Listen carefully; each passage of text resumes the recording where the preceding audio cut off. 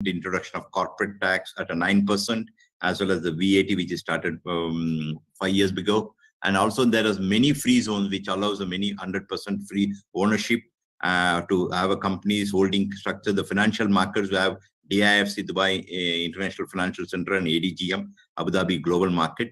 So it's a great place now, where many people from all over the world have come and do business, as well as good opportunity, and amongst other whatever our people have mentioned. As you said, the 8 speakers, what to speak, we saw initially, if we see 8 speakers, of more and more to talk about this country and what are opportunities available, considering the time constraint. Dhanyavad, and I will leave it to Mohanji to conclude from our EA session.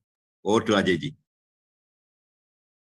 Dhanwad Venkateshji, for your insights from the economic perspective. As you rightly said, SEPA and the rupee and dirham trade has definitely boosted our relationships to the next heights.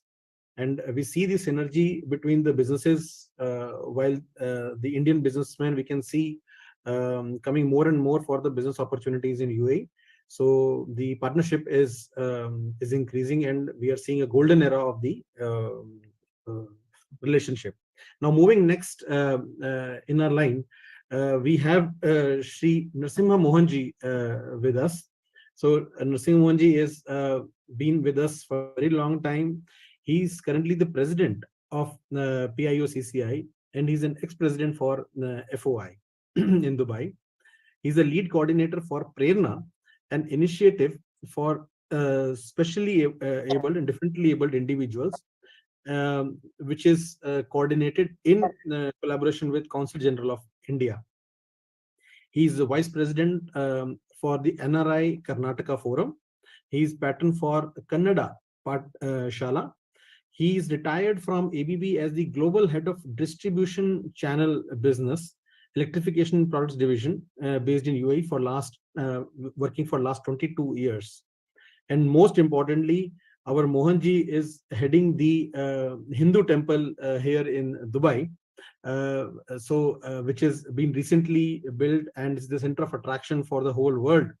Whoever comes and visits Dubai, he makes sure that he also comes and visit our Hindu temple in Dubai. So I would like Mohanji to give his insights on the Indian community, its interaction with the local community, and how we are inspiring each other over the period. Over to Mohanji.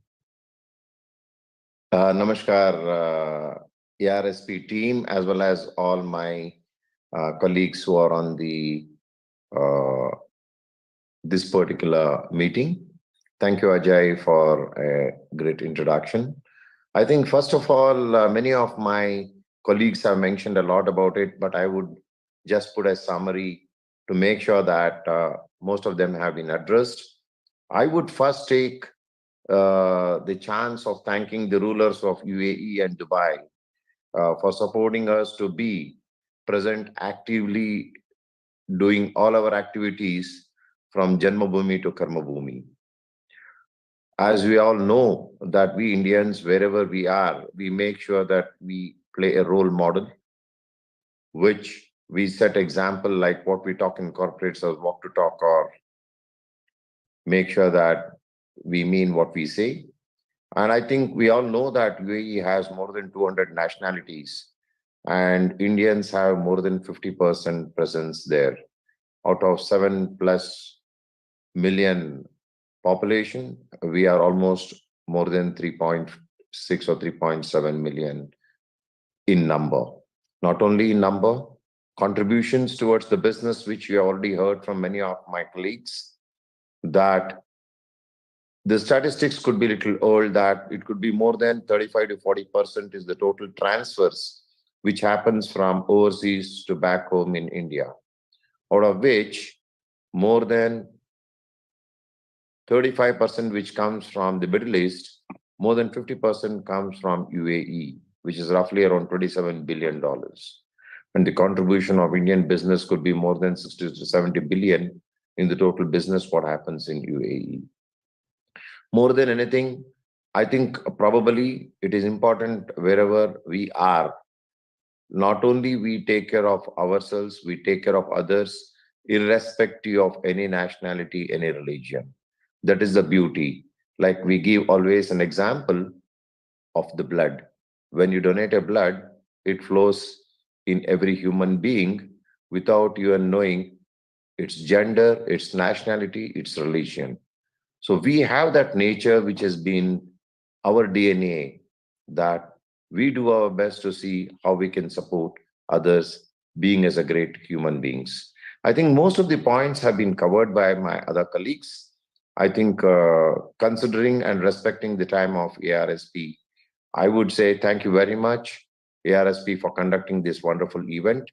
And I think there was a lot of inputs given by all the other speakers. And I would thank again Ajay for giving me this opportunity. And please visit our temple whenever you are there in Dubai and enjoy. We have roughly around 3,000 devotees who come every day. Yesterday we had 10,000 people. So on an average, we have at least 10 to 12,000 every weekend. And every day is average 3,000. We have 16 deities. And ensuring that north, east, west of India, all the denominations are covered. I would welcome you all to the temple and have good darshan and blessings, and wishing all the best for all my colleagues who are contributing towards the world from Bharat with one simple word, Vasudhaiva Kutumbakam, one big family. Wishing you all namaskar. Thank you for the opportunity. Dhanyavad Mohanji, for giving an insights on our connecting the community through our temple, which is the center of our values here in Dubai. So in conclusion, we tried to bring in what we always believe from Bharat, unity and diversity.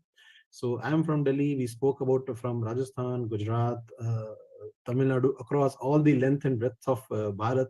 So where we stay here and we work together to ensure that the values of Bharat, which is not only limiting to Bharat, travels across the world. And in line to that, I would like to highlight another good initiatives which is happening, which is IRIC, which is Arab Regions Yoga International Yoga Instructors Council.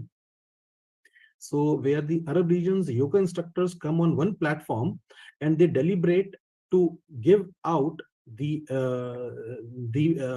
outcomes of yoga to the Arab world. So this has been received. Pre-COVID, we had a session of 140 participants, which came across all the regions of Gulf countries. So which received a very wide acceptance from the government to the private institutions to the local community, and it ended up in having a fantastic reception in Saudi Arabia, where the yoga was inducted in their respective syllabus. So the actions are also there, so we can see the impact and we can see the results also. So with that, I would like to pass it over to Amiji, to ARSP team, to take the proceedings forward. Dhanyavad. Vande Mataram.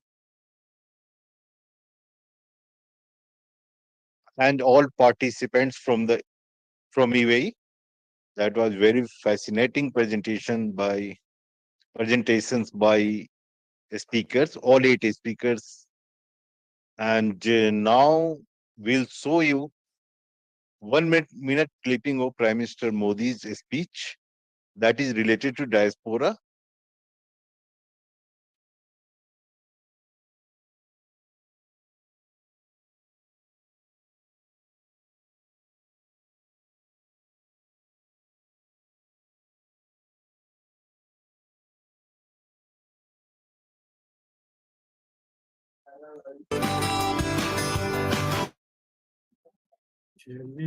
निरंतर चिंतन मंत्र गाना खत्म है क्या?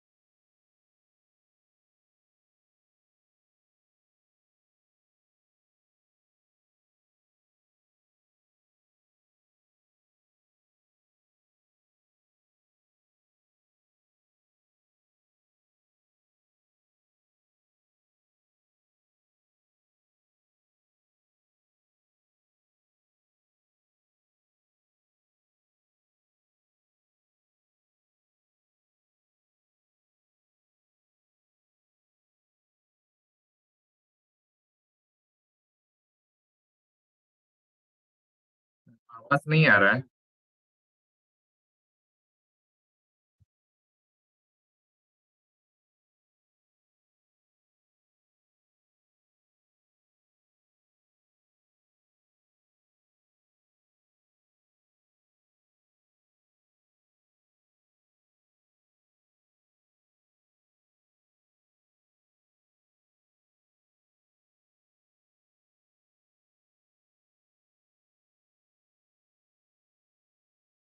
Looks like there is a problem in the audio. The video is playing, but the audio is not being heard.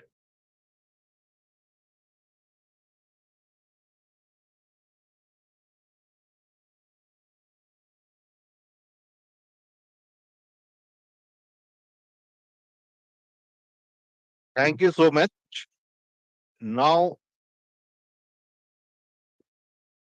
Dr. Rajiv Nain, senior member of ARSP and senior member of CSIR, will give you vote of thanks to all participants of session 2, or we can say zone 2. Then we will move to zone 3.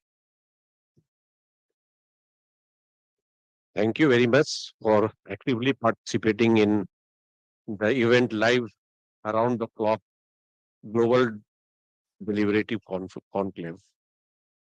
Themed The Sun Never Sets on the Indian Diaspora. So really thanks to all the participants from different countries of Africa and West Asia. I especially thank Mr. Ajay Khanna for coordinating the UAE team and inviting speakers from different parts of India, not say the country UAE, from India, from UAE, United Arab Emirates. So really thankful.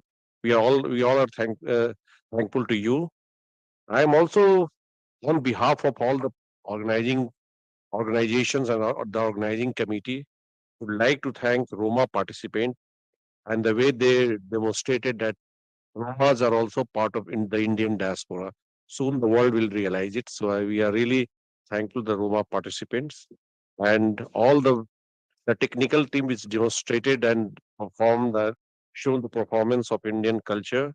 So I'm really thankful to all of them, all the members of the IT team. So now I hand over the microphone to Dr. Pragya Singh to start this the next session. This is the countries falling in time zone 3. And I think we have to start now. We are already late, so we have to start now. Thank you.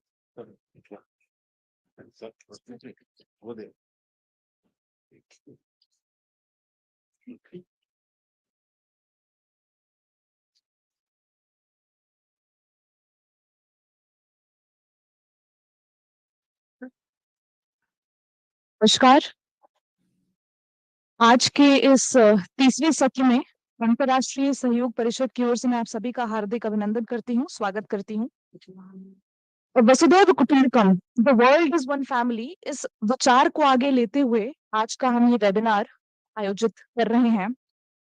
हम जब इस Sanskrit phrase को देखते हैं जो कि हमारे Hindu text Mahaupanishad में इसकी व्याख्यान हमें देखने को मिलती है, जब वसुधैव कुटुंबकम को पढ़ेंगे तो 3 शब्दों से ये बनता है। वसुधा यानी अर्थ, पृथ्वी, एव मतलब डज, कुटुंबकम मतलब परिवार, फैमिली। तो भारतीय दर्शन इस चिंतन को आगे लेकर जाता है कि कैसे समूचा प्राणी जगत जो इस पृथ्वी पर निवास कर रहे हैं, रह रहे हैं, बस रहे हैं, वो एक परिवार के स्वरूप है। तभी कहीं ना कहीं हम न्याय के दायरे से ऊपर उठकर की ओर बढ़ते हैं और इसी भाव को आगे लेते हुए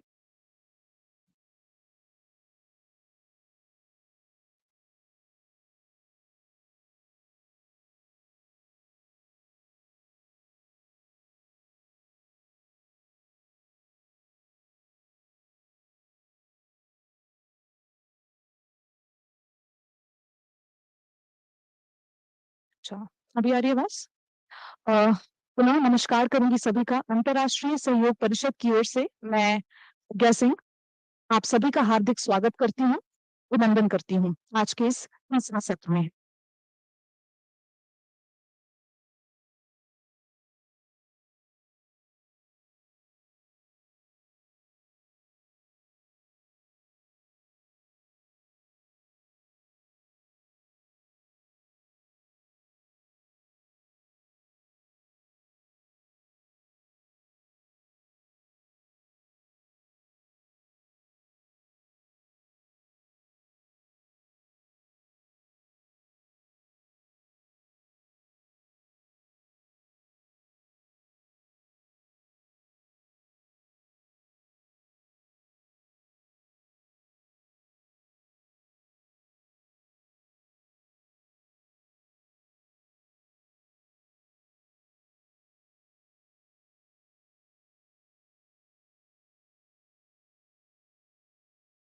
I request one of the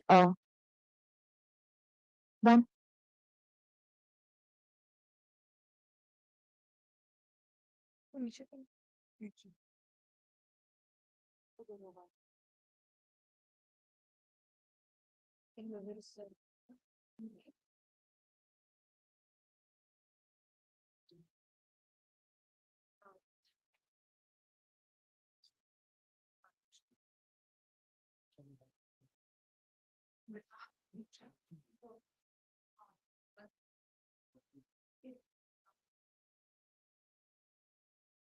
B.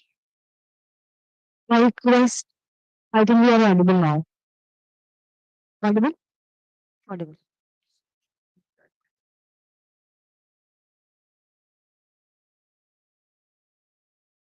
नमस्कार, मैं प्रज्ञा सिंह अंतर्राष्ट्रीय सहयोग परिषद की ओर से आज के इस तीसरे सत्र में आप सभी का हार्दिक स्वागत करती हूँ, अभिनंदन करती हूँ। I would really appreciate if one of the attendees could simply indicate if I am audible or not. Yes, now audible. Okay, thank you so much. Thank you.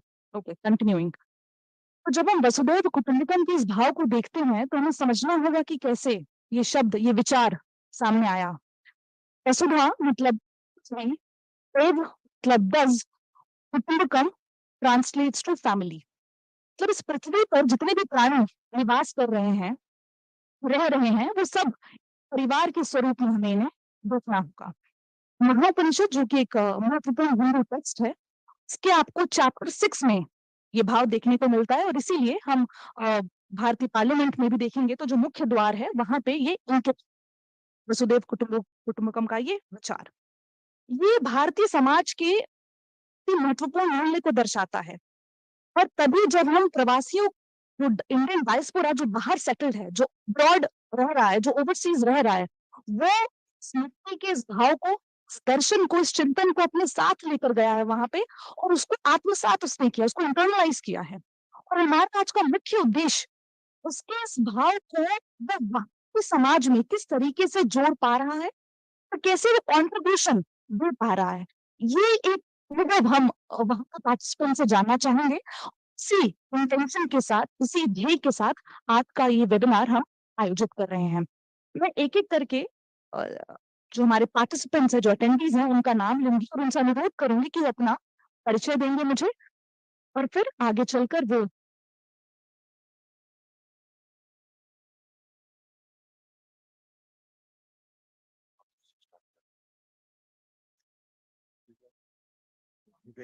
अगर हमारे बीच में दिव्या जी उपस्थित हैं तो मैं आपसे अनुरोध करूंगी, दिव्या माथुर जी, आपसे अनुरोध करूंगी कि आप अपना परिचय देने के पश्चात आज अपना वक्तव्य रखें और हम सबको लाभान्वित करें।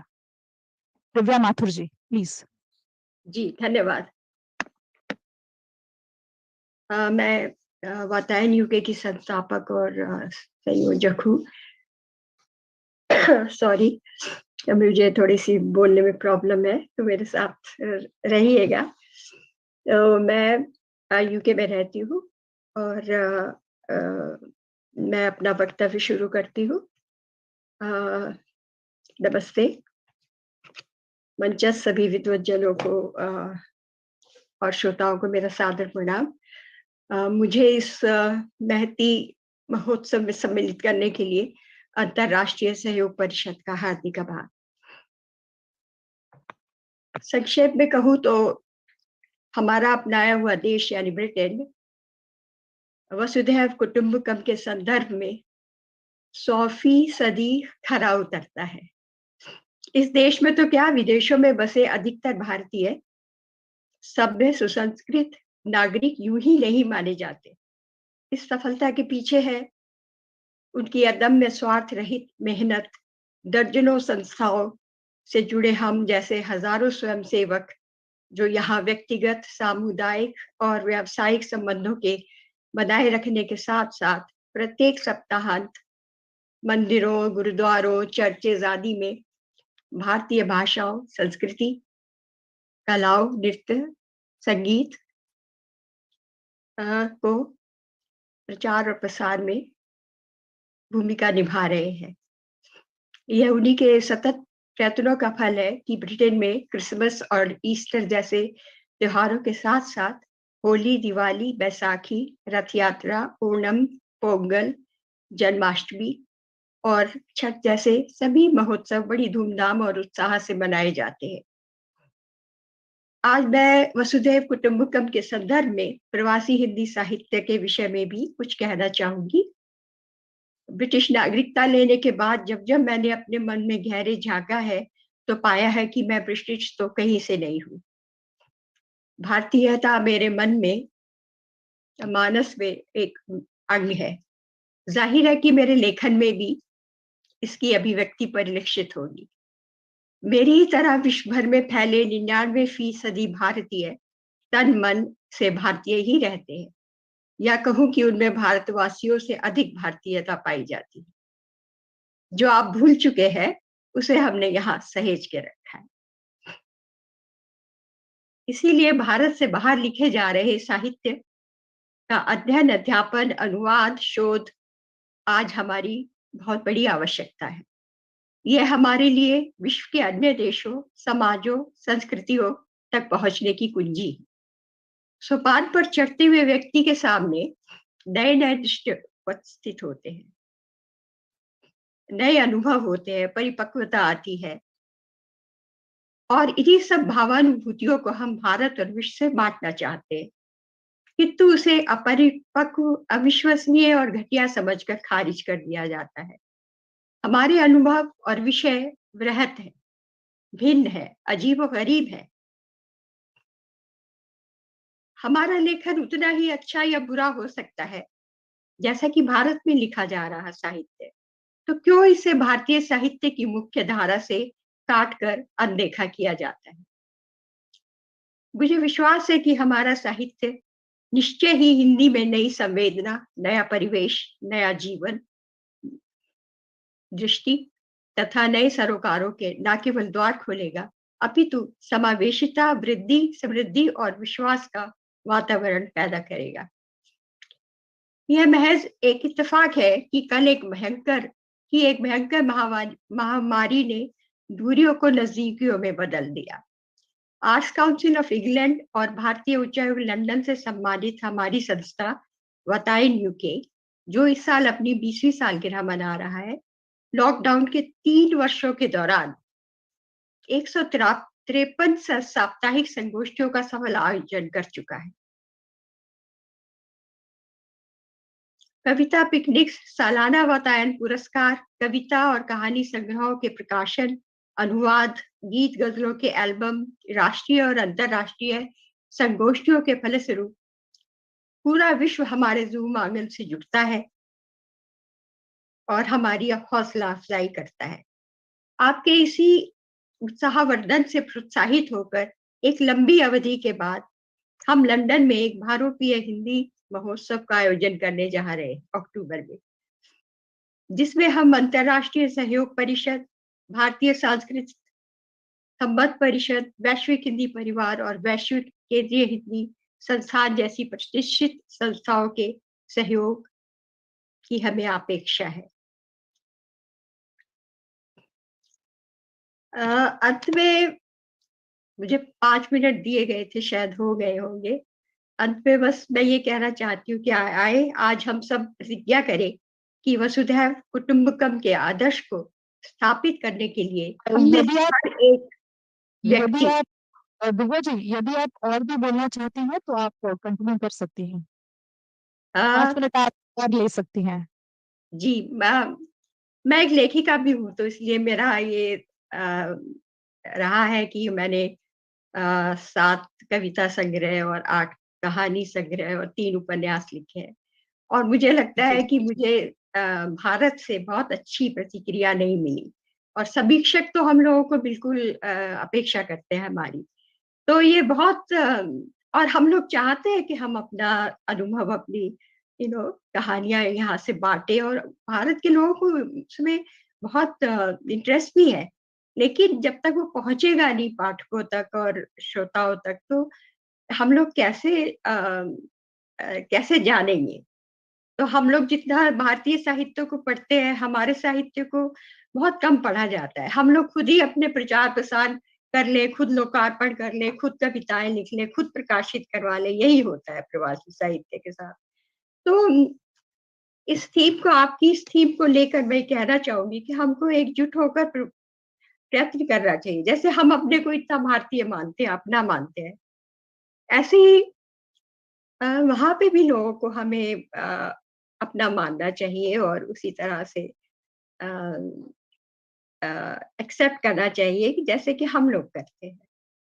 तो खैर हम लोग अपने वातायन के माध्यम से, मैंने 2003 में संस्था ये खोली थी और तब से हम अब तक हजारों प्रोग्राम कर चुके हैं। बहुत बड़े बड़े लोगों को हमने पुरस्कार दिए हैं। ऐसा नहीं है कि हमारा काम कोई छोटा मोटा है या कुछ, बहुत ज्यादा और बहुत अंतरराष्ट्रीय हमने सम्मेलन और वो किया है कि उसके पर उसकी हमें वो क्या कहना चाहिए कि उसकी एक्सेप्टेंस हमें दिखाई कम देती है, एक्सेप्ट कम किया जाता है हमारे जो हमने किया है। खैर एनीवे, क्योंकि मैंने 5 मिनट ही बोलने का 6 मिनट सोचा था, तो मैं बस अंत में यही कहना चाहती हूँ कि आज मतलब हम सब प्रतिज्ञा करें कि वसुधैव कुटुंबकम के आदर्श को स्थापित करने के लिए हम में से हर एक व्यक्ति विश्व के अच्छे और आदर्श नागरिक बनने के लिए प्रतिबद्ध रहेगा।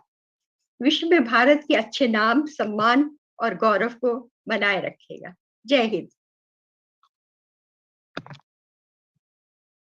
धन्यवाद।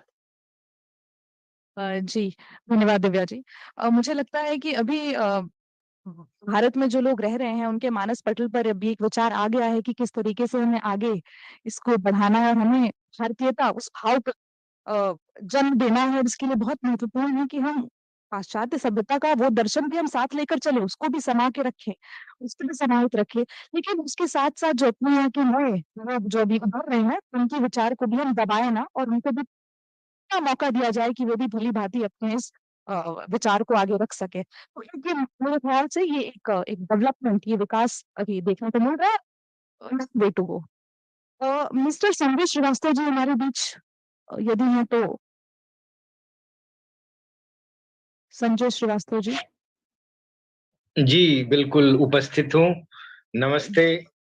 जी संजय जी। ARSG में उपस्थित सारे गणमान्य सदस्यों का, दिव्या जी का जो यूके से विजय लोगों का मार्गदर्शन की, और नाइजीरिया से हमारे कुछ पैनलिस्ट जो आज हैं, श्री बीरेन सोनी जी, गौतमी दीदी जो कि ब्रह्म कुमारी नाइजीरिया की हेड हैं, और वेंकटेश सुब्रमण्यम जी जो कि मेडिसिन फील्ड में नाइजीरिया जैसे टफ कंट्री में काम कर रहे हैं। अगर मुझे बोलने का मौका दिया जाए तो मैं थोड़ा बोलूंगा और फिर बीरेन जी, पहले दीदी और फिर बीरेन जी, फिर वेंकटेश जी बोलेंगे। आप बोले आप। जी संजय जी बोले, आप प्लीज बोले। जी हिंदुस्तान का बिल्कुल जैसा कि टॉपिक सजेस्ट किया गया, ये 2 टॉपिक है अपने पास। एक तो कि अपना हिंदुस्तानियों का सूर्य अस्त नहीं होता, तो वो मेरे मन में कहीं ना कहीं बहुत दिनों से ये चल रहा था कि बिल्कुल, और हम ऐसे इंडस्ट्री प्रोफेशनल हैं फाइनेंस से, तो ऐसा है कि एक जगह का काम खत्म होता है और दूसरे जगह से काम शुरू होता है, और हम जो हिंदुस्तानी विदेशों में बैठे हैं सालों साल से, इसका एक सबसे बड़ा और अच्छा काम ये है कि हम आपस में कनेक्टेड रहते हैं। हम हिंदुस्तानियों का एक अपना दिल का रिश्ता होता है, हम आपस में कनेक्टेड रहते हैं। नाइजीरिया एक टफ कंट्री है वेस्ट अफ्रीका में, और आप लोगों को इसके बारे में कई चीजें नेगेटिव सुनने को मिलती होंगी, बट जब आप ग्राउंड पे रहेंगे तो आपको लगेगा कि इससे अच्छी कंट्री नहीं है, इससे अच्छे लोग नहीं है। यहाँ के लोग जितना रिस्पेक्ट करते हैं इंडियंस का, इंडियन कल्चर को फॉलो करने का, इंडियन इंटेलेक्ट को आगे बढ़ाने का, फॉलो करने का, वो दुनिया के किसी भी कंट्री में शायद ऐसा कम देखने को मिलता होगा।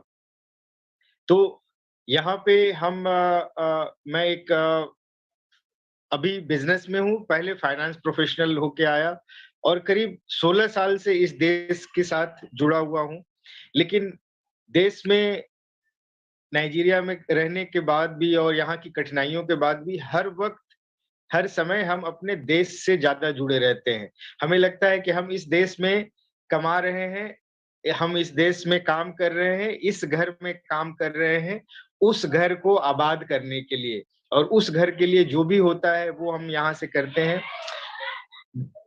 Quite different from all the other countries, we remit our monthly salaries to India, not like any other Western countries or other countries where we buy lot of property there itself. तो ये एक बहुत बड़ी contribution है GDP के लिए. Recently, when I entered into the entrepreneurship, I have started importing items from India only. That was our motive, that we have to promote exports from India and we have to be goodwill ambassador of India. Being goodwill ambassador, being Indian, we have to promote all our imports from India, whether it is chemicals, whether it is some ethnic material or any other thing.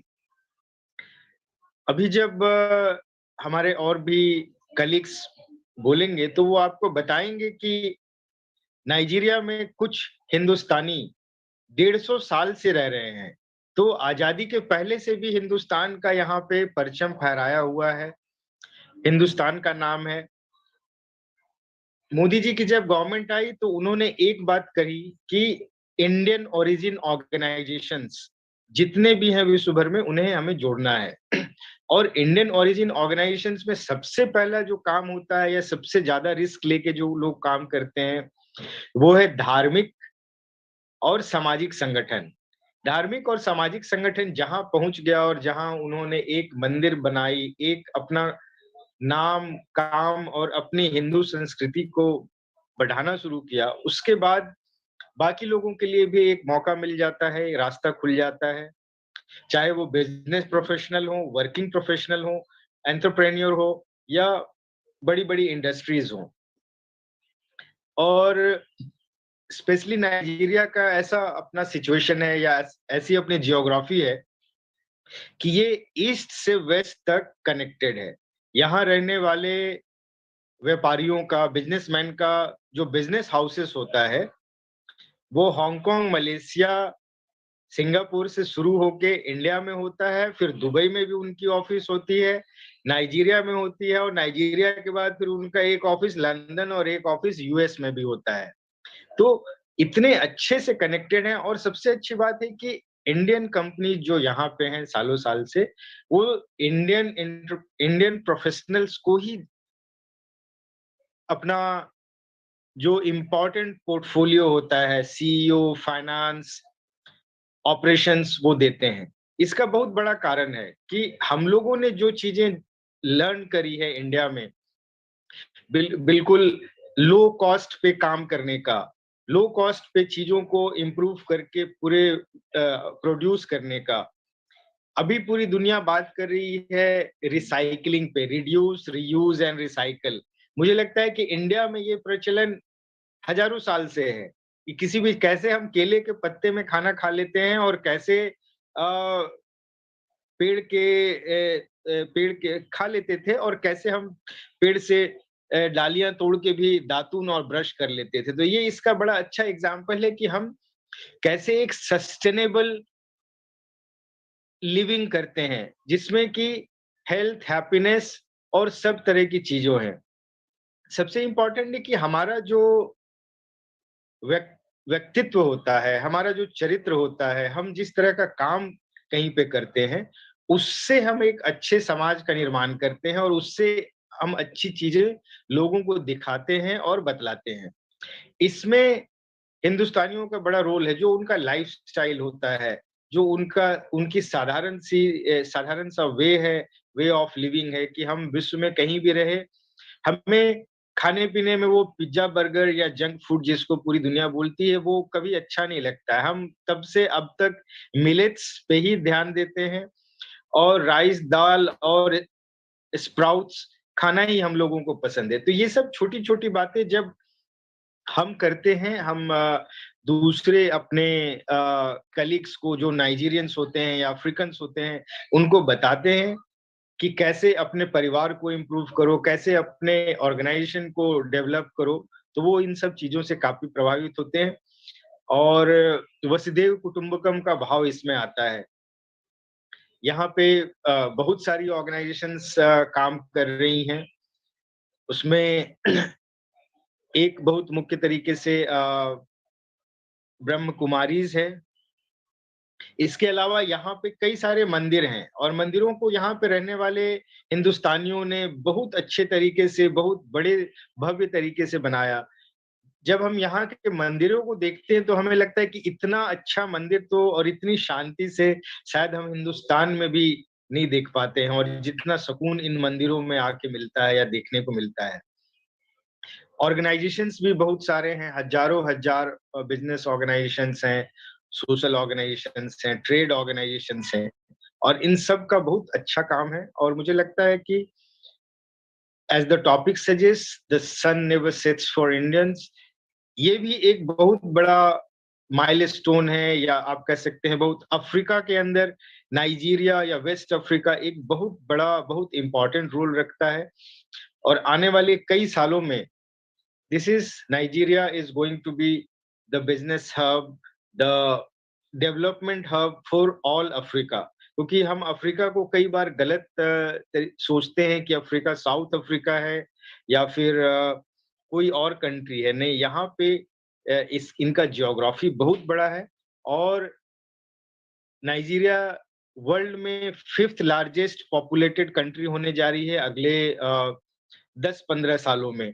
तो आप इससे अंदाजा लगा सकते हैं, इसकी GDP south Africa को cross कर गई है। इससे आप अंदाजा लगा सकते हैं कि यहाँ पे काफी स्कोप है। हर तरीके से हमें हिंदुस्तान के अच्छे विचारों को, हिंदुस्तान के मंत्रों को यहाँ पे बढ़ाने का और काम करने का। इन्हीं शब्दों के साथ मैं अपना वक्तव्य खत्म करता हूं। मैं अपने अगले स्पीकर दीदी गौतमी के इंट्रोडक्शन के लिए एआरएसपी डेस्क को रिक्वेस्ट करूंगा कि काइंडली आप उनको इंट्रोड्यूस करें और उनको इनवाइट करें।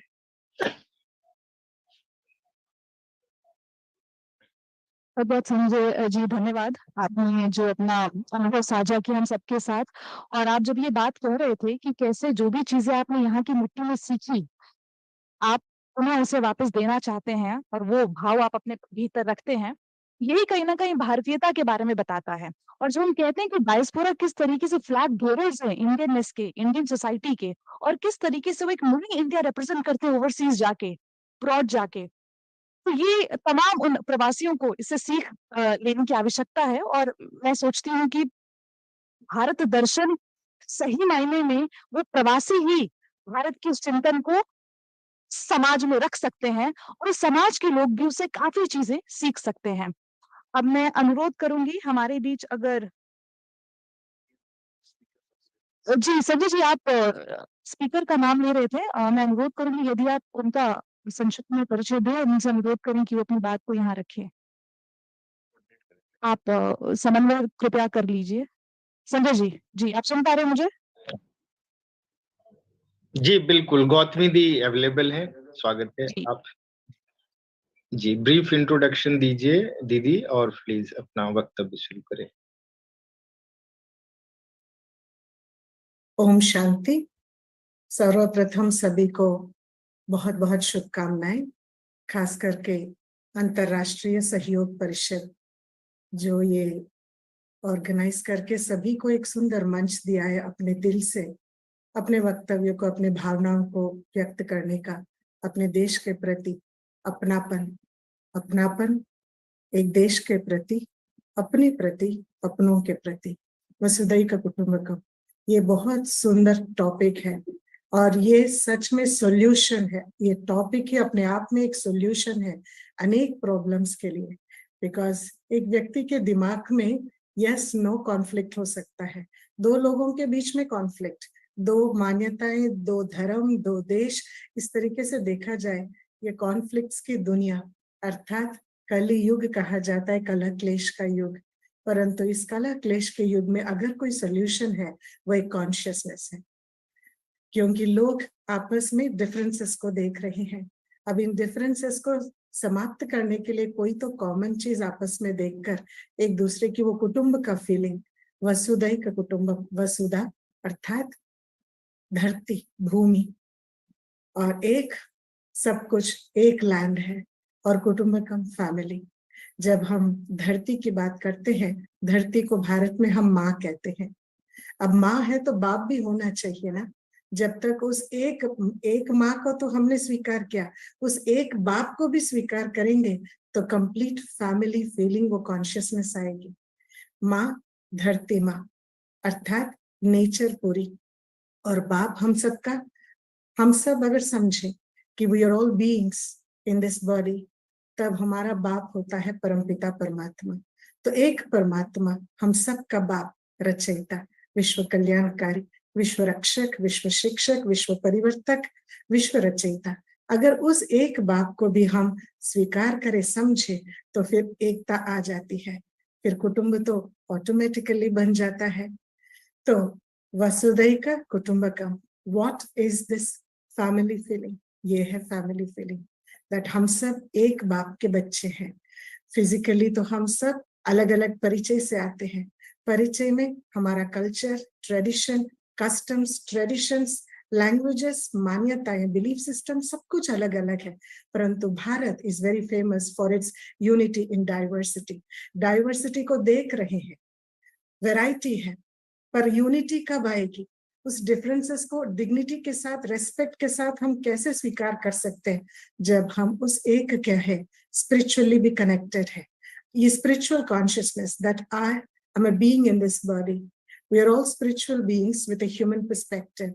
अगर ये कॉन्शियसनेस आ जाए तो दूसरों की डिफरेंसेस अप्रिशिएट कर सकते हैं, सबको एक मौका दे सकते हैं अपनी डिफरेंसेस के साथ संतुष्ट, खुश रहने की और फ्रीली व्यक्त करने की।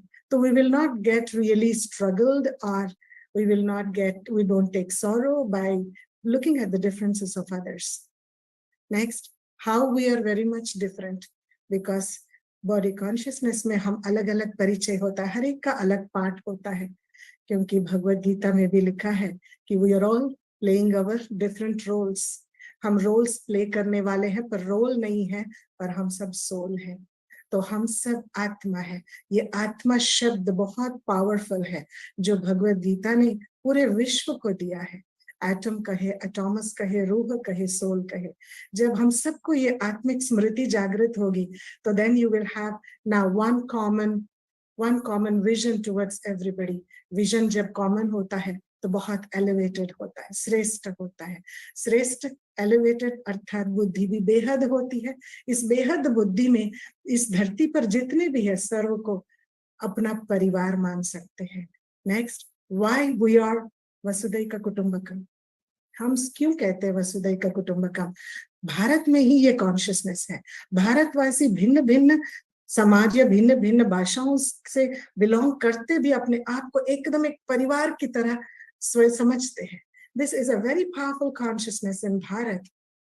परंतु जब हम समझ, क्या फिर भारत है वसुधैव कुटुंबकम है? जहां जहां भारतवासी गया है और जहां जहां जिस भी देश में है, वो सभी अपनापन, उसी कुटुंबिक फीलिंग को, फैमिली फीलिंग को, अपनापन को हर एक से वो शेयर करता है। इस धरती पर जितने भी जो भी भिन्न भिन्न भाषाओं से है, भारतीयता अर्थात वो प्रैक्टिस में है, वो भावना में है कि we all are family.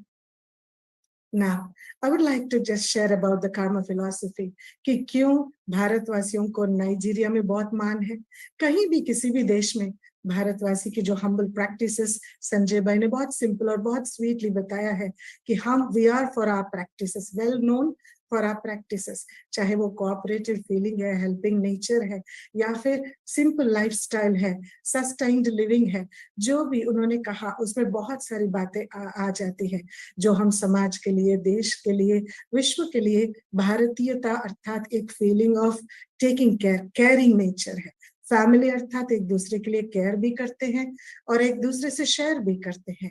Care share दोनों जहां होती है वहां एक अपनापन सा भावना आ जाता है।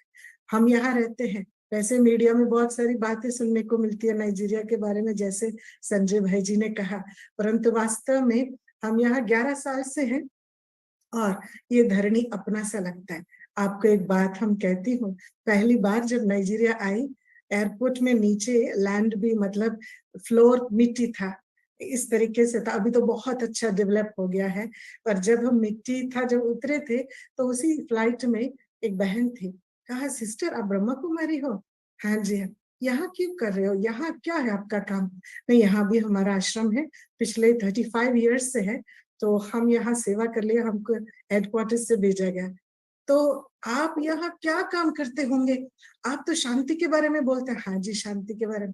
ये देश के लोग आपको समझेंगे नहीं, यहाँ तो बहुत अग्रेसिवनेस है, शांति यहाँ बिल्कुल आपके काम नहीं आएगी, आपको एडवांस्ड डेवलप्ड कंट्रीज जाना चाहिए, क्या कहते हैं, अमेरिका, ऐसे ऐसे अलग अलग डेवलप्ड कंट्रीज। मैंने कहा अगर आपकी अगर विचारधारा ये है कि यहाँ बहुत अग्रेसिवनेस है, कोई नहीं समझते, तो मैं सही जगह पर आई हूँ, क्योंकि मेरा काम ही है कि परमात्मा जो शांति का सागर है उसका परिचय सबको देकर सबको उसकी शांति का अनुभव कराए, मन को स्थिर, बुद्धि को शालीन, एकाग्र चित्त होकर, और कर्मों को गुणों से भरना, यही मेरी काम है।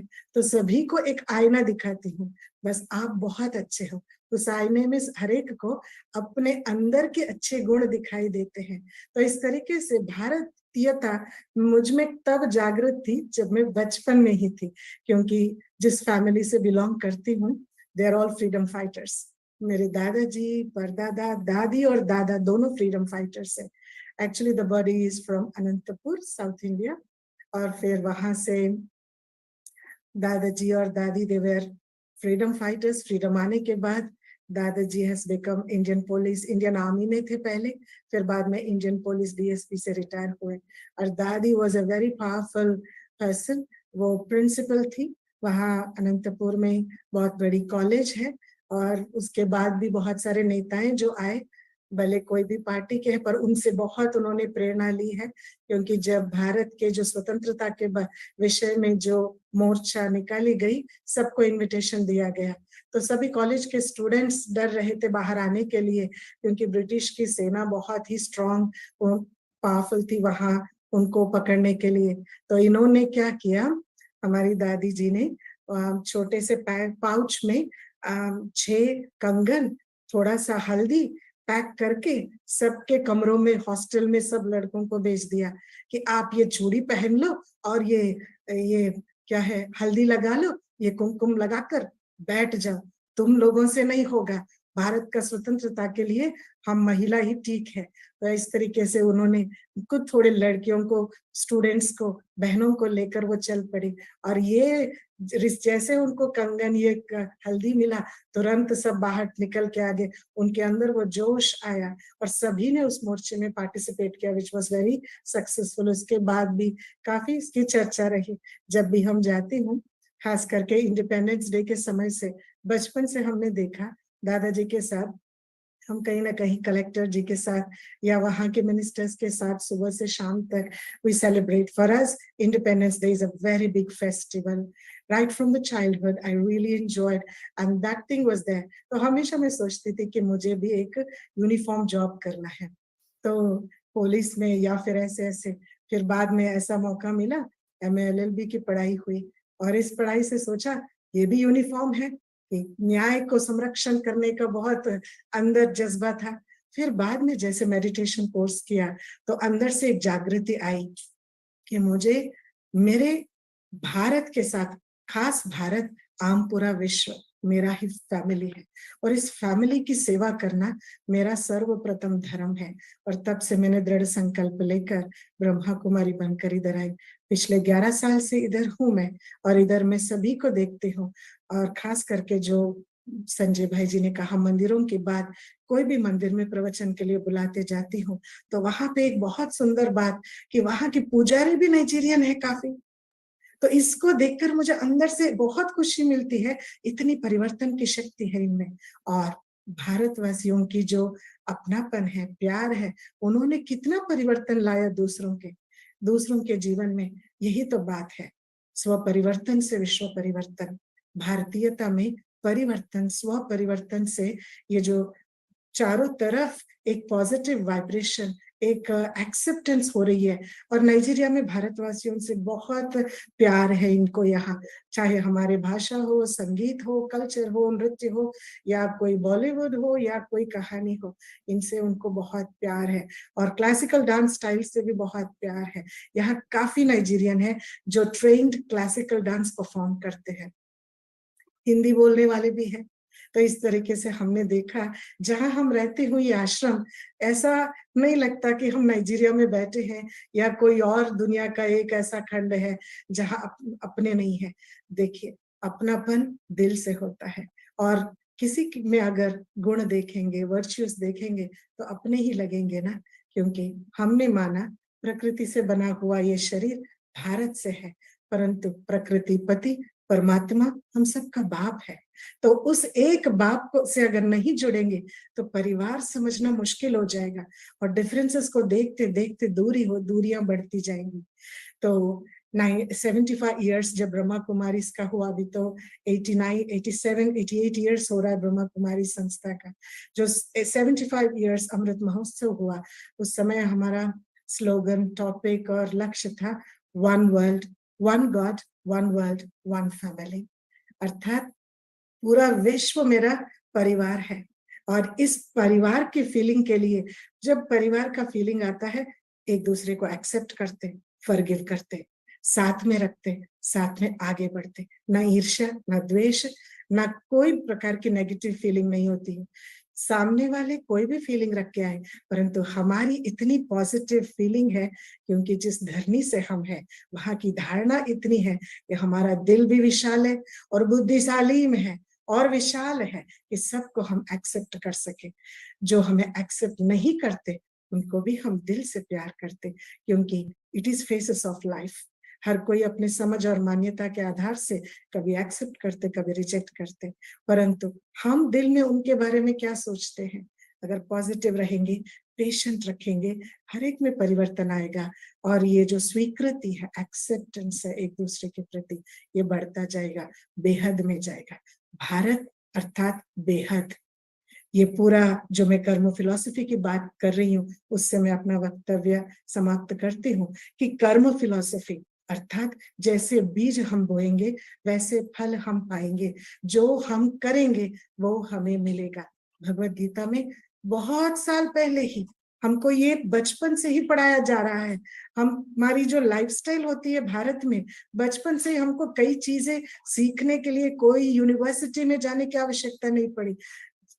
जैसे वो तुलसी की सप्तपत्र की बातें हैं, या फिर तुलसी की जो विशेषताएं हैं, या भाई साहब ने नीम की बात करी, या फिर मिलेट्स की बात करी, क्योंकि 2023 is international year of millets. और आने वाला शनिवार हम यहाँ आश्रम में वो मना रहे हैं, द मिरेकल फूड मिलेट्स। तो ब्रह्मा कुमारी से यहाँ कई प्रोग्राम्स करती है जो सोशल अवेयरनेस के लिए, भारतवासियों के लिए, और यहाँ नाइजीरियंस के लिए भी। इंटरनेशनल योगा डे भी हमने काफी स्कूल्स में जाकर किया। अजगुनले एक जगह है जहाँ बहुत सारा ड्रग एडिक्ट्स और क्रिमिनल्स का वो एक अड्डा जैसा है। तो वहाँ प्रोग्राम जब ऑर्गेनाइज कर रहे थे, लोगों ने कहा सिस्टर पुलिस वाले बहुत पैसे मांग रहे हैं, तो यहाँ प्रोग्राम नहीं हो सकता। हमने कहा आपको पुलिस की क्या जरूरत है, आप सब लोग हो और हम लोग हैं, हम बहनें, और हम ब्रह्मा कुमारी में जितने भाई बहन हैं, हमको पुलिस की जरूरत नहीं है, क्योंकि हमारे पास हम देने के लिए आ रहे हैं, छिपाने के लिए हमारे पास कुछ ऐसी चीज है ही नहीं, तो हमको पुलिस की आवश्यकता नहीं है। हमारे कर्म अच्छे हैं, इसलिए हम यहाँ हैं आपकी सेवा करने के लिए। बाकी आप सब लोकल्स हो, आपको पुलिस की जरूरत नहीं। तो इस तरीके से सेवाएं तो बहुत हो रही है यहाँ पे। जब हम कर्म की बात करते हैं कि धरणी में हम कहीं से भी जाते हैं, कहते जैसा कणा अन्न दाने के ऊपर उसके खाने वाले का नाम लिखा है, और कर्म के आधार से भी हम सब इस धरनी में, अलग अलग धरनी में है भारतवासी, परंतु पूरे विश्व में फैले हुए हैं। तो क्यों यहाँ पे कोई कोई तो दूसरे देश में जन्म भी लेते हैं, परंतु वो जज्बा तो अंदर रखता है कि हम भारतवासी बचपन से अपने भाषा से, अपने कल्चर से जुड़े हुए रहते हैं। जो न्यूटन्स थर्ड लॉ है या भगवत गीता का ये जो लॉ है कि जैसा बीज हम बोएंगे वैसे फल हम पाएंगे। भारत में जितने भी संस्कृति वालों ने एक्सप्लोर किया, अटैक किया या फिर इन्वेड किया, सबने कुछ कुछ लेकर चले गए, कुछ सीख कर गए, कुछ लूट कर ले गए, और जो लेके गए वो वापस भारत को आना ही है। मैं एक अपनापन की बात कहती हूँ। पहली बार दादी जानकी जी जो 104 105 साल तक थी और जस्ट 2 साल पहले उन्होंने अपना शरीर छोड़कर एंजेलिक फॉर्म लिया, तो दादी जानकी जी ने मुझे दृष्टि देते हुए कहा, देखो गौतमी, तुम अभी नाइजीरिया जा रही हो भगवान की सेवा करने के लिए, तो तुम्हें 2 बातें मुझे कहनी है। एक, भारतवासी और भारत का पैसा सब कुछ वहां गया है। विदेशों में अनेक सालों से अनेक भारतवासी कोई ना कोई कारण, चाहे कमाने की तलाश में या कोई अपनों के देखभाल करने के लिए, कोई ना कोई कारण से बहुत दूर दूर गए हैं। तुम्हारा लक्ष्य है, तुम जा रही हो, सबको ऐसी पालना देना कि जो भी आए वो भारत की याद आए उनको। चाहे तुम जो भी ब्रह्म भोजन खिलाती हो, ब्लेसिंग देती हो, ज्ञान सुनाती हो, जो भी करती हो, परंतु भारत की याद उनको आए। तुम्हारा हर कर्म सभी को भारत से जोड़ के रखना चाहिए। भारतीय और भारतीय पैसा, खास करके तन मन धन, ये तीनों वापस जुड़ना चाहिए, वापस आना चाहिए। और उनका ये भी मतलब था, एक तो फिजिकल जो भारतवासी है, दूसरा कई आत्माएं हैं जो नाइजीरिया में जन्म ली है, परंतु भारतीय पेरेंट्स के साथ यहाँ बच्चे जन्मे हैं, वो भी तो है, तो उनको भी कल्चर से जुड़ना एक बात। दूसरी बात, कई है जो नाइजीरियन बॉडी में है, but they have lot of compassion, lot of love for Bharat. वो क्या है फिर? क्या वो फीलिंग्स गलत है? अगर किसी को भारत से प्यार है, कल्चर से प्यार है, वो फीलिंग्स गलत नहीं हो सकती। तो ऐसे ऐसे नाइजीरियन भी, खास वो शायद भले ही जन्म से वो नाइजीरियन बॉडी में है, परंतु वो भावना जो भारत के लिए रखते हैं, अपनापन जो रखते हैं, उनको भी भारत से जोड़ना है। This is what I feel वसुधैव कुटुंबकम, a feeling, a consciousness that I belong to Bharat. Bharat, Bha is light, Rath is body, जहां परमपिता परमात्मा साक्षात वो दिव्य रोशनी बॉडी में अवतरित होती है। इतनी देवी देवताओं की हम पूजा करते हैं। What is this all about? They are all creation of God, one almighty authority. तो हम सब beings of light है और इस बॉडी में है, हम भारत है। Thank you so much for listening to me. I hope I didn't exceed my time, and I'm sorry if I have spoke anything extra or out of time. Lots of good wishes to you for this wonderful and amazing platform that you have created to create this oneness and integrity towards our country. I just love this platform. And I've been hearing all of them. सभी का मैं सुन रही थी, सभी के इतने अच्छे अच्छे और इतनी प्रोत्साहित और पॉजिटिव सेंसेक्स दे रहे थे, इतना ये हुआ, उतना ये हुआ, ये सुन के ना गदगद हो जाता है मन कि बस वो समय दूर नहीं है जो सतयुग आने वाला है, जो भारत में आने वाला है, जो भारत अपनी संस्कृति से पूरे विश्व को आने वाला समय का भविष्य दिग्दर्शक बनेगा। Congratulations for being part of this. Om Shanti. Om Shanti. Thank you so much, Gautami Durga ji. We are rather grateful to you for such an insightful, informative, and enlightening session. And you brought about India's nativities and certain intricacies which many of us, I feel, were unaware of. और संजय जी का मैं तहे दिल से शुक्रिया करना चाहूंगी कि उन्होंने आपको ये मंच मुहैया कराया और इसके माध्यम से हम आपके उस आध्यात्मिक, भारत की आध्यात्मिक जर्नी को, उस यात्रा को भी समझ पाए। और आपने अपने वक्तव्य में जब इस स्पिरिचुअल जर्नी की बात की तो मुझे ध्यान में आया नरेंद्र मोदी जी का कैसे खासा बल और एम्फेसिस रहता है भारत को एक विकसित और एक आध्यात्मिक गुरु बनाने की राह में वो अग्रसर हैं।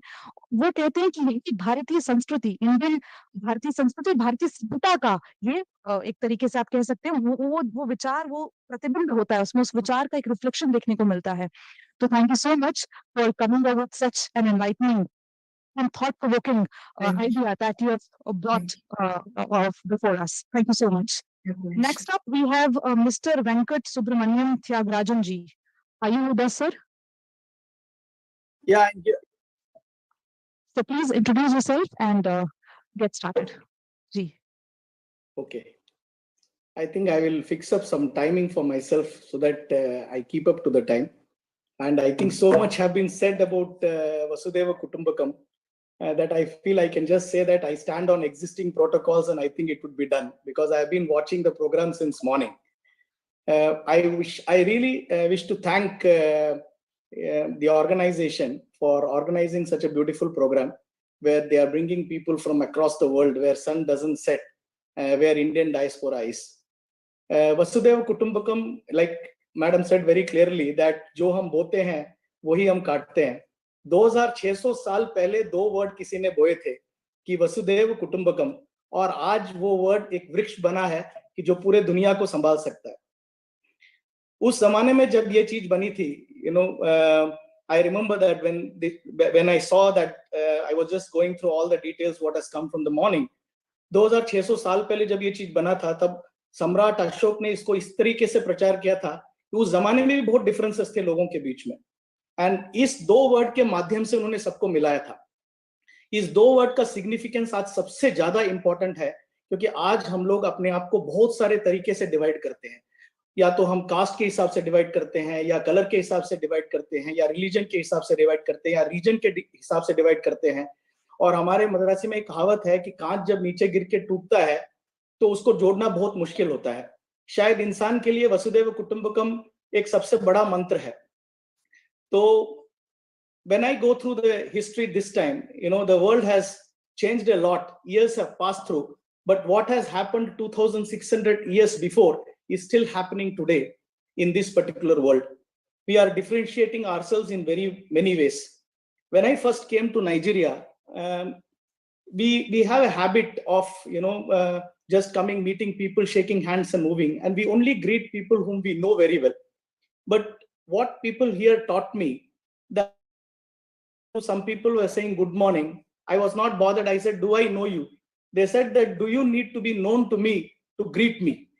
So they have that sense and significance of being a family. I have seen the true family in this particular country. I have two children. One is studying in Canada. One has completed his studies in Canada, and another one is in Patna. He is doing AIMS. But the beauty of life is that both of them have played for Nigeria in chess tournament, and I feel proud of it, that this country has given me more than what I could have deserved. And today, giving me this particular platform to speak about Vasudhaiva Kutumbakam, what great we can share that we have a beautiful and very strong Indian diaspora in Nigeria, which believes in giving a lot.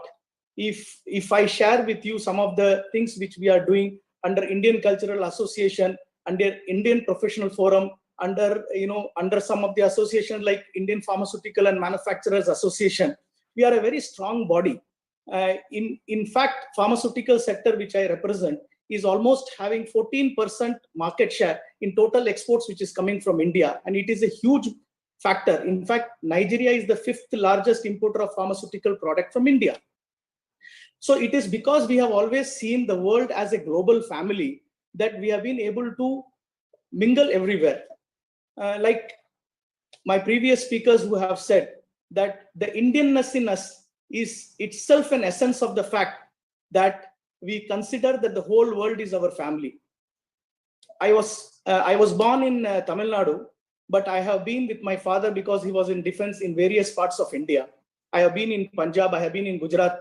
I can speak to an extent Punjabi, and I can also speak in Hindi and Gujarati. Now this, because of my father being in defense and going to every places, it was easy for me studying in Kendriya Vidyalaya to discuss with everybody, to understand each other's concept, to see the variations in different cultures, to celebrate each other's cultures together. And we have always been as a family together.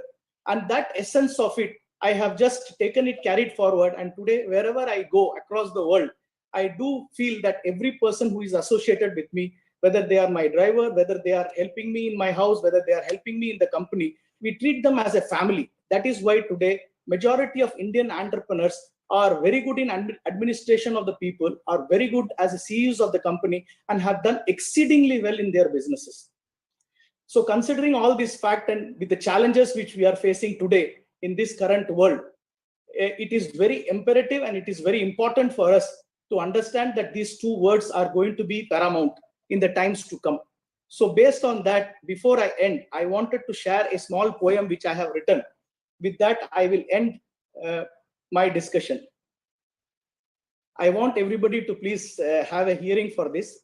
It's a small effort from my own side, though I'm not a great poet and I'm not very good at presenting certain things also, but I'm trying my best because you have given me a platform and I feel I should do some contribution that it could change the future. 2600 years back in ancient lore, Mahapunishad wisdom began to soar. Sorry, let me read again. 2600 years back in ancient lore, Mahapunishad wisdom began to soar. Vasudeva Kutumbakam, its timeless call, a beacon of unity, embracing all. Samrat Ashoka, during Mauryan reign, nurtured its essence, breaking every chain. Across vast lands, his message spread. One earth, one family, he said.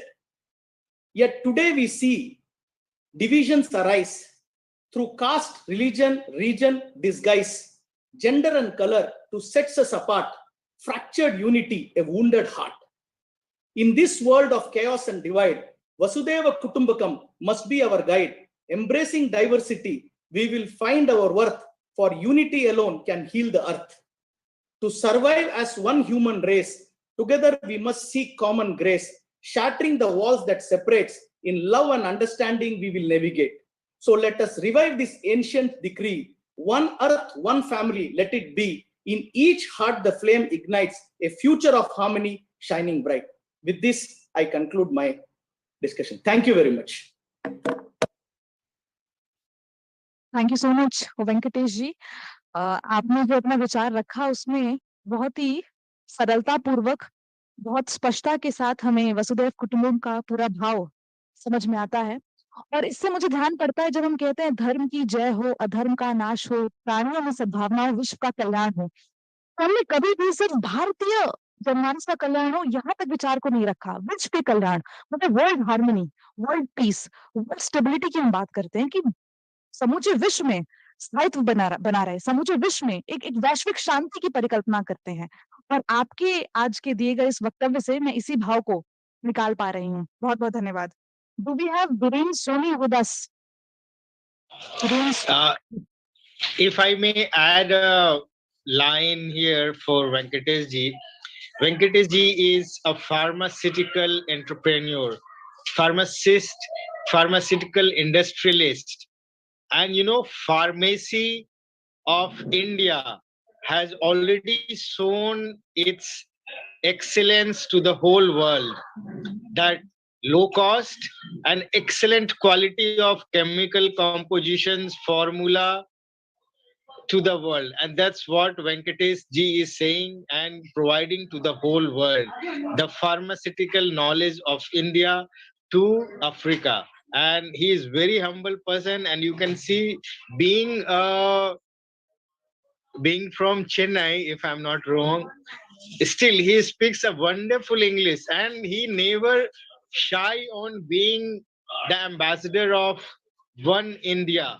Like, so wonderful, Venkatesh ji, and everyone should know that you are doing wonderful job in pharmaceutical sector in Nigeria, which is very much required here. Thank you. Indeed, we have seen India's medical diplomacy during the times of trying and tough times of COVID-19 pandemic. Moving ahead, we have Biren Soni ji and Purvi ji with us. Biren ji. Namaste. Ji, namaskar, namaskar. Kindly, go ahead. सभी को मेरा नमस्ते प्रणाम।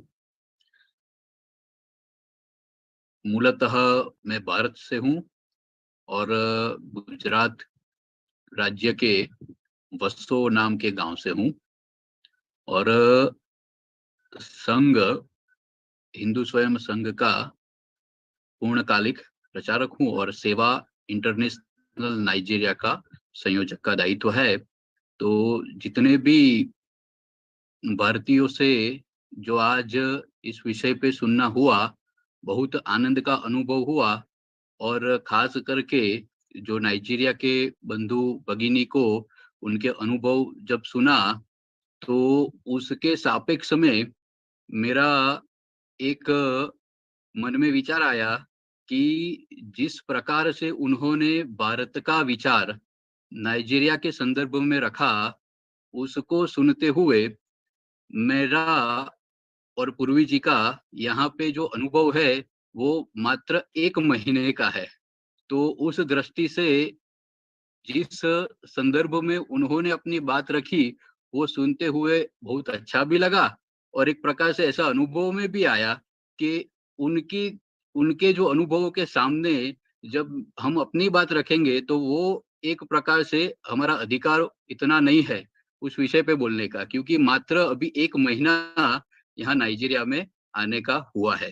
तो यहाँ पे सेवा international Nigeria का केंद्र उत्तर नाइजीरिया के कानो राज्य में, कानो शहर में हम यहाँ पे एक कौशल विकास केंद्र और योग को विषय को ध्यान में रखते हुए यहाँ के समाज के बीच में किस प्रकार से हम कार्य को, भारत के विचार को ले जाने का प्रयत्न करें, उसी को उस विषय को लेकर हम यहाँ पे कार्यरत है।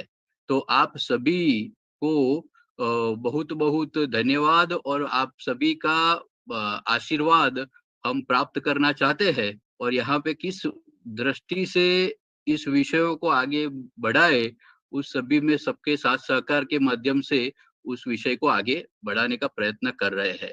अभी यहाँ पे 1 महीने के समय में जो कुछ भी यहाँ के समाज के बीच में कुछ कार्य हुआ, योग के विषय में या फिर स्किल डेवलपमेंट के विषय में, हेल्थ के विषय में, उन सबका छोटा सा यहाँ के कार्यकर्ताओं ने एक छोटा सा क्या कहे कि एक वीडियो जैसा बनाया है। तो मैं आप सबके सामने उसको साझा करना चाहता हूँ। 1 मिनट का वो क्लिप मुझे भेजा है, तो आप सबको मैं उससे अवगत कराऊंगा। तो उस दृष्टि से आप सभी को यहाँ पे सेवा इंटरनेशनल नाइजीरिया का क्या कार्य चल रहा है कानों में, वो आप सबको ध्यान में आए। तो मैं अपनी स्क्रीन शेयर करके उसको मैं आप सबके सामने प्रस्तुत करने का प्रयत्न करता हूँ।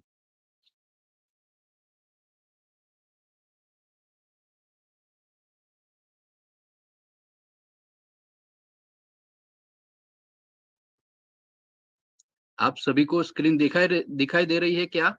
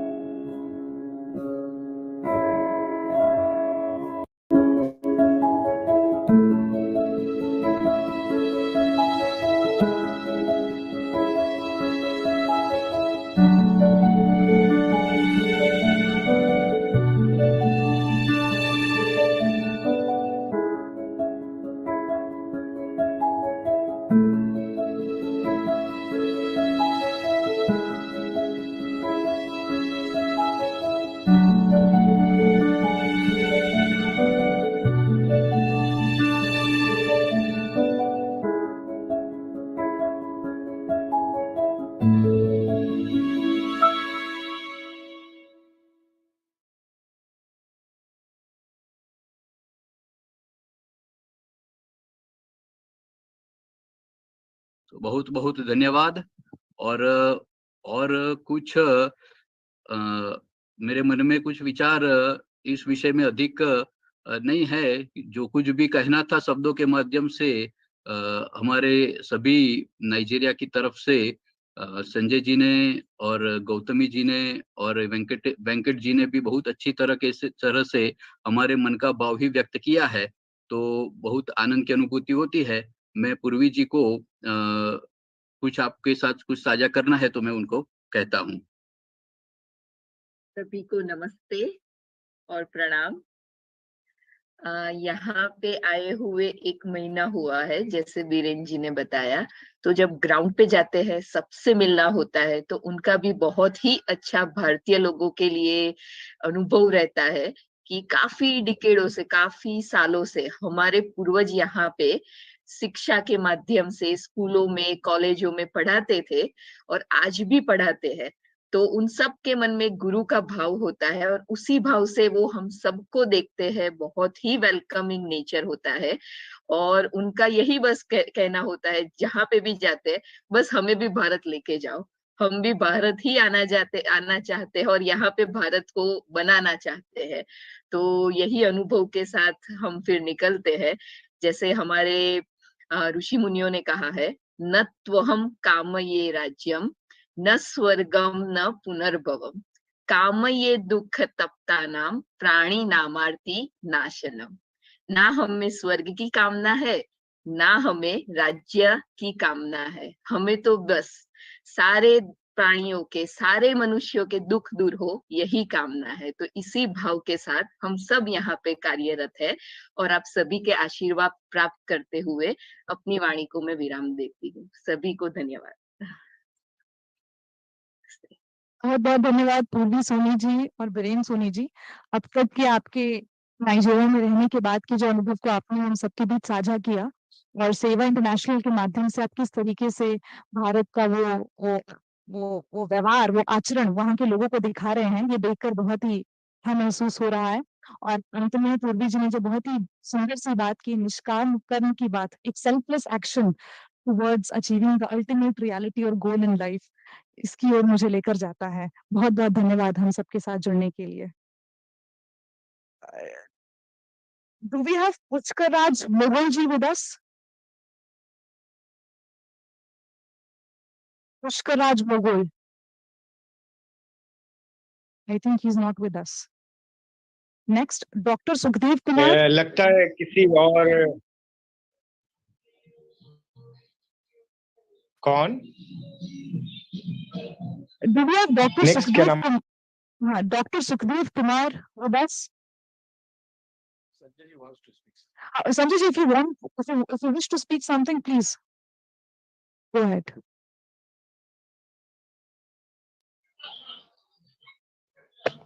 संजय जी। हाँ, पुष्कराज जी शायद किसी दूसरे कार्यक्रम में है। कल अपना संघ का एक कार्यक्रम है, तो संघ और ओवरसीज फ्रेंड्स ऑफ बीजेपी का भी काफी काम है यहाँ पे। अपनी कई सारी शाखाएं चलती हैं और संघ में काफी हिंदुस्तानी यहाँ होने के कारण, 50-60 हजार हिंदुस्तानी होने के कारण सभी किसी न किसी तरीके से जुड़े हैं और अभी अपनी एक्टिव कम से कम 7 शाखाएं चलती हैं 4-5 डिफरेंट स्टेट्स में। काफी अच्छा प्रायोजन है, जिसके कारण हम लोग कम से कम वीकली एक बार मिलते हैं, योगा करते हैं और अपने देश के धर्म के विचारों का आदान प्रदान बहुत अच्छे तरीके से होता है। तो इसके बारे में इतना ही बोलूंगा। और भी जी, धन्यवाद संजय जी। हमारे बीच डॉक्टर सुखदेव कुमार जी हैं क्या? अच्छा,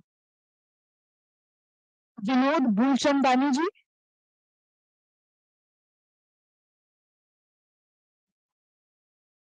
I guess we have Hiram Kulkarni ji from Finland. Hiram Kulkarni ji from Finland. Yes, namaste. Ji, I'm available. Ji, please go. Can you? Okay. सभी को नमस्ते. Finland, the happiest country on the earth, इसके तरफ से सभी को स्मित हास्य करते हुए आज का विषय रखता हूँ। मैं इंग्लिश में बोलूंगा, इंग्लिश और हिंदी में मिक्स ऐसे। तो मेरा नाम हेरम कुलकर्णी, मैं मूलतः पुणे महाराष्ट्र से हूँ, लेकिन पिछले 18 साल से मैं फिनलैंड में ताम्पेरे नाम का शहर है वहाँ स्थित हूँ। सेवा इंटरनेशनल यूरोप का दायित्व है एज अ प्रेसिडेंट, और उसके साथ ही as a professional council for creative education, ये फिनलैंड की संस्था है, उसका फाउंडर डायरेक्टर हूँ, और उसके माध्यम से शिक्षा क्षेत्र में अलग अलग देशों में काम करता हूँ। अभी यहाँ जो हमारे सारे साथी है, दोस्त नाइजीरिया, अफ्रीका, सभी से उन सभी को देख के और मीट करके बहुत ही अच्छा लग रहा है। सभी को धन्यवाद। और ये हमें अपॉर्चुनिटी सेवा इंटरनेशनल यूरोप को दी, इसलिए मैं ऑर्गेनाइजर्स का और अंतर्राष्ट्रीय सहयोग परिषद का बहुत ही आभार व्यक्त करता हूँ। सो वसुधैव कुटुंबकम इस थीम पे जब हम बोल रहे हैं तो दो माध्यम से सेवा ये विषय मैं आपके सामने रखना चाहता हूँ। The basic idea behind seva is the selfless contribution to the society, and selfless volunteering contribution is been obvious from the Hindu mindset since ages. But in the current context of the Europe, it has gained the more importance. And I think when we say that, okay, current context of the Europe, everyone is more or less aware, and at the same time now on the verge that Ukraine crisis direction of the Europe altogether. And here the contribution of the Indian diaspora, as well as Indians, as well as the Hindus, has been very concrete. And I would like to give a brief introduction to what exactly have been that point which we would like to get into. So maybe if I can get sharing rights, then I think I will be able to present it. And then, yes, I think I can see it now here. I hope you can see my screen. Visible. Yes, thank you. So the previous speakers were the part of our organizations of the Seva International from Africa, Nigeria, as well as all our partner organizations. So I think Seva International has been well known across the globe, being the quite active organization, mainly into the peacetime support as well as crisis time support, including pandemic, wartime, and natural calamities. We have presence across Europe, Africa, UK, USA, Caribbeans, and Bharat. The main idea behind the selfless service, and I'm going to mainly concentrate on the what was our major contribution as a part of Vasudhaiva Kutumbakam in Africa, in Ukraine specifically. So Ukraine, the Ukraine crisis broke out on 24th February 2022. And immediately on the next hour, our karyakartas and our volunteers, with just a concept that we should be able to help our fellow Bharatiya, we asked our karyakarta just message that if anyone needs any support, please send WhatsApp on this message.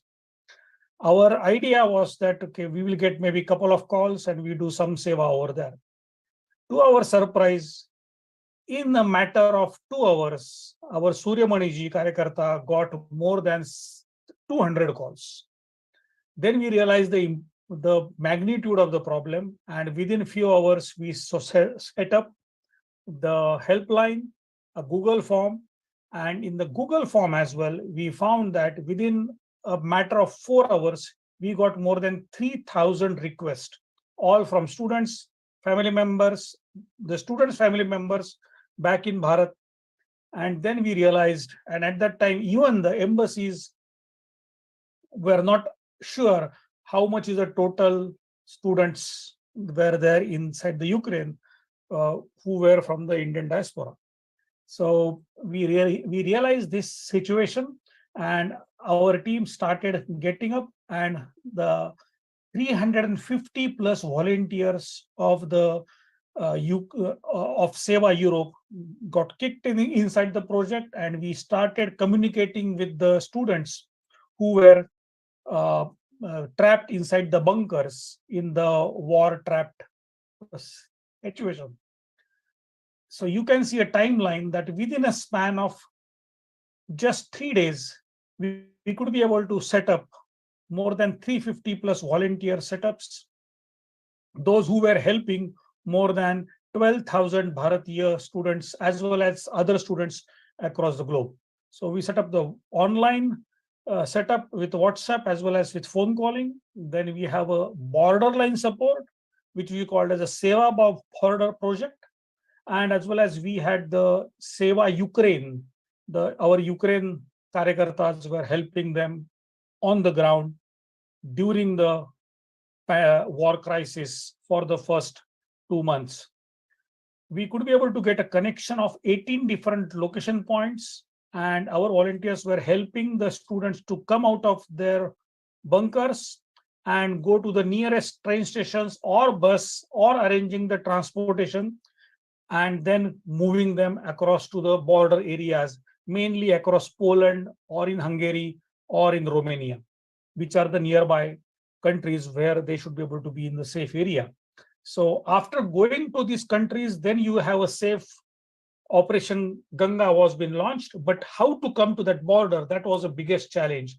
And that's what been part, and our team created a set of routes that we created some algorithms by which we could be able to find which is the safest route, what is the shortest route, and where the traffic is less. Because for moving one bus from one point to other, after every 15 minutes or after every 10 to 15 kilometers, there were checkpoints. So bus used to take a longer time. Railways were fast, but it was impossible to get inside the railways trains. So this was a basic strategy, how we will be able to collect, organize, move, guide, and assist. These are the 5-stage program which we be able to organize. And then our team of Seva International Europe, UK, and great support from all Seva International chapter, including USA, Africa, everyone actually. So I want bus transportation.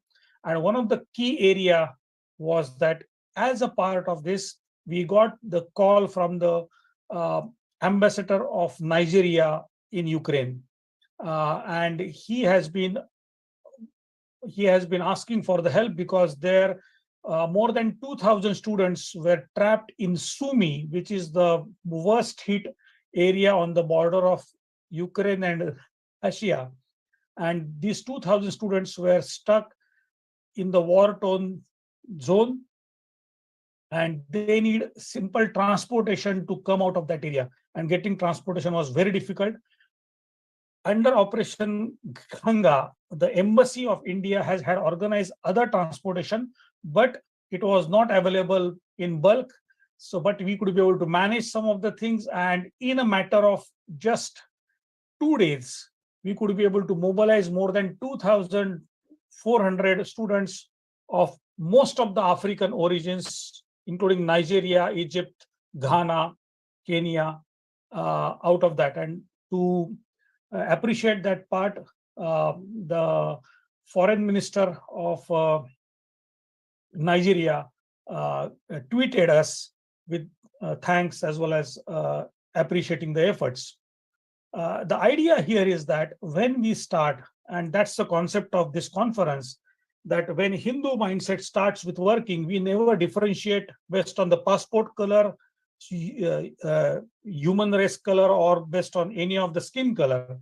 For us, the seva is for everyone, and that has been appreciated by the all the parts. And that's now the next step. What is happening is that we are just not only working with various diasporas, various refugees, but also right now we are having a major challenge inside Europe that we have 2.7 million Ukrainian refugees are spread across Europe in different cities. So now it's our job is to help them to stay strong, to make them integrate in the society here. So we are conducting a Yoga for Seva project. How we can be able to get in touch with them. We create a system by which our trained yoga professionals provide them a 10 hours of meditation yoga session, and based on that they can be able to these are mainly the mothers as well as these are mainly the young children between the age of 12 to 18-year-old. They are getting support during these camps as well as during this Yoga for Seva sessions. The overall, this has been a very good, well-coordinated effort by all the Seva chapters. But still, the war is not over. I hope everybody of you are aware. Just during this winter time, the Ukraine was facing the severe power outage, where we provide the project called Seva Gives Warmth to Ukraine. So we provide all the warm clothes, including tents, including many of the for the orphan kids in Ukraine area. And currently, what we are working on the various border Seva project, Seva Warmth project is it just concluded now, and we have the Yoga for Ukraine, which is the unique program where we are trying to connect with maximum number of Ukrainian refugees as a rehabilitation program inside Europe. Along with that, there are some youth development and skills networking program are also being conducted.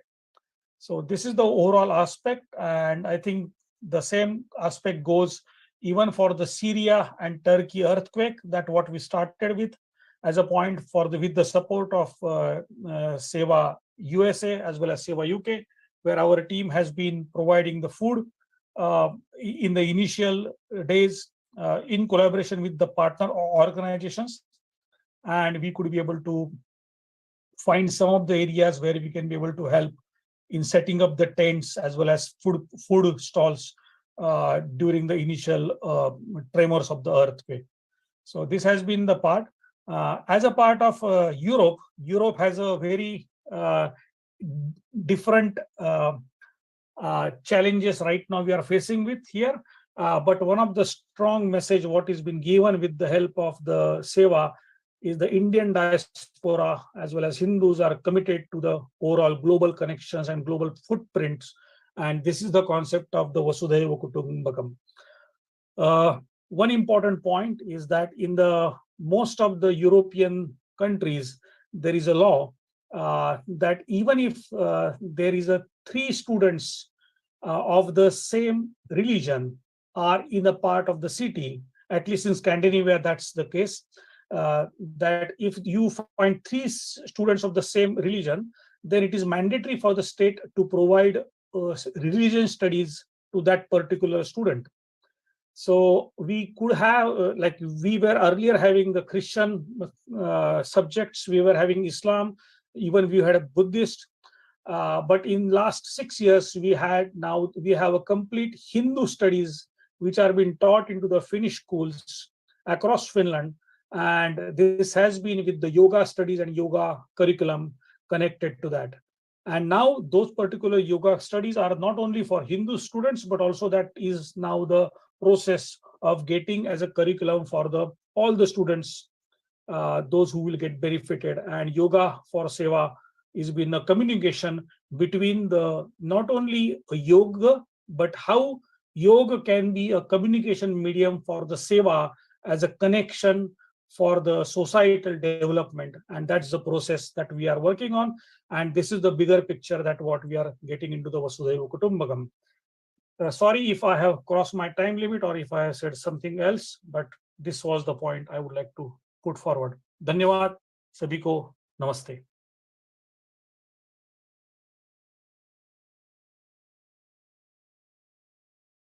tradition of seva, which is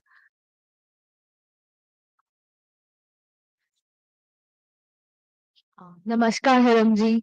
Hiramji, it would be great if you could share a little about CCE as well. People will be here happy to hear about your education initiative across the globe. So that will be a great add-on for everyone to hear about the initiative. Okay, धन्यवाद. Sure. Council for Creative Education is a global organization started from Finland here, and we design the creative curriculum schools across the globe. We have schools in South Korea, Vietnam, including Bharat. We have schools in Bangalore, in Chennai now, as well as in Pune. The basic idea here is that, and that comes from originally from the Indian Gurukul system itself, is that Finland is known for its happiness index in the world, and one of the which is free of cost and with very happy students. In Finland, students would like to go to school every day without any cribbing. And the reason is that the teachers here are very flexible and they would like to motivate students to learn on their own, and students should take the responsibility of learning. That requires some teacher training, that requires some strategy, curriculum, and that's exactly Council for Creative Education is working on. Not only that, one of the major area of the research what we are working is that trying to find the original traditions in Europe as well as in the rest of the part of the world, which were very creative in nature, and they were being used in developing the creative learning experiences. One of the major contribution of Bharat to the world in the creative education is Panchatantra, which is teaching through stories, which is called as a narrative teaching, narrative learning. And we have set up a research program for that. My colleague Sharon is heading that program. And along with that, we also try to find one of the areas is also Upanishad, where how the consultative learning has been taken place with the help of the conversational discussions. That has been the point of the research. So these are the areas on which we are working on. And I welcome everyone to Finland to watch those schools as well as to see some creative experiences. Dhanyawad. Thank you, Hiram Kulkarni ji. So it truly highlights the noble tradition of Seva, which is service before self. It also actively promotes volunteerism across the globe. Thank you once again. Do you have any delegates from Mauritius who has joined us today? Anyone from Mauritius? Who were listed as a speaker, but they couldn't speak. Anybody from Mauritius?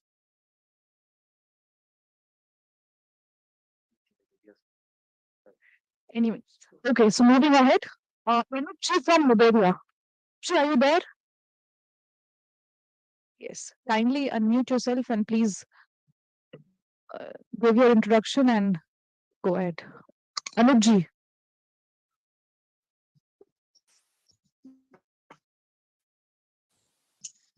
Namaste. I was listening this entire program since morning.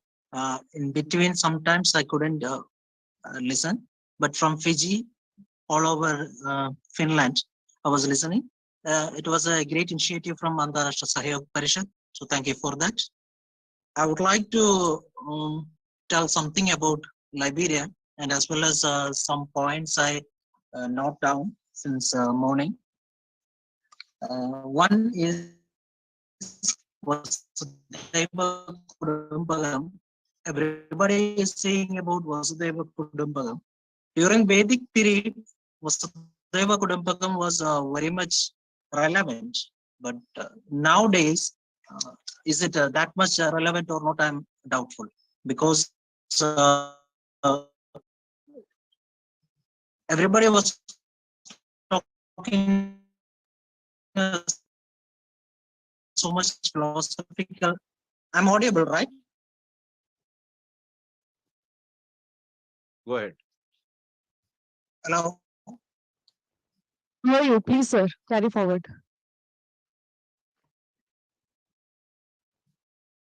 Anupji, we can hear you.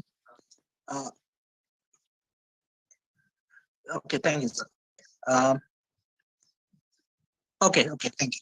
Okay, during Vedic period, Vasudhaiva Kudumbakam, when we say that, it was very much relevant because India was giving a lot of things to the world in linguistic way, in another ways, and cultural way. Very much contribution was going from Indian side. But nowadays, after 2014, I think, during only Narendra Modi's time, protect this world, Vasudhaiva Kudumbakam. Who can say was a world is my family? If I can say this is my family, that I'm supposed to be protecting that family. The whole world in some or other way. During vaccine my 3 time, it is okay. But rest of the time, what we are doing is actually we are protecting the world or not. This is the problem. In reciprocity, if I'm a family member of the world, I wanted to go to US or UK, I have to learn their language. A person coming from UK or New Zealand or Australia or some other countries, they don't need to know any of the Indian languages. So all these years, all these peoples are living abroad, Indian diasporas in different countries. We were just living there as Indians. We were not living there as the protectors of the philosophy what we are discussing today. We were doing some sevas, some karyakram, some kind of programs, some kind of initiatives what we are doing. But this is not completely covering. For example, we can say, if we can take initiative to implement that if someone wanted to visit India, they must know one Indian language. Definitely they will come to India and they will understand the Indian culture and they will go back and promote that one. But unfortunately, Indians are teaching Indian students itself, inside the Indian diaspora itself. We are not teaching outside peoples. If we look at after the Vedic period, the Portuguese people came, the Britishers came, and French people came. The Portuguese people came, and I'm from Kerala. Portuguese people first came, I think it is in Kozhikode, Calicut, Vasco da Gama. He came and a lot of language loans, like word loans, give to us, like in Mesa and Malayalam language, it is Mesa, it's stable, and Portuguese also. Like in Hindi language, it is Camara, means room, and Portuguese also it's Camara. So there are so many words has been come from other languages. But after the Vedic period, our contribution to other languages was limited. Why? Because our 150 years old, Fiji and all these people was telling in the morning, they were go there around 100 or 200 years before, during the Britishers' time. So that much old is Indian diaspora, but still that people, that country people, they don't speak our language. On Vasudhaiva Kudumbakam to fully initiate. And another point is, we should actively encourage the education system, which my fellow friend from Finland, he was telling about it, the teaching of culture, their teaching methodology, the pedagogy system over there on their schools. That's a great initiative. The same things must be do it all over the world. If everybody, all the other diasporas in other countries, if they can do the same things, this Vasudhaiva Kudumbakam, this world is one family, this word will be much more appreciated.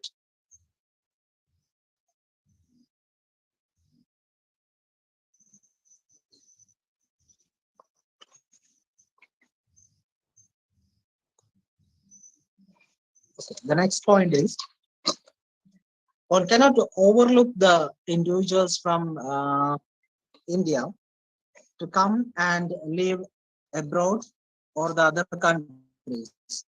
And they spend a lot of time. So I've been living here for last 17 years in Liberia, working in a mining company. I've been teaching here some of my colleagues' children's maths, English, and some of the Indian languages also, including Hindi and Malayalam. They were good at it, and I'm happy that in some kind of way that I'm encouraging the students to learn some of the Indian languages, and through them they can share some of our Indian books and Indian literatures, and they are much interested in reading that one. So I can say that one. This is a small initiative from my side. And on our HSS side in Liberia, we are also around 17 members right now, but we are not actively conducting any shadas since last 2 years after the pandemic because of certain political scenario here. But soon we will restart our shaka activities also. But before the pandemic time, our shaka activities was very much well going on. Almost 50 to 100 people was there on every programs. So Liberia is a very small country, very small number of Indian peoples are living here, around 3,000 peoples. Most of them are business peoples, and some peoples around 500 peoples or more, they are working here. That's it. Thank you for the time. I don't have much things to say about from Liberia. This is the things, and thank you very much.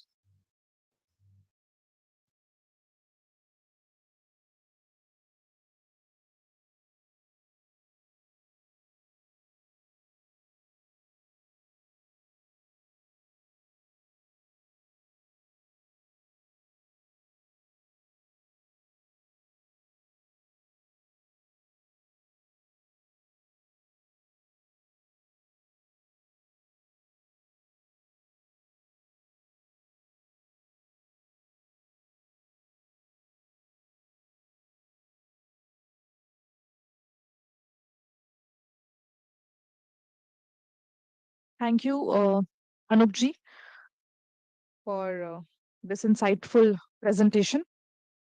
Next up, we have Dr. Giri from UK. Dr. Giri from UK. Dr. Giri, are you with us?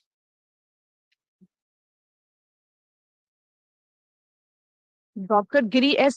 Hampapur. So we can see you. Kindly unmute yourself and he's there. I can see his name, Dr. Girdhar Hampapur.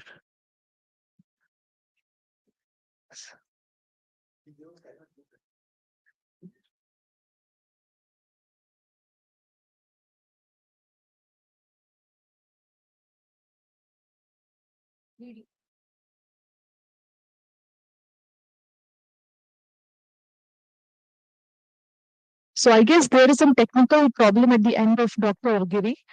So then we have a video by Dr. Rambhat. Professor Rambhat. We'll be playing that video. Our technical team will play the video.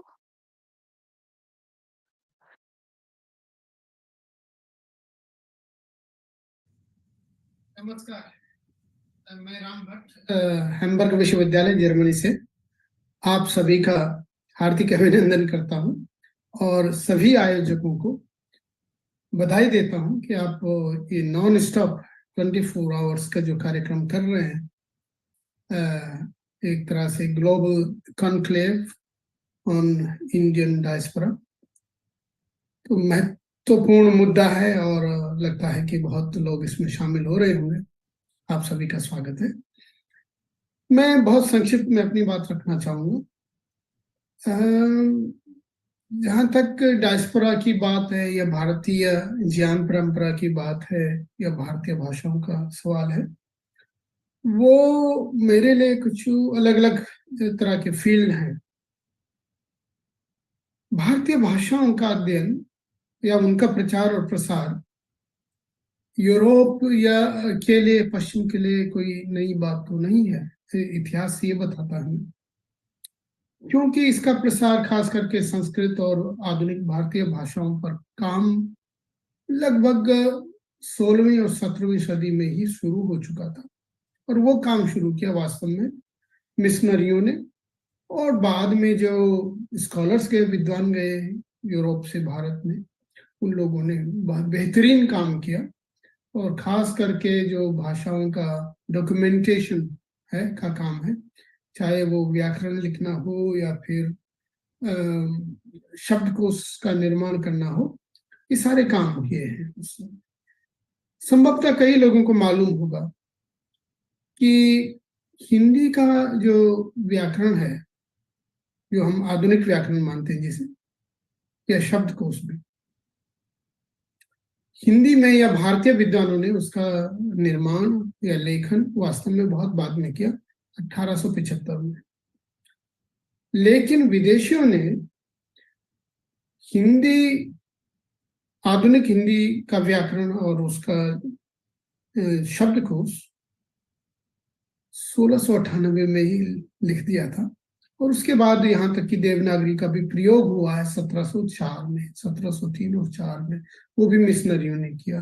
पहला जो व्याकरण है वो किसी Dutch एक manager ने किया, वो अपनी उपयोगिता के लिए, उस अपने उपयोग के लिए उसने किया, और बाद में उसका संरक्षित कर दिया गया। उसके बाद लोगों ने उस पर काम किया, और इसी तरह से दूसरे जो अनुवाद के कार्य हैं वो भी हुए हैं, खास करके भर्तृहरि और पंचतंत्र और भगवत गीता का जो अनुवाद है, उसने काफी प्रभाव डाला है यूरोप के जनमानस पर। और वो उसकी वजह से लोगों की दिलचस्पी तो बढ़ी है, खास करके भारतीय इतिहास में, भारतीय संस्कृति में और भारतीय समाज में। तो ये काम होते गए हैं। और संस्कृत का जर्मनी में पहला जो प्रोफेसर बनाया गया था, वो 1818 में पहली चेयर की स्थापना हो गई थी बर्न विश्वविद्यालय में।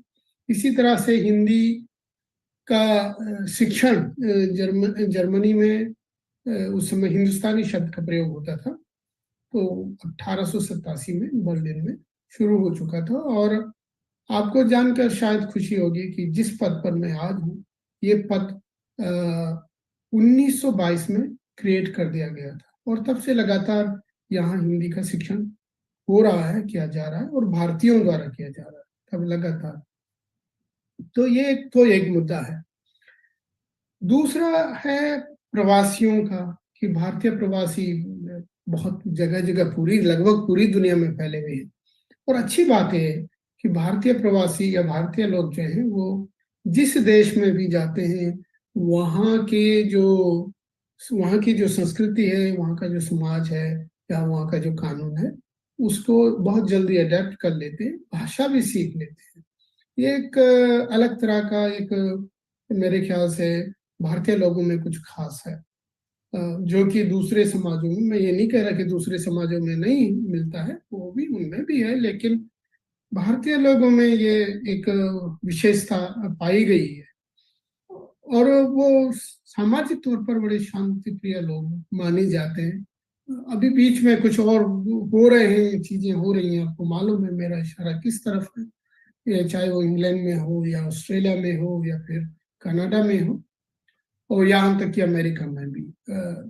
यूरोप फिलहाल बचा हुआ, कम से कम जहाँ मैं रहता हूँ जर्मनी में, यहाँ उस तरह की राजनीतिक जो दुर्भावना को लेकर जो प्रचार हो रहा है या लोग आपस में लड़ते हैं, वो यहाँ पर अभी देखने में नहीं आया। हाँ, अंदर खाने कुछ लोगों में होता होगा या हो रहा है, उसको अब ऐसा तो नहीं कहा जा सकता कि नहीं होता, लेकिन है। और उनका जो कंट्रीब्यूशन है भारतीय लोगों का, वो बहुत अच्छा माना जाता है, सभी को, हर कोई देखता है, यहाँ जर्मनी में भी। प्रवासी होना, जब गांधी जी बाहर गए थे या अफ्रीका गए थे उस समय, या गिरमिटिया लोग जो हैं जो भारत छोड़ करके सूरीनाम और मॉरिशस और दूसरे देशों में ले जाए गए थे वर्कर के रूप में, उनका अनुभव और उनके लिए प्रवासी शब्द का मतलब, अर्थ और व्याख्या मैं समझता हूँ काफी अलग है, जैसे कि हम जैसे लोगों के की तुलना में।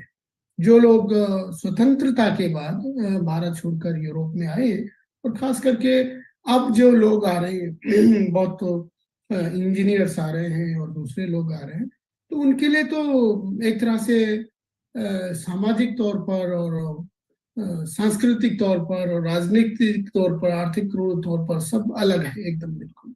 क्योंकि अब तो वो प्रवास की वो पीड़ा और प्रवासियों की वो जो वो क्या कहना चाहिए, जो अपने देश की जो याद आती थी उनको, अपने समाज की जो याद आती थी, वो अब नहीं रही। तो उसमें हमें थोड़ा अंतर, जो मैं सिर्फ वैज्ञानिक रूप से कह रहा हूँ, उसमें थोड़ा अंतर करने की हमें सोचना चाहिए, हमें उस पर विचार करना चाहिए इस दृष्टि से। जहां तक लेखकों का सवाल है, वो लेखक लिख रहे हैं, कई देशों में हैं भारतीय लोग, वो लिख रहे हैं। पर हाँ, जहाँ अंग्रेजी में तो बहुत अच्छा रिसेप्शन है पूरे यूरोप में भी और दूसरी जगहों पर भी, लेकिन जहाँ तक आधुनिक भाषाओं का प्रश्न है, और खास करके हिंदी और उर्दू का प्रश्न है, तो मुझे लगता है कि उसमें हम बातें शायद बहुत बड़ी बड़ी कर लेते हैं, लेकिन काम बहुत कम होता है। और उस ये कहने का उद्देश्य मेरा इसलिए है क्योंकि आज तक ऐसा देखने में नहीं आया है कि कोई भी प्रथम पीढ़ी जो यहाँ पैदा हुई हो, भारत से बाहर पैदा हुई है, वो अपनी मातृभाषा, मतलब हिंदी हो या उर्दू या कोई दूसरी भाषा है, आधुनिक भाषा है, उसमें लिखता हो और वो उसका प्रचार कर रहा हो, ऐसा नहीं देखने में आया। अधिकतर जो लोग लिख रहे हैं वो लोग हैं जो भारत में पैदा हुए, कई लोग तो भारत में ही लेखक थे और फिर भारत से बाहर आकर के अपना काम कर रहे हैं, बहुत अच्छा काम हो रहा, उन सभी को भी बधाई, और उनका प्रचार तो हो ही रहा। लेकिन दुर्भाग्य यह है कि जो अधिकतर लिखा जा रहा है उसको यहाँ यूरोप में लोग पढ़ते नहीं, क्योंकि उनकी जो रीच है, उनकी जो पहुंच है, वो यहाँ तक नहीं हो पाई है। जैसे कि चीनी साहित्य में हम देख लें, या खास करके जापानी साहित्य है, उसकी जो पैठ है लोगों में यहाँ, या लोगों में दिलचस्पी, आम लोगों में उस तरह की दिलचस्पी हिंदी साहित्य, उर्दू साहित्य या दूसरी भारतीय भाषाओं के साहित्य में नहीं दिखती है। हाँ, जो क्लासिकल भारत है उसमें लोगों की दिलचस्पी काफी है, खास करके आयुर्वेद से संबंधित जो जानकारी आजकल है, या फिर योग से संबंधित, योग तो बहुत लोग यहाँ पर काम भी कर रहे हैं, पैसे भी कमा रहे हैं।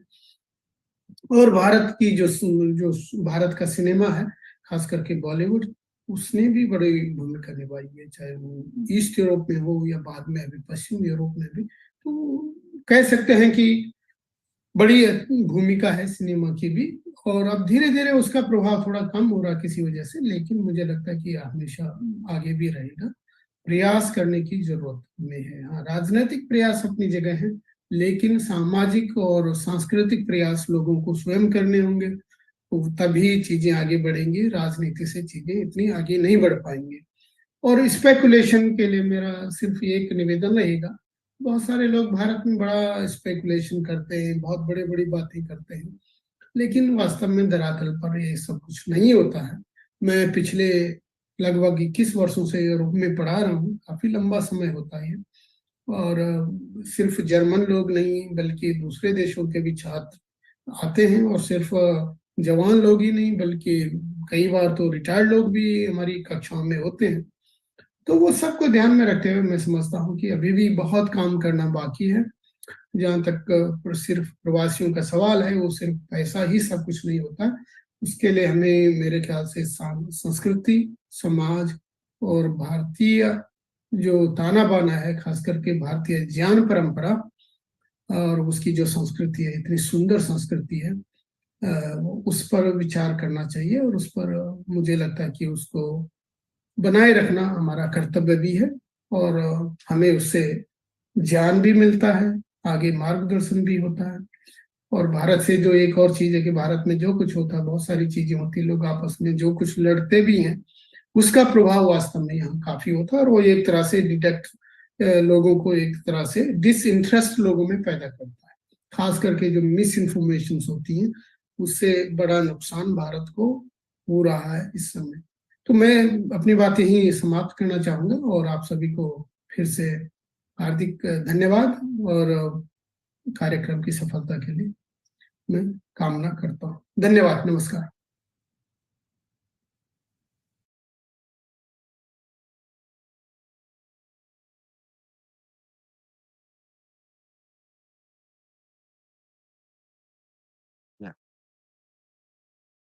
Sir, what thanks for giving such a elucidating expositions on Bharatiya knowledge systems and also in greater detail about Bharatiya literatures and also philosophies. At the same time also, he gave us a real check that unlike these Japanese and Chinese contemporary literatures, how the people over there in Germany and Europe, there are more fascinations for the classical ideas, and to be specific, the classical knowledge systems like Ayurveda and all, and also to some extent the Indian cinemas, and that has a vital and what is more important that Professor Watt has very rightly pointed out that there is also scope for kind of deepen these influences and cultural linkages, and for that the political effort is not enough. What is more required is on the social and cultural front, and that really kind of deepens people's linkages, and it's a very yeah. Then now amongst us, Dr.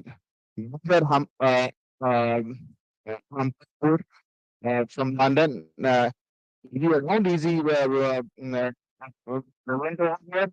You can request him to kind of share his thoughts.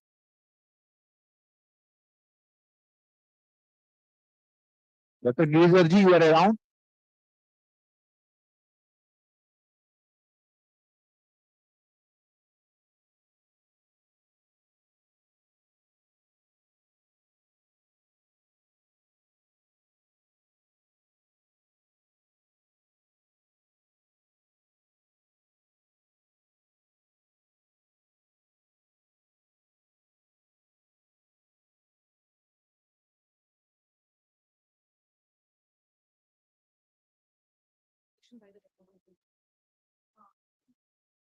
Yeah, now we are going to have a video presentation from the technical teams.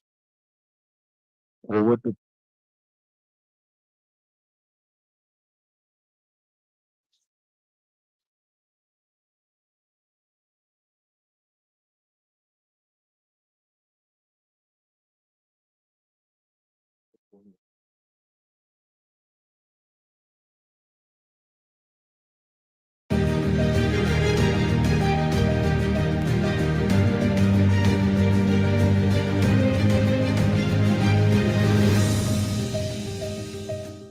नमस्कार, संसद TV में आपका स्वागत है। मैं हूं प्रतिबिंब शर्मा और आप देख रहे हैं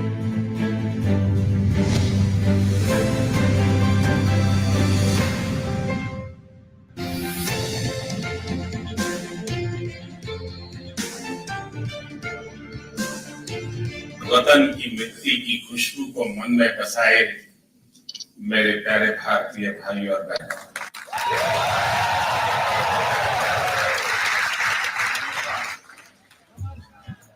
आज दुनिया भर में 32 मिलियन प्रवासी भारतीय राजनीतिक, सामाजिक, आर्थिक, व्यापारिक और औद्योगिक क्षेत्र में भारत का गौरव बढ़ा रहे हैं।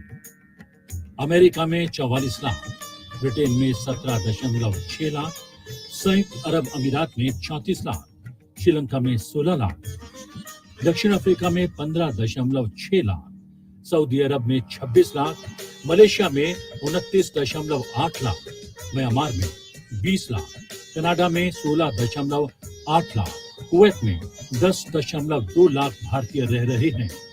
फिजी और सूरीनाम जैसे देश तो छोटे भारत का स्वरूप ले चुके हैं। इन दो देशों को छोड़ दिया जाए तो ज्यादातर देशों में भारतीय प्रवासियों की संख्या 3 से 4% ही है, लेकिन वहां उनका महत्व 30 से 40% से कम नहीं है। India is proud of its diaspora. There are 4 into 7 ambassadors of Bharat, 1.7 million here and 32 million all over the world. They can be complimented for exemplifying, and that exemplification is considered by every quarter, that they remain fully committed to the Karam Bhumi and also to Janam Bhumi. This wholesome balance they strike with amazing capability. 1800 के दशक के मध्य गिरमिटिया मजदूरों से लेकर अब उच्च योग पेशेवरों तक प्रवासी भारतीयों ने एक लंबा सफर तय किया है। बड़े पैमाने पर धन वापस भेजा है अपने देश और विदेश में राजनीतिक महत्व बढ़ाया है। भारत के प्रवासियों की संख्या दुनिया में इस वक्त सबसे ज्यादा है, लेकिन भारत ही नहीं दूसरे देशों के लोग भी बड़ी संख्या में विदेशों में जाकर बसे, लेकिन उनमें और भारतीयों में एक बड़ा अंतर है। भारत के लोग तंग होकर नहीं, बेहतर अवसरों की तलाश में वहां गए। भारतीय जहां भी गए वहां जाकर उन्होंने हर क्षेत्र में अपना सिक्का जमाया। इस समय दुनिया के ऐसे दर्जन भर से ज्यादा देश हैं जिनके राष्ट्रपति, प्रधानमंत्री, न्यायाधीश और अन्य बड़े पदों पर आसीन लोग भारतीय मूल के हैं। भारतीय मूल के ऋषि सुनक यूनाइटेड किंगडम के इतिहास में पहली बार एक गैर श्वेत प्रधानमंत्री बनने वाले व्यक्ति हैं। भारतीय मां की संतान कमला हैरिस संयुक्त राज्य अमेरिका की पहली अश्वेत उपराष्ट्रपति हैं। कमला हैरिस 2017 से 2021 तक कैलिफोर्निया की सीनेटर भी रही हैं। 2015 में पुर्तगाल के प्रधानमंत्री बनने वाले एंटोनियो कोस्टा के परिवार का संबंध गोवा से है। I'm very proud of visiting my father's land as Prime Minister, and especially as the first Prime Minister of Indian origin in the European Union. Antonio Costa Bharat के OCI कार्ड धारकों में शामिल हैं। भारत के प्रधानमंत्री नरेंद्र मोदी ने साल 2017 में उन्हें उनका OCI कार्ड सौंपा था। चंद्रिका प्रसाद चांद संतोखी दक्षिण अमेरिकी देश सूरीनाम के राष्ट्रपति चुने गए। सूरीनाम के राष्ट्रपति के रूप में संतोखी की नियुक्ति एक बहुत बड़ी सफलता थी, क्योंकि उनकी नियुक्ति ने देश में तानाशाही को हमेशा हमेशा के लिए समाप्त कर दिया। मॉरिशस के प्रधानमंत्री नियुक्त होने वाले प्रवीण जगन्नाथ की जड़ें उत्तर प्रदेश से जुड़ी हैं। पृथ्वीराज सिंह रूपुन मॉरिशस में भारतीय मूल के प्रधानमंत्री होने के अलावा उनके राष्ट्रपति भी हैं। हाल ही में अपने कार्यकाल के 2 साल पूरे करने वाले सेशल्स के राष्ट्रपति विविल राम कलावन का भी भारत के साथ करीबी संबंध है।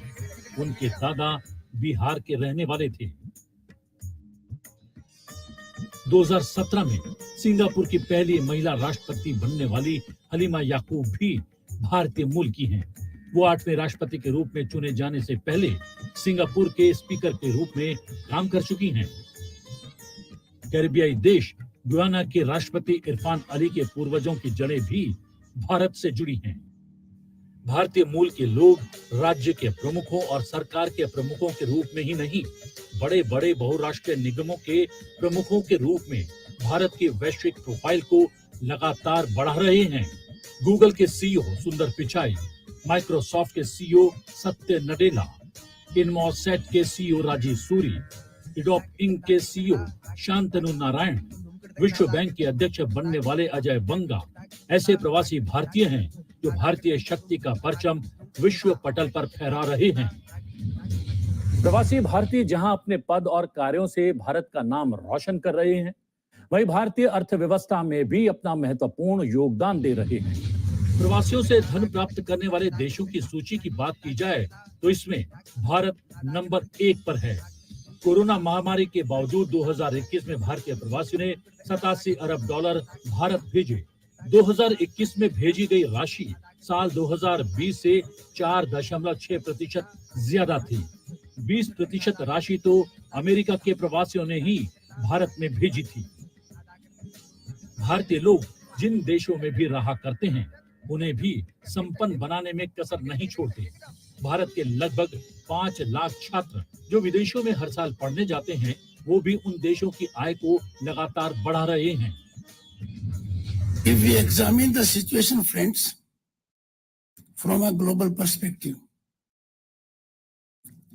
our DNA is so strong that there is no challenge to our intellect at a global level.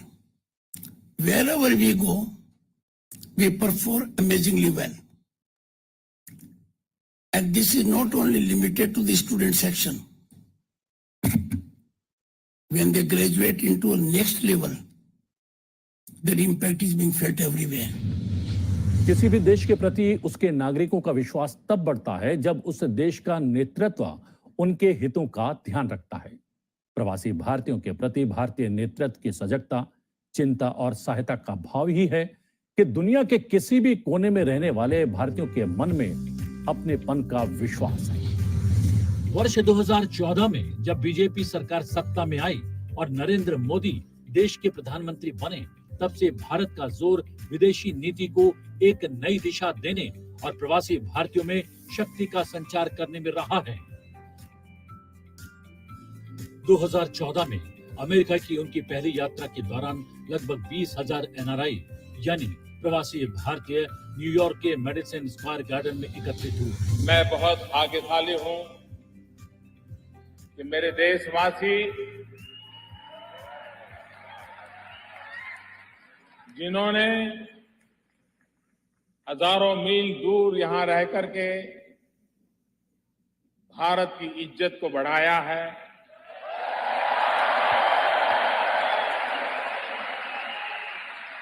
Bharat की आन बान शान को बढ़ाया है, वरना एक जमाना था हमारे देश को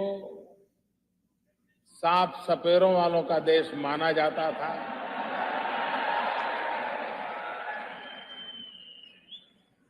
अगर आप न होते, हमारे देश की युवा पीढ़ी न होती,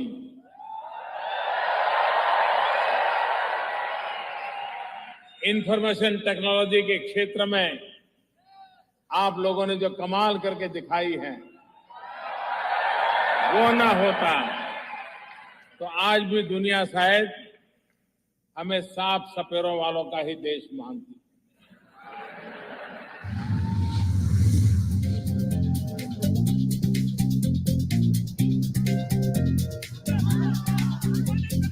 And I would say it was not a speech to me. He was so honest, and I think he will do what he's saying. I mean, there's a lot of confidence.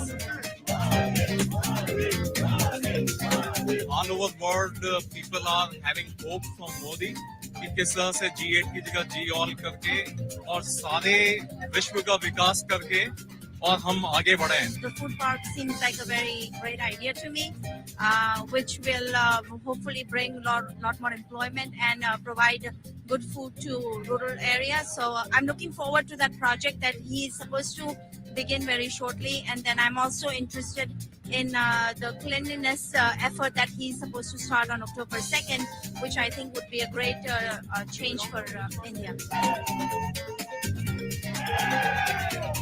We love his approach. We love his this. He wants.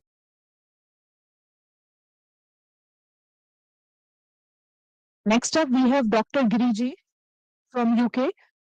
So I invite you, kindly unmute yourself, give your introduction, Thank you and very get much. started.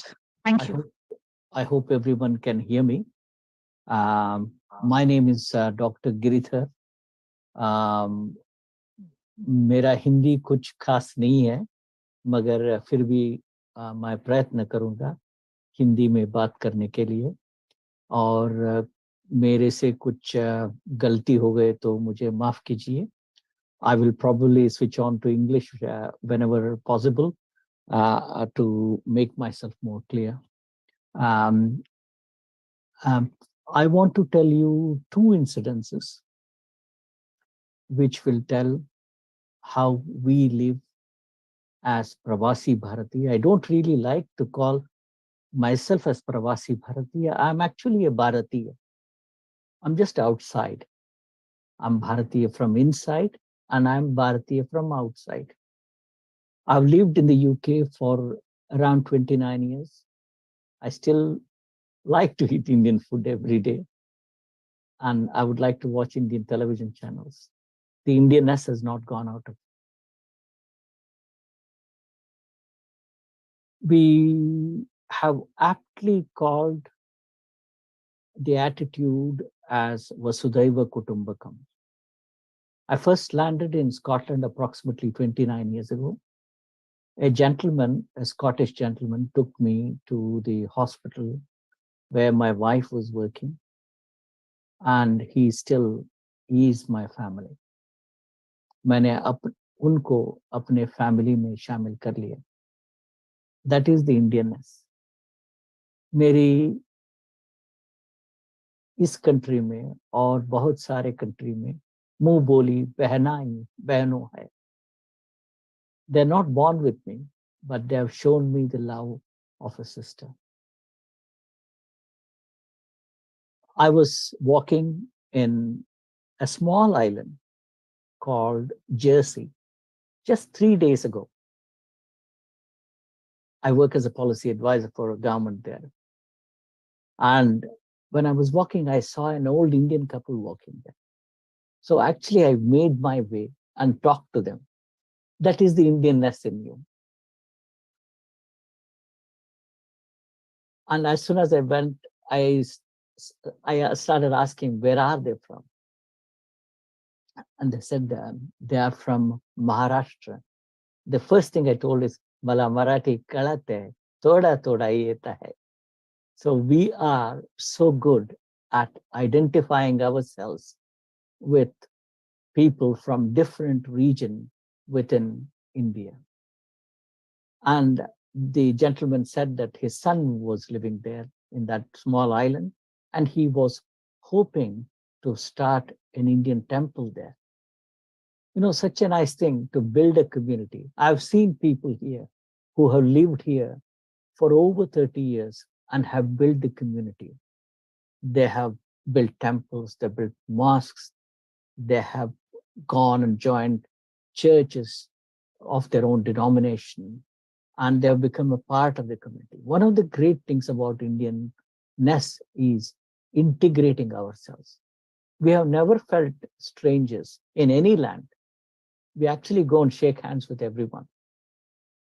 And we become so friends, not only just Indians, but what we used to call the former United India, whether it is Bangladesh, Pakistan, or any other country.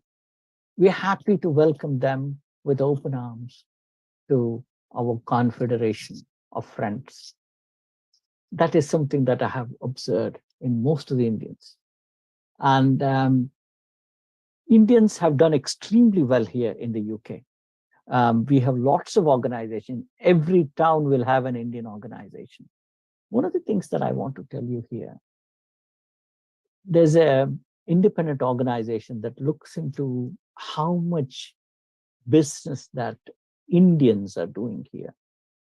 The contribution of the business is 50.5 billion pounds in 2023. And this was about 19 billion in 2014. Imagine, from 2014, it has gone significantly high, nearly 3 times. This is a phenomenal achievement. And there are fastest growing Indian companies here. 30, 40 years ago, we would come here as employees. Now we are employers, we employ people. 30, 40 years ago, we just listened to people, did what our job was. Now we actually design jobs. We actually tell how the job could be done. Things have changed quite a lot. We are contributing to employment here in the field of medicine, information technology, engineering, academia, and research. We have also given a lot of artists, a media person to the community here. I mean, if you look at some of the presenters on the television, they have Indian origin. The politicians, I do not have to name them. Even the Prime Minister is of Indian origin. What else we can tell? They're good at philanthropy as well. They're providing good lot of money to charity, both here and sending back money to India, really, to help the charities. If you're a keen sports person, then you would have definitely known the name of Nasser Hussain. He was our captain. He comes from Madras. He was born in Madras, and he actually captained the England team, the English team. And there was Mark Ramprakash, who also have Indian roots. Rupara, Ravi Bopara, and you would have heard Isha Guha, who is a commentator.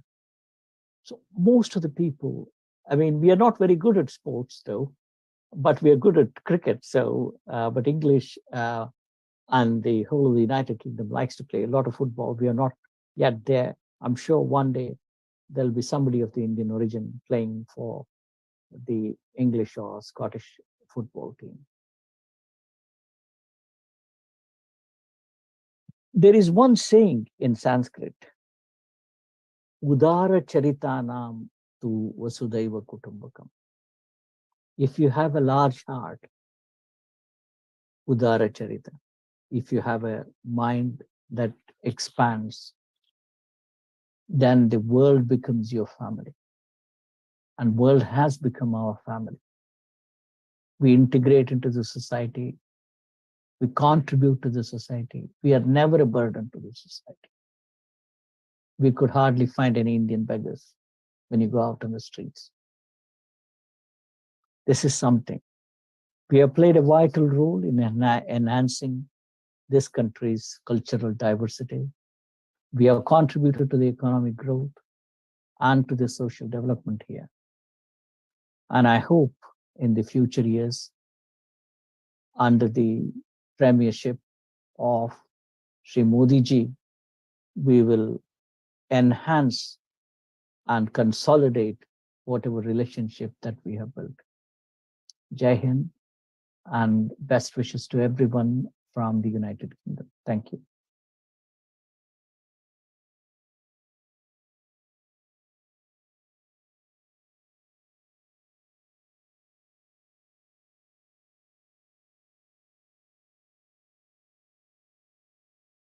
Thank you, Dr. Gurdaji, for letting us know about your personal experience at London. Next up, we have a short audio from Baroness Usha Parasharji from UK. We will be playing that short audio, and she has a message in that audio. She's a retired honorary, the Baroness Usha Parashar CB. She's an independent member of House of Lords, UK. She has had a very distinguished career in public life. Her expertise are in public policy, where she has made significant contribution. She's a trailblazer and has broken many glass ceiling. Now we'll play a short audio which has been sent by her. I am delighted to send you this short message, and I'm very pleased that you have organized this event to mark India's presidency of G20 and to focus on the theme of one earth, one family, one future. The Indian diaspora are an important part of this. They play a valuable role and make a significant contribution in building bridges of friendship and goodwill between their countries of origin and their adopted countries. The Indian diaspora represents the unity of India with all its diversity, promotes understanding of India's values and culture around the world, They are a true force of India's soft power. We should be proud of India's traditions. And of course, in today's world, the diaspora bring this richness of experience rooted in India, but gained in diverse countries. This depth of understanding is incredibly important in a world which is now hyper-connected and is full of multiple connections. The destinies of India and its diaspora are intertwined. India is their pride, and they are the pride of India. India's diversity, the depth of its culture, 4,000 years of philosophical and cultural development are all well ingrained in all of us. These include long tradition of skepticism and reasoning, large body of agnostic and atheistic literature, contribution to maths, astronomy, linguistics, medicine, political economy, and philosophies of governance of Kautilya, Ashoka, and Akbar. They are part of our DNA and account for our success in the lands to which we have migrated. India's mixture of spirituality and modernity is a powerful force for the diaspora in India, and it can be a force for good for the world. And the force of India's civilization go hand in hand with the affirmation of India's role in the global world. The existence of a large diaspora abroad in itself is a part of India's interactive presence. Ideas as well as people have moved across India's borders over thousands of years, enriching both India and the world. This wide vision is needed both in India and the world. No matter how many generations ago our ancestors left India, strong pull remains. Strong pull and affinity remains. And of course, I, for one, who was born in Kenya, have lived in the UK for 60 years, but my connection with India is strong. It's strong because of my strong spiritual connection with India and the values India inculcated in me. And I am pleased that during the course of this presidency, India made gender equality an important part of its deliberations, because to me, if we have to progress in the world, gender equality is very important. Swami Vivekananda saw no distinction between men and women. He said the soul has neither sex nor caste nor imperfection. The best progress of a nation is in its treatment of women. The idea of a perfect womanhood is perfect independence. And that is what I think what we need if we want to have a sustainable success going forward. So I wish you well in your deliberations, and I again congratulate you for organizing this event. Many thanks.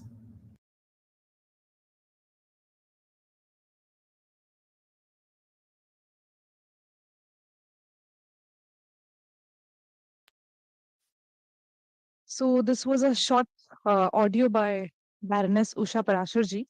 Next, we have another audio which has been shared with us by Sushil Rapatwar-ji. He is an executive member of Friends of India Society International. Our technical team will be displaying the video very soon. Patience.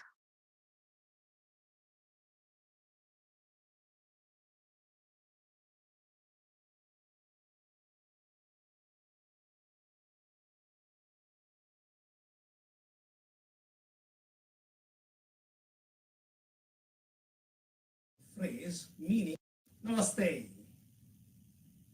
Vasudhaiva Kutumbakam is a Sanskrit phrase meaning the world is one family.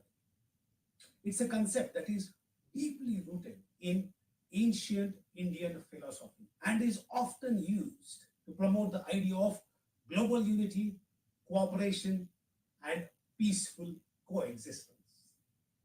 The Indian diaspora has now spread globally from Australia to Azerbaijan, Brazil to Budapest, Zambia to Zimbabwe.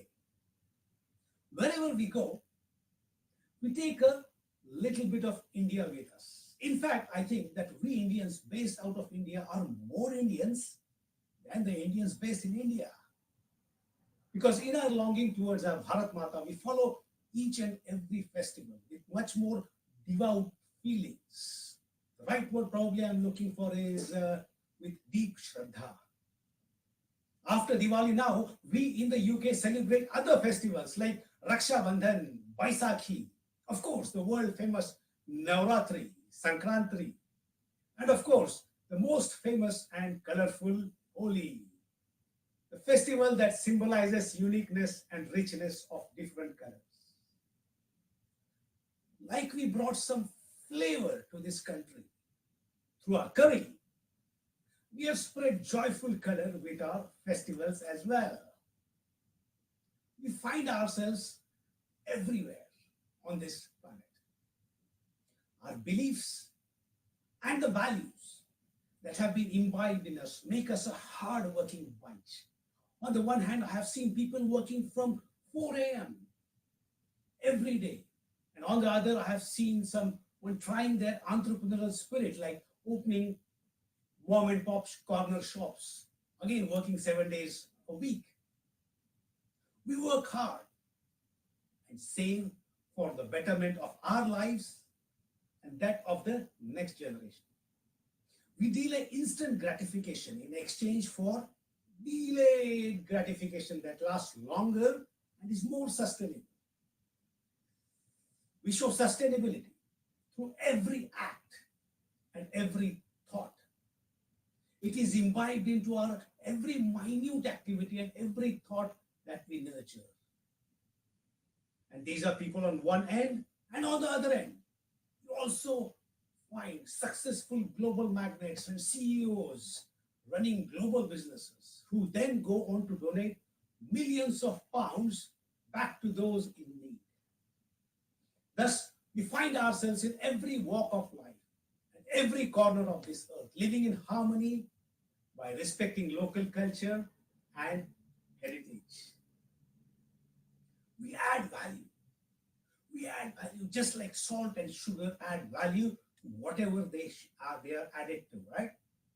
In a silent way, unseen and unheard, a silent force, adding richness, beauty, and joy in whatever we do and whichever way we do.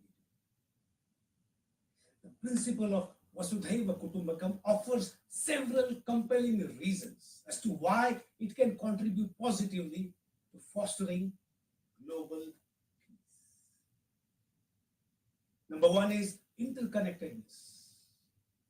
Now, the concept highlights the interconnected nature of this world. In today's highly globalized world, actions and events in one part of the globe can have far-reaching impacts on the other regions. Recognizing this interconnectedness can lead to a sense of shared responsibility and cooperation in addressing global challenges. Now, recognizing this interconnectedness can also promote environmental consciousness. The well-being of one part of the world affects others, encouraging collective efforts to address issues such as climate change and ecological degradation. Empathy and compassion, because viewing the world as one big family excuse me, encourages people to treat others with kindness and compassion. If someone in our family struggles with something and has the right mindset to accept and learn, we are happy to help, isn't it? Now, this logic, when expanded across countries and continents, this mindset can reduce hostility, prejudice, and conflicts that often arise from a us versus them kind of a mentality. Now, cultural exchange and learning. The principle of Vasudhaiva Kutumbakam encourages the exchange of ideas, traditions, and knowledge between different cultures. Now, this cultural exchange can lead to greater appreciation and respect for diverse perspectives, which fosters a harmonious global community. Now, one of the ways the culture is expressed is through local dances. Yes, whether it is the Bhangra, whether it is Garba, Mohini Attam, Chow dance, Gotipua, Khupra, Dhap, Laudi, or Jijia, the joy and the passion that emanates from these dances share a global love that binds us all together as a family. And inclusivity, Vasudhaiva Kutumbakam, promotes the idea that all individuals, regardless of nationality, ethnicity, religion, or other identities, are part of the same global family. Of course, we have our differences, as in any family. But as soon as the tricolor flutters, we throw away those differences and unite. The saffron, the white, and the green, we become the spokes of that one wheel that proudly runs through our veins. All this is symbolized through that one value, one belief, and that is through love, through seeing everyone as that embodiment of Paramatman. We are Atmans, whatever peripherals we wear on top in terms of our beliefs, skin colors, spoken languages, tasty cuisines, at the bottom of them, all is that pure, unburdened Atma, neatly summarized by the way we greet. That is, the divinity in me pays respect to the divinity in you. Namaste.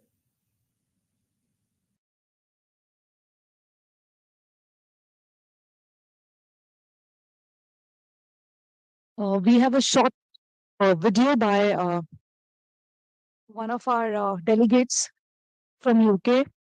So our technical team will be playing that video. Sorry.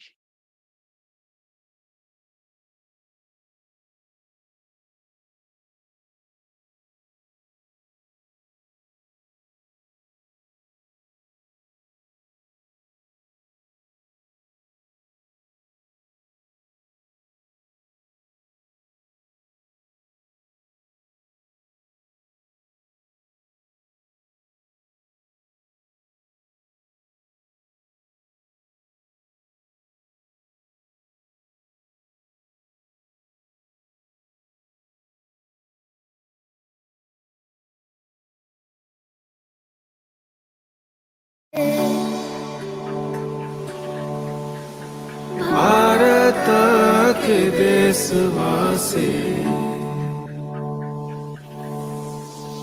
सुंदर सुभूमि भैया भारत के देशवासी मोरे प्राण बसे him खोहरे बटोहिया मोरे प्राण बसे him खोहरे बटोहिया सुंदर सुभूमि भैया भारत के देशवासी मोरे प्राण बसे हिम खोहरे बटोहिया मोरे प्राण बसे हिम खोहरे बटोहिया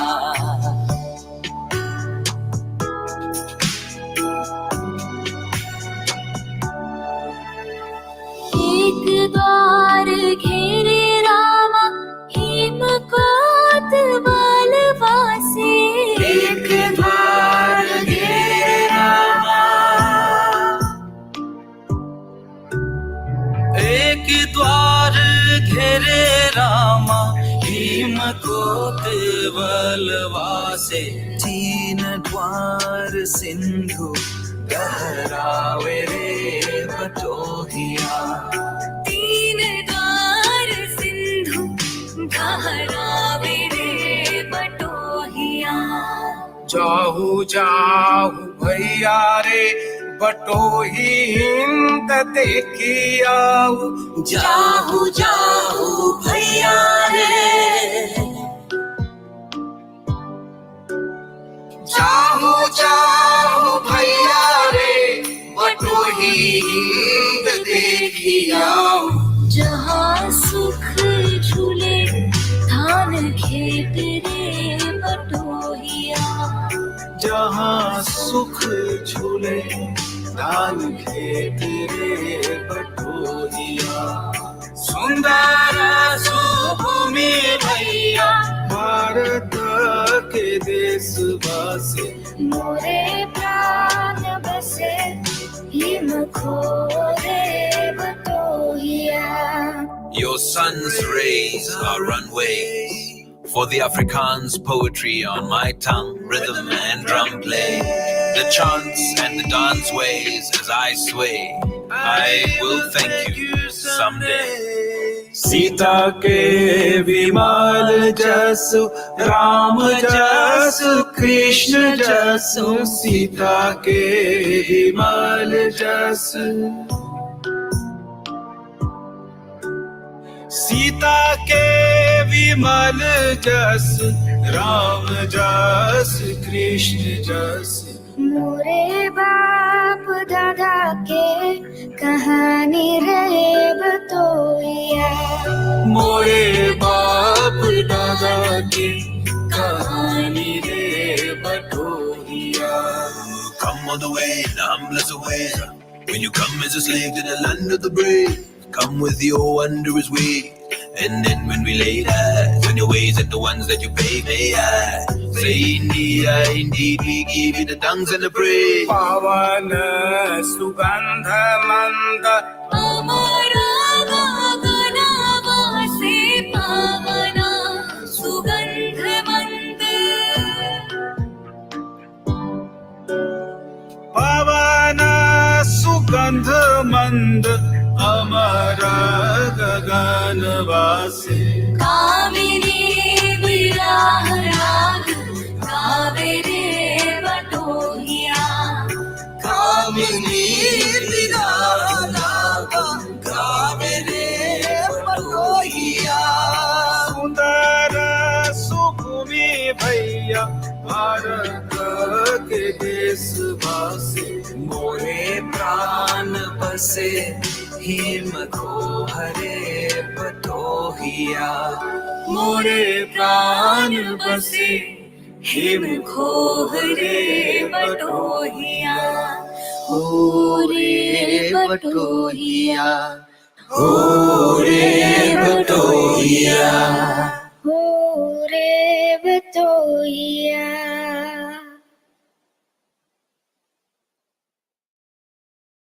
Thank you, Anuj, for being such a wonderful video. तो अभी मैं देख पा रहा हूँ प्रियंका शर्मा जी हमारे साथ हैं। तो मैं प्रियंका शर्मा जी से आग्रह करूंगा कि वो अनम्यूट करें और अपनी रखें। प्रियंका जी सुन पा रहे हैं? अच्छा, हेमा जी जो जुड़े हैं, ठीक है। हेमा जी, हाँ जी, आप नमस्ते। हाँ जी। हाँ, हेमा जी, आप बस आपका अभी एक इंट्रोडक्शन होने के बाद आप अपनी बात रखिएगा। बस मैं अभी आपका इंट्रोडक्शन रखूंगा।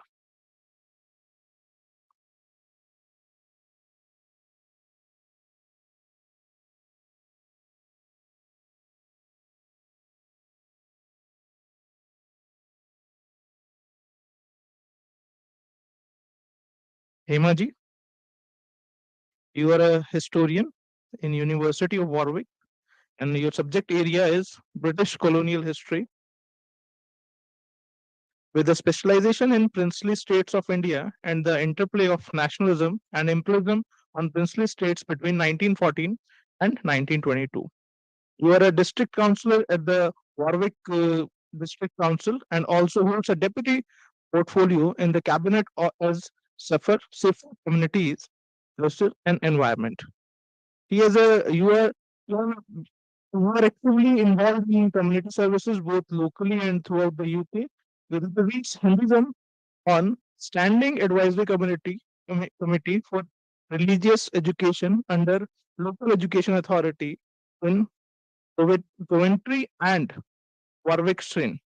You are involved in writing an agreed syllabus for Hinduism, Sanatan Dharma, to be taught at hundreds of schools across the country, and you are one of 4 trustees of the Education Board, UK, was working to ensure the strict representation of Hinduism in UK schools. Board works in the Department of Education, examination boards, and Hindu parents. You also serves as a community school governor for a local academy trust in Warwickshire, helping students to form policies on the education and other school-related issues. You are also a part of the UK Telugu Hindu organization, which aims to equip second-generation Telugu people with knowledge of both their local and Indian roots, encouraging them to take pride in their language, culture, and heritage. And you have formed a network of all Telugu schools in UK and also working towards getting GCSE in Telugu language available in the UK. I welcome you here on this webinar, ma'am, and now you can continue. Thank you. Thank you so much for the introduction, and namaste everyone. Shri Guru Pyo Namaha. Sarve Sujana Sukhino Bhavantu. Sarve Jana Sujana Bhavantu. So, it's an honor to be on this platform, to be able to speak on such a great subject, that is Vasudhaiva Kutumbakam. I know lots of scholars have already spoken on this subject. I would like to present my perspective on this subject. The shloka or pada, Vasudhaiva Kutumbakam, comes from Maha Upanishad, connected to Atharva Veda and Samaveda. And so many scholars have already spoken, and the main theme has been to bring everyone together, irrespective of their time zones, across the countries, beyond the boundaries, beyond the languages. So that's a very noble thought, to bring everyone together and stay united beyond the boundaries. So when we come back to the shloka, Vasudhaiva Kutumbakam, from where it has come from, the Upanishad, that Upanishad doesn't deal with just human beings. It encompasses much bigger subject area. And Upanishad deals with the creation itself. Here, the word Vasudha, a Sanskrit word. Vasu is the earth. Dha, the root word Dha, is one which is holding things together. Vasudha, meaning holding intact what is created. So it is referring to Bhuloka. The creator enters this creation and holds it together. His creation consists of diversified elements, 8 million species, and also non-living things. Despite its diversity, it is held by one as an entity with principle of Sanatana Dharma. In Vishnu Sahasranama, he is described clearly that everything is his, as he is pervading everywhere.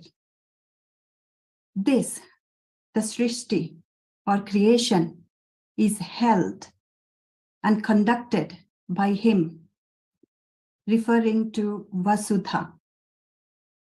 As it is held and governed by one, that is one ultimate truth, it is referred to as one family or Kutumbam.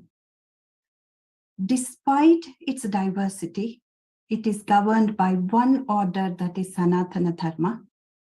When it is referred to our planet, there are numerous regions inhabited by 8 million species, various cultures, constructed by 5 elements and 24 sub-elements according to Sankhya, which are interrelated and also interdependent, and is held together by one ultimate truth. And that ultimate truth being the head of our family, that is Kutumbam, Indian Vedic knowledge explains that all our seeming differences that we see, the countries, the borders, our religions or languages, these are mutually inimical or also evolving to reach one ultimate truth, who has caused this whole creation to manifest. So we as Bharatiyas are confident that we reach our ultimate destination in a course of time, holding to this principle, our diaspora spread worldwide and strive to unite to achieve one common goal and view beyond the boundaries, beyond the languages, beyond the religions, and stay united. So may everyone live amicably and everyone's welfare is looked after by him, the ultimate truth. And Sarve Jana Sukhino Bhavantu. Namaste. Thank you, Hemaji. Thank you for such a wonderful interaction. So now I would like to call Zamir ji. So Zamir ji, you can unmute yourself and you can start. Zamir ji, are you All there? right. Yes, yes. Thank you very much. As today we had some interaction by the Roma communities, the scholars from the Roma communities. Still, we have the one scholar from Turkey, this Orhan Galerius. So as the theme of this particular conference, the International Conclave, is the sun never sets on Indian diaspora. So we heard, we heard a lot of narratives and the discussions and the remarks from the different scholars, the activists and the leaders and the diplomats. A lot of different views, different articulations about this, the Hori adage, the Vasudev Kutumbakam. So as we Indians know that there is around 35 million Indian diaspora, or we call it in technical term the OCI, the Overseas Citizens of India, living across the world. This is the reason why the theme of this conference has been stipulated that the sun never sets on Indian diaspora. But beside that, there is another group of diaspora. That is a Roma community, Roma diaspora. That's the historical diaspora of India, and its strength is around the 25 million.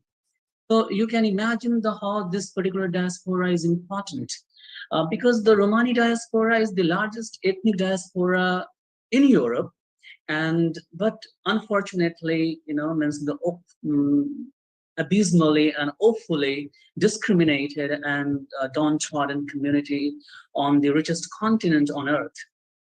Despite the Europe is the richest continent, but still the Roma people are around the 85% Roma people are under abysmal poverty, and more than 50% Roma are in absolute poverty. So I would like to shed some light on the India-Roma connections. I think there is a paucity of time, the limitation of time, so I'll try to give you some important points about the very strong and the historical connection and affinity between India and Roma. So as we know that that's the the out migration of India, means the out migration from India has been since time immemorial. But the very interesting and riveting, means the kinship has been identified with the Roma community that has been dislocated around thousand years ago. So when the Mahmud Ghazni invaded India in 1018 and carted away around the 50,000 people from the Kannauj and Mathura, and some historians claim that the 55,000 people have been carted off or carted away by Mahmud Ghazni in 1018 when he invaded Mathura and Kannauj, despite there were another 16 invasions by Mahmud Ghazni. But this is the very important from the history, because the most of the places where the Mahmud invaded, that has been burned or the people were killed. But from this particular place, the 50 and 55,000 people 1,000 years back, he took away. So what the reason is that? The reason is very interesting, because Mathura and Kannauj, it was historically rich and culturally rich a place. And the people from these places were very, the adroit and proficient craftsmen and artisans, and they were the great musicians and the goldsmith, outstanding goldsmith and ironsmiths and engineers. So the Ghazni had some kind of views that he wanted to make the universal capital, like Ms. Ghazni as a universal capital or the capital of the world. So he has been fed that, and he has been informed that the people from this area, they had the great efficiency and craftsmanship and workmanship. So this is the reason why the Ghazni took away. But the history of Roma is a part of shared history of India, because Roma and Indians suffered the same fate. Roma were displaced by the Sultan Mahmud of Ghazni, whereas the numerous Indian villages were burnt. Were burnt, and they were, the most of the villages were desolated, desolated and burnt, and the Indians were killed by the same Sultan. So, despite the elapse of even more than 1,000 years of Roma exodus, Indians and Roma are knit together by sense of a shared culture and values. And this is not only historical and the cultural kinship, but also, the physical and genetic symmetry. So, but Roma journey is also very riveting and interesting. If you look at the how they migrated from Ghazni to Europe, and what kind of situations, what kind of problems they faced. So the Roma traversed the different territories, starting from Kannauj and Mathura and other northern parts of India to Ghazni, that was known earlier, that was Zabulistan, and then Khorasan in northeastern Iran. From they as a gulams, or the slaves, or as a non-free military forces, joined the Seljuks, who defeated the Ghaznivide army in 1040 at the Battle of Dandakan. Afterwards, the community, the group of these people, moved towards Baghdad in Iraq and Armenia and Asia Minor regions. And when the Seljuk Empire, when the Seljuk army captured the city of Ani at that present time, that is known as a Armenian and Turkish border at Kars. So in 1064, and after there was a decisive defeat of Byzantine Empire, and 1071 the Byzantine Empire was vanquished by the Seljuk Empire, and so the Roma people, at that time, the Proto-Roma, they appeared in the Balkan and the another Asia Minor regions. So, but after that, Seljuk Empire was also of Ottoman Empire, that also played a very crucial role in the expansion of the community, Roma community. because the expansion of Ottoman Empire, Asia Minor, that also precipitated the massive exodus of Roma to Bulgaria, to Serbia, and some stayed in other Balkan countries, and there they offered the skilled craftsmanship to mainly backward rural populations. So while other Romani group headed further west in Europe by 15th century. So from 11th century to 15th century, they from the northern India to Europe. So they had a very painful and very tyrannical journey, I can say that. So Roma were at that time, they were itinerants, and they were they used to lead a nomadic life, but now they have been settled and they no longer lead a nomadic life. And but however, due to their journey, due to their the journey from one place to another place, because they had outbound migrations at a great extent. So that also created a situation that they were called and addressed by the different names, like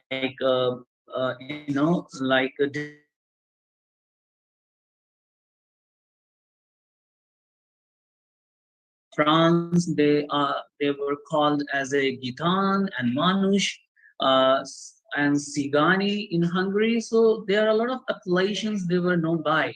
So, but now in 1971 there was a first World Roma Congress, and the word the Roma the word Roma was unanimously adopted to address the community. So, and after that, these community and these group of peoples known by the different names now were addressed by the one particular ethnonym, one particular name, that is a Roma. So a Roma is also some philologist and linguist. They hypothesize that the particular word, the Roma, originated from the in Sanskrit word dom, the domba. So that is also the nomadic group which live in India. Still, the Doma community live in India. So I think I have I have the limitation of time. So within 1 minute, I'll wind up my speech. So Roma people culturally, they are also very like Roma, their religion. Wherever they went, they adopted the religion of their countries. So if in Europe they became they started professing to Catholic or Protestant or Pentecostal or Jehovah Witness, and a difference, So and in Muslim Balkan areas, they they profess to Islam. But interesting, there is also very interesting fact that I want to bring to your notice, that that was a superficial adoption because of religious persecution. In order to avoid the religious persecution, they adopted the religion of their own, the religion of their countries, the host countries. But still, means that they have inclination towards Indian dharmic religions and the Indian gods and goddesses, because there is also one, the Roma people also hold the Saint Sarah or Kali Sarah in great esteem or in reverence. So if we draw the analogy between the Saint Sarah or Kali Sarah or Indian goddesses like the goddess Durga and the goddess Kali, you can find a lot of similarities, not only in physiognomy, because like the face is black, but also that some different rituals. If you like, we in India, we find that the lot of the devotees, they kiss the eyes and they kiss the the eyes and the face of the goddess for her blessing. So likewise the Roma do. So a lot of there are similarities, but I think that's another time to discuss. I wanted to share I wanted to give the bird's eye view about this. And we also joined the one Roma means a Roma person, and he will speak about it to the Guria Bumbus. Thank you very much. And if you have something to say, you have a time. Okay, all right. You can speak. Okay, thank you very much. So I have a time because there is some speakers. They have a different time slot. In this time slot, we run short of some speakers because of some technical problems. We'll come back to you later. So someone is waiting. So allow him to speak. Then after we'll complete. So you have almost. Okay, so I'll wind up, right? So I was with one word, I would like to mention the wind up, like the Vasudev Kutumbakam.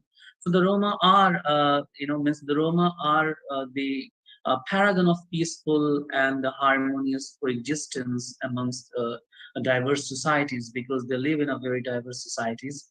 And they are also an exemplary model of the constructive integrations and living with the equals as equals. So thank you very much, sir, and for giving me this opportunity to speak about the Roma community. Thank you very much. Thank you, Zamirji. Now I can see one of the panelists who wants to interact. So I welcome you, sir. You can unmute yourself and you can interact. If you allow me that, I can introduce this particular Guria Bumbu. So. Sure. Thank you very much. So we have thank you very much, Guria, for joining. Despite being midnight in Turkey, you joined, and I, on behalf of the organizations, I extend a sincere thanks to you. And the Guria is basically from Romania, and he is the former Secretary of State at the National Agency for the Roma in Romania, and right now he's a president at the Association PACIV Romania. PACIV is the organizations, and that is one of the prestigious institutions which is working for the Roma, the preservations and the protection of the Romani ethnic culture in Romania, not only in Romania, across Europe, I think.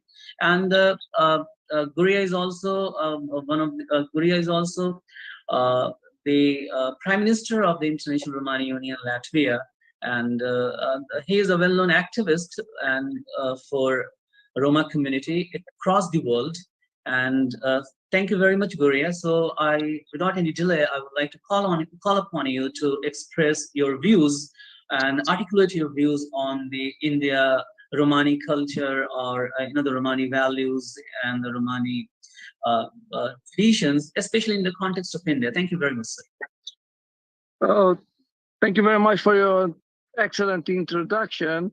Dear Excellencies, first of all, I would like to thank you for this great opportunities to be part of this amazing conference where we debate actually the most important things related with the Roma, the debate related with the origin of Roma, and the strong connection between Roma and India.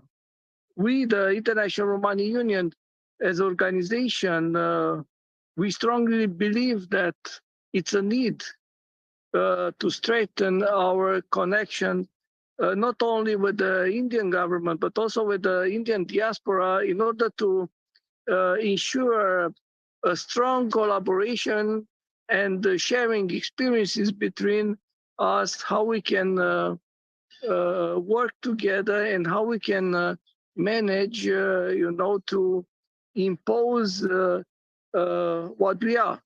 So at the level of International Romani Union, for us, it's a fact that we are Indian, we are belonging to Indian minority, but we are working hard, that to strengthen our connection with the Indian government in order to make it, in a way or in another, more, let's say,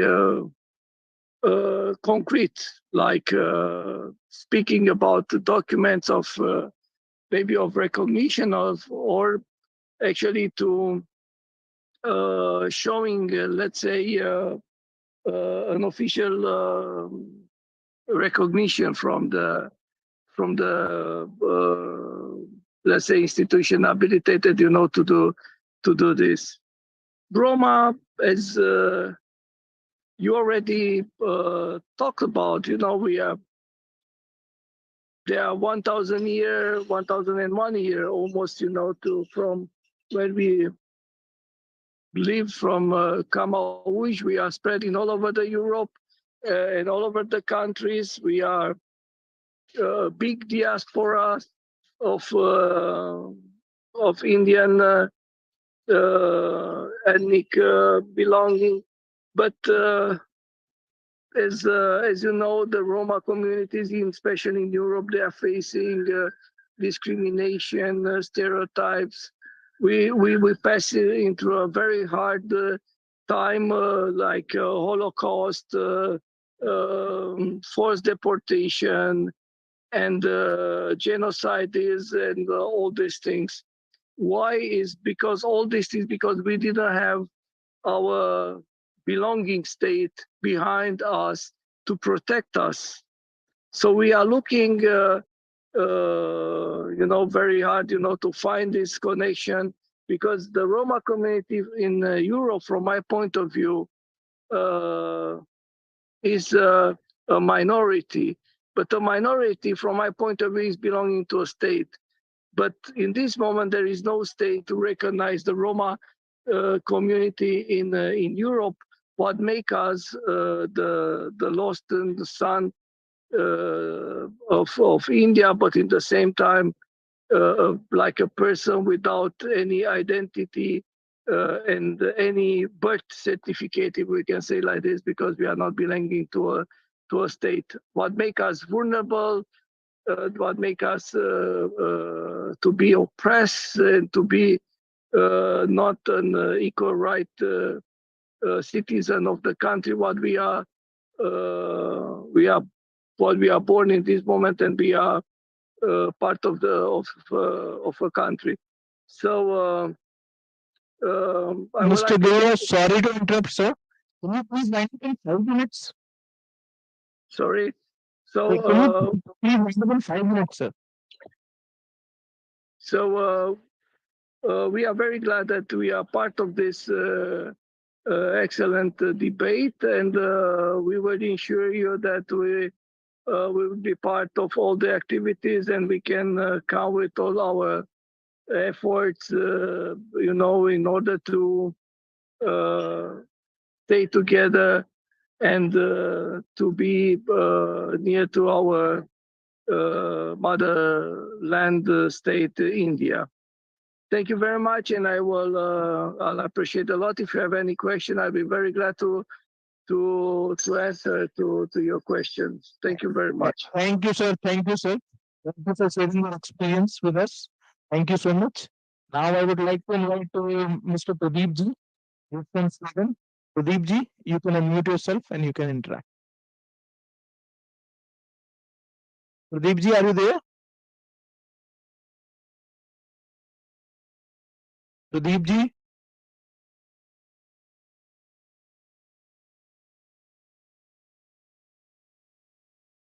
So now I would like to invite Dr. Vardha. Dr. Vardha? Hi. Namaste. Sorry. Yes, Dr. Vardha.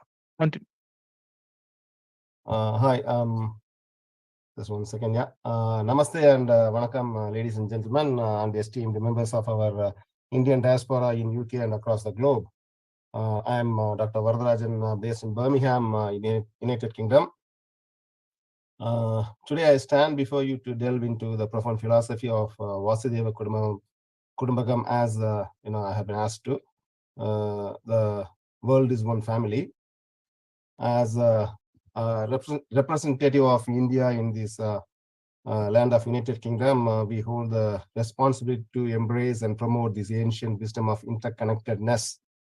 Let us explore how our Honorable Prime Minister Shri Narendra Modi ji's vision and efforts exemplify this philosophy, and how it can be our guiding light to overcome global challenges Before that, just a few seconds, I want to spend about a bit of a statistics about Indian diaspora in United Kingdom for the benefit of our audience across the globe.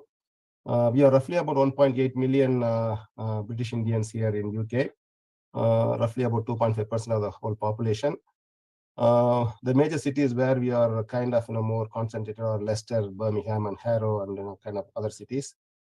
Of the whole population, 42% of the population are born in UK as of now, and roughly about 33% of them are between the age of 18 and 34.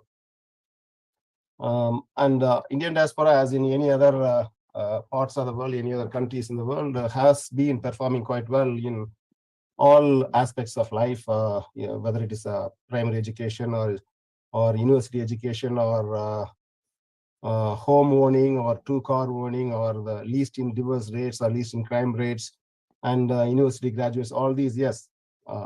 As in any of the other countries in the world, Indian diaspora has been performing quite well, staying number one among all the ethnic groups and even better than all the local white British also. Fine, that apart, that's the statistics about Indian diaspora. I would probably delve into the topic that has been given to us and everybody has been talking about. If in case it's a repetition of what our other panelists from other countries have spoken, please excuse me for that. But Vasudhaiva Kudumbakam, an integral part of India's cultural heritage, embodies the idea that the entire world is one large family. It teaches us to rise above boundaries and divisions, recognizing that we are all interconnected, interdependent, and bound by ties of humanity. My base is originally from Tamil Nadu, Chennai in India. So as our Honorable Prime Minister has mentioned in quite a few world forums, Yadum Ure Yavarum Kelit. Again, it is just the Tamil version of what we call Vasudhaiva Kudumbakam in general.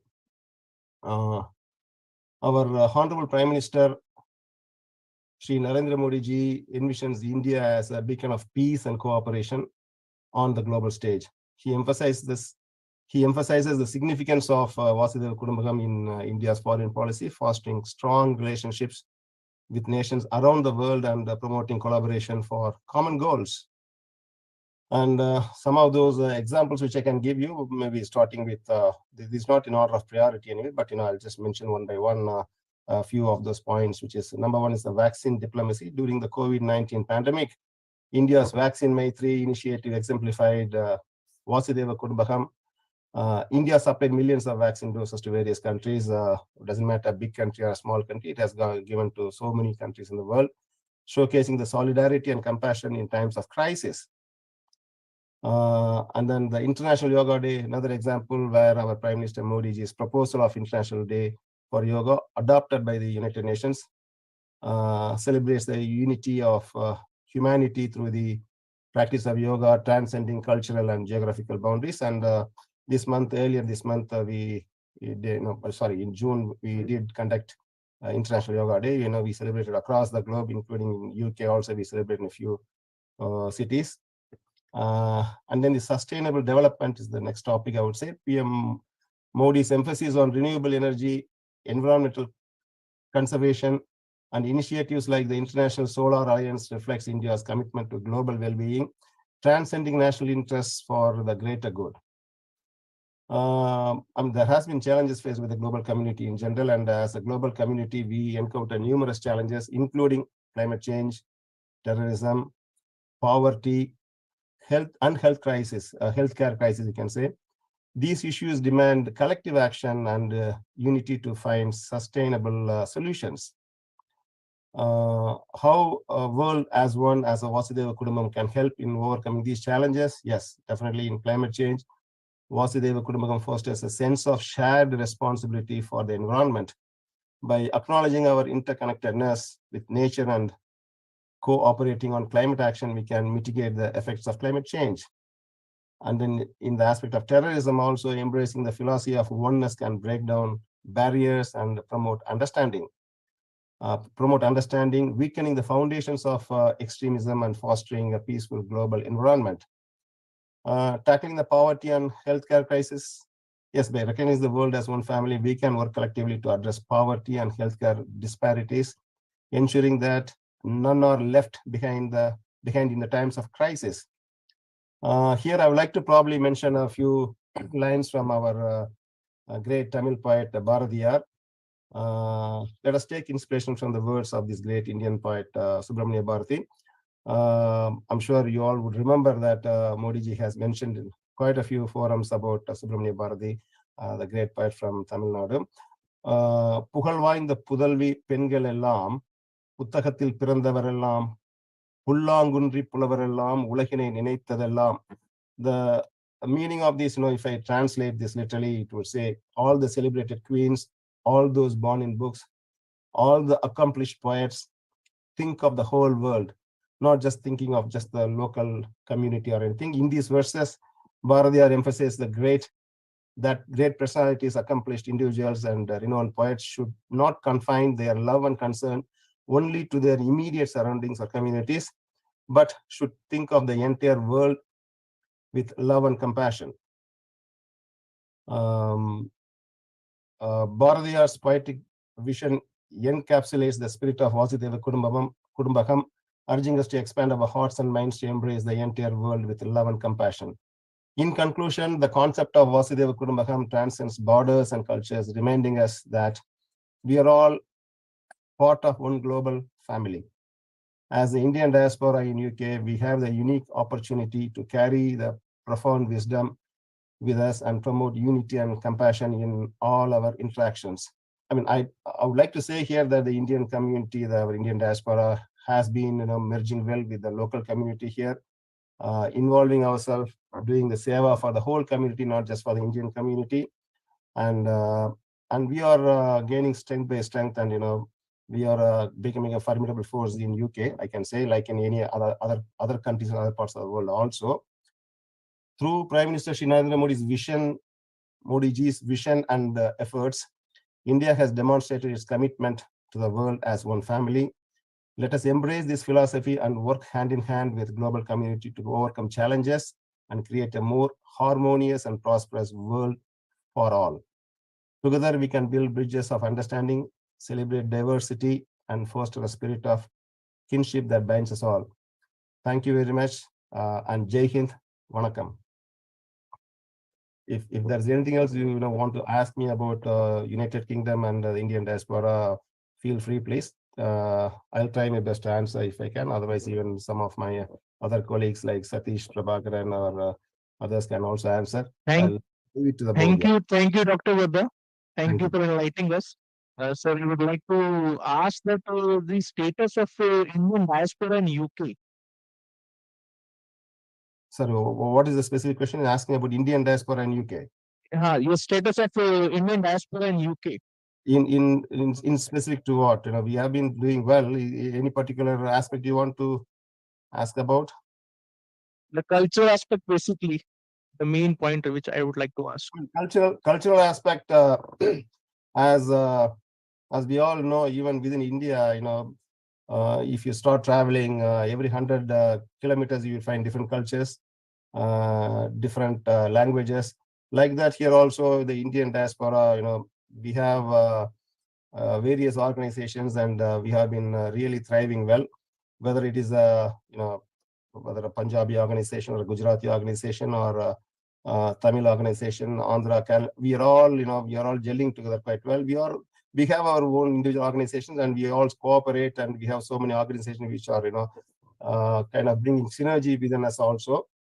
And as usual, HSS Sun has been playing an active part in that too. If there's anything more specific you want to also, please ask me. I can answer if possible.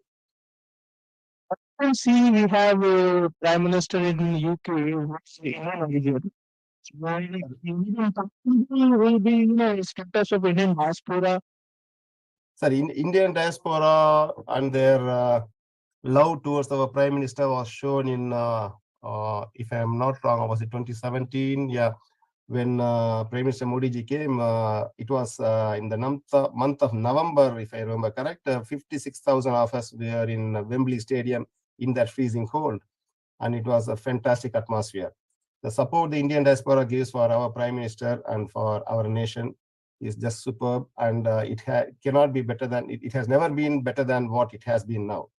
And the credit would go to, if I'm not, if you don't mistake, I would say it's to our Honorable Prime Minister Modi ji, and his affection towards the Indian diaspora across the globe, and the diaspora's efforts and their love, or the way they show it to India, it's the best so far I have seen in my 30 years of life in UK. I can say that. Thank you so much, Vardhan. Thank you with us. Please Sorry, stay with us. The audio is not very good. I guess I have. I hope I have answered the question. I understood the question. Yes. You have the questions. Please stay with us. Thank you. Now I would like to invite Mr. Satish Prabhakaran. Mr. Satish Prabhakaran ji, you can unmute yourself. Yeah, sorry, Namaste. I'm not one of the speakers. I just came to help. Actually, Harini Sampath ji, she is one of the speakers. So if you can invite her, thank you. Yes. Harini ji, Sampath ji, please unmute yourself. Vanakkam and namaskar to everyone.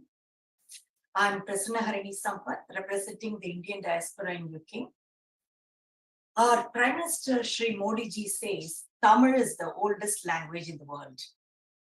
I'm proud today to present my thoughts on Vasudhaiva Kutumbakam in the oldest and richest language, Tamil. Bharata Desam endru peyar solluvar, midi bayam kolluvar, tuyar pagai velluvar. Bharata poril vendra kannan arulal, tuyar bharamaruvar, selva bharamurvar. அந்தராஷ்டிரிய சகயோக் Parishad நடத்தும் உலகமெங்கும் வசிக்கும் இந்திய வம்சாவளியினர் பங்கு பெறும் இந்த நிகழ்ச்சியில் பங்கு பெறுவதில் மிக்க மகிழ்ச்சி. G20 அமைப்பின் தலைமையை பாரதம் ஏற்றிருக்கும் இத்தருணத்தில் வசுதைவ குடும்பக்கம் என்ற தலைப்பு அதிபொருத்தமானது. அதாவது ஒரே பூமி, ஒரே குடும்பம், ஒரே எதிர்காலம் என்ற கருப்பொருளை எடுத்து சொல்ல பாரதத்தை தவிர பொருத்தமான வேறு நாடே கிடையாது. உலகத்தை நமதாகவும், உலக மக்களை தம் மக்களாகவும், உயிர்கள் அனைத்தையும் தம் உயிர் போலவும் பார்க்க நமக்கு நம் முன்னோர்களால் சிறப்பாக கற்பிக்கப்பட்டுள்ளது. யாதும் ஊரே யாவரும் கேளி, just like Dr. Varada said, which was originally said by திரு கணியன் பூங்குன்றனார். வாடிய பயிரை கண்ட போதெல்லாம் வாடினேன் என்று வள்ளலாரும், வானில் பறக்கின்ற புல்லெல்லாம் நான், மண்ணில் திரியும் விலங்கெல்லாம் நான், காணில் வளரும் மரமெல்லாம் நான், காற்றும் புனலும் கடலுமே நான் என்று மகாகவி பாரதியும், உண்ணும் சோறு பருகுநீர் தின்னும் வெற்றிலை எல்லாம் கண்ணன் என்று நம்மாழ்வாரும் நமக்கு உணர்த்தியுள்ளார்கள். இந்த உணர்வை உலகெல்லாம் கொண்டு செல்ல, அதன் மூலம் முன்னேற்றத்தை அடைய 3 வகையாக நாம் செயல்படலாம். முதலில் பெரியதும் வலிதுமாகிய அரசு செய்யக்கூடியது.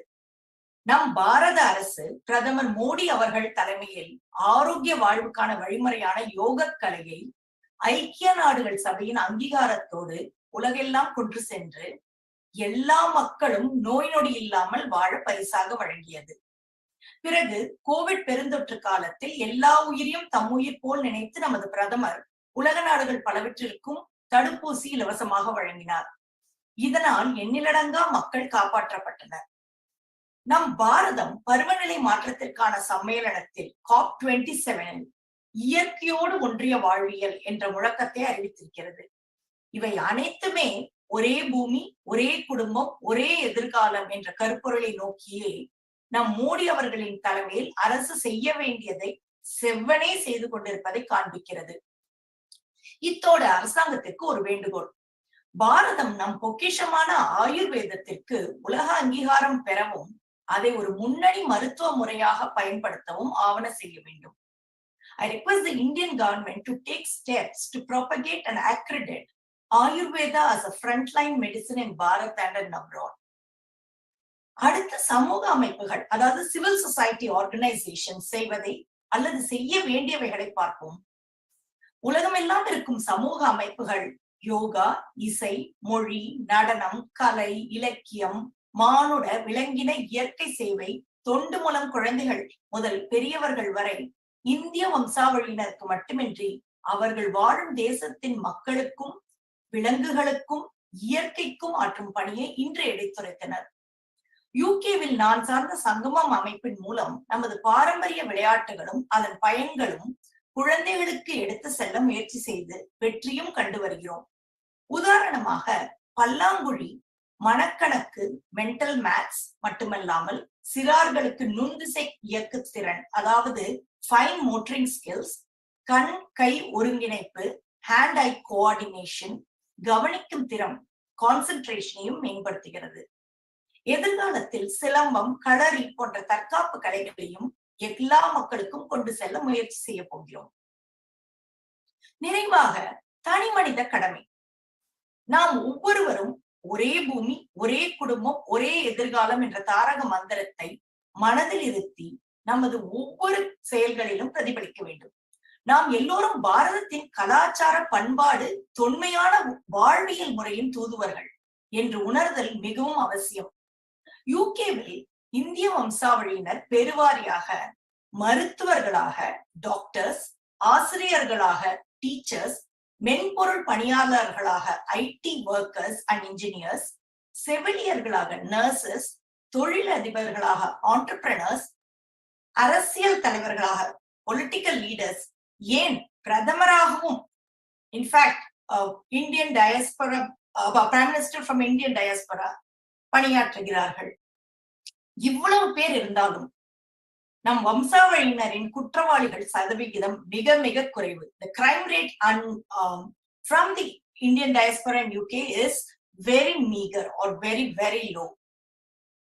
இதுவே நாம் வசுதெய்வ குடும்பக்கம் என்ற வழக்கத்தை நம் வாழ்வியல் முறையாக கொண்டு உலகத்தை மேம்படுத்துகிறோம் என்பதற்கான சிறந்த எடுத்துக்காட்டாக விளங்குகிறது. எல்லா உயிர்களிலும் நானே இருக்கிறேன் என்றுரைத்தான் கண்ணபெருமான். எல்லாரும் அமரநிலை எய்து நன் முறையை இந்தியா உலகிற்களிக்கும். ஆம், இந்தியா உலகிற்களிக்கும். ஆமாம், இந்தியா உலகிற்களிக்கும் என்று Bharathi, how India and Indian people will show the world how to live, how to sustain and how to enrich and grow is what Bharatiyar perceived and thought will happen in the future, even 1920s, even before we even got our independence. I would like to summarize what I said in Tamil in English for the wider audience. To propagate the theme of one world, one family and one future, further to what it is doing now, the Indian government should work towards making Ayurveda the system with least side effects to be a frontline medicine.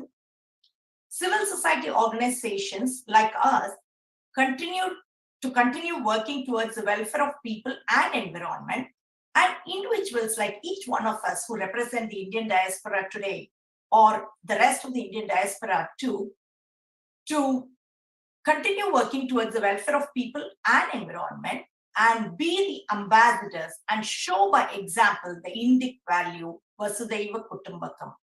Thank you everyone.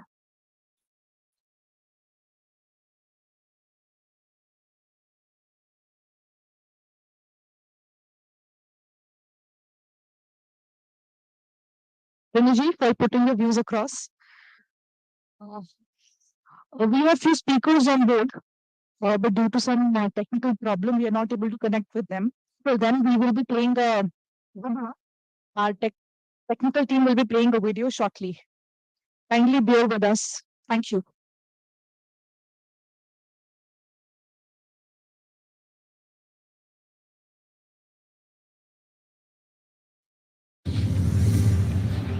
दो 2015 में Britain यात्रा के दौरान London में प्रधानमंत्री मोदी ने Wembley stadium में 60,000 की भीड़ को संबोधित किया।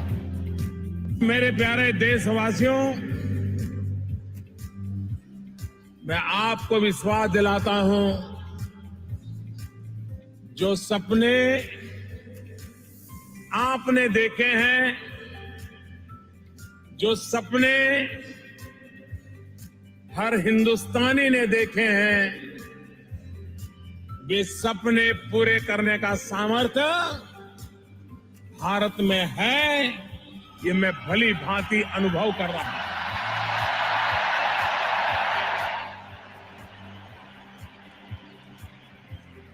मैं कह सकता हूं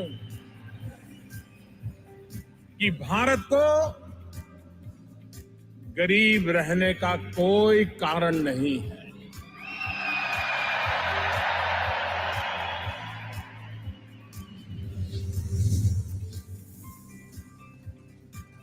22 सितंबर 2019 को टेक्सास में आयोजित हाउडी मोदी कार्यक्रम ने तो लोकप्रियता के तमाम रिकॉर्ड ध्वस्त कर दिए।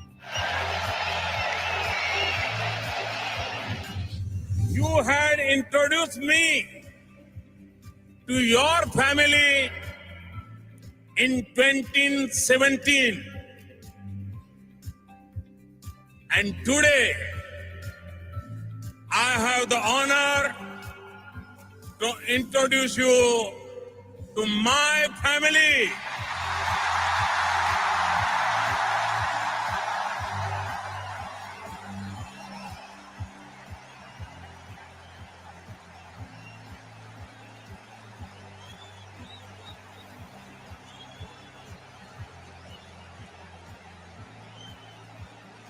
Over 1 billion Indians and people of Indian heritage around the globe. गत 9 वर्षों में प्रधानमंत्री मोदी ने लगभग 45 देशों के भारतीय प्रवासियों से न केवल मुलाकात की है, बल्कि योजनाओं और सुविधाओं की ऐसी सौगात दी कि विदेशी धरती पर भारत माता की जय हो गई है।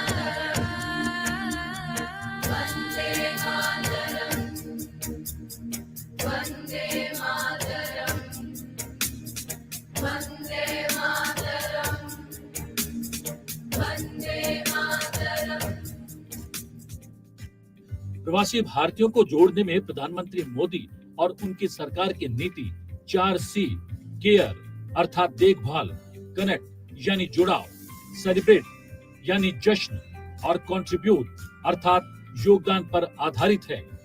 इसके लिए कल्याणकारी योजनाओं और गतिविधियों को बढ़ाकर और प्रवासी भारतीयों की भागीदारी को गहरा करके सभी पहलुओं में काफी निवेश किया गया है। प्रवासी भारतीयों के लिए योजनाएं शुरू करने की बात की जाए तो 8 जनवरी 2017 को बेंगलुरु में आयोजित 14वें प्रवासी भारतीय दिवस सम्मेलन में प्रधानमंत्री मोदी ने विज्ञान और प्रौद्योगिकी विभाग द्वारा वज्र यानी विजिटिंग एडवांस ज्वाइंट रिसर्च योजना लॉन्च करने की घोषणा की। योजना का उद्देश्य अप्रवासी भारतीय वैज्ञानिकों को भारत में अनुसंधान और विकास कार्यक्रम से जोड़ना है। प्रवासी बच्चों के लिए छात्रवृत्ति कार्यक्रम SPDC की शुरुआत की गई। इसका उद्देश्य प्रवासी भारतीयों के बच्चों को भारत की उच्च शिक्षा सुलभ कराना और भारत को उच्च शिक्षा के केंद्र के रूप में परिवर्तित करना है। भारत को जाने कार्यक्रम की बात करें तो इसका उद्देश्य 18 से 26 आयु वर्ग के प्रवासी युवाओं को देश के विकास और उपलब्धियों से परिचित कराना और उन्हें उनके मूल देश से भावात्मक रूप से जोड़ना है। भारत का अध्ययन कार्यक्रम के अंतर्गत प्रवासी भारतीय युवाओं को भारत के इतिहास, विरासत, कला, संस्कृति, सामाजिक, राजनीतिक, आर्थिक विकास से परिचित कराने के लिए भारतीय विश्वविद्यालयों में लघु अवधि के पाठ्यक्रम शुरू किए गए। प्रवासी बच्चों के लिए छात्रवृत्ति कार्यक्रम की भी शुरुआत की गई। स्नातक स्तर की शिक्षा प्राप्त करने के लिए 100 छात्रों को प्रतिवर्ष प्रति छात्र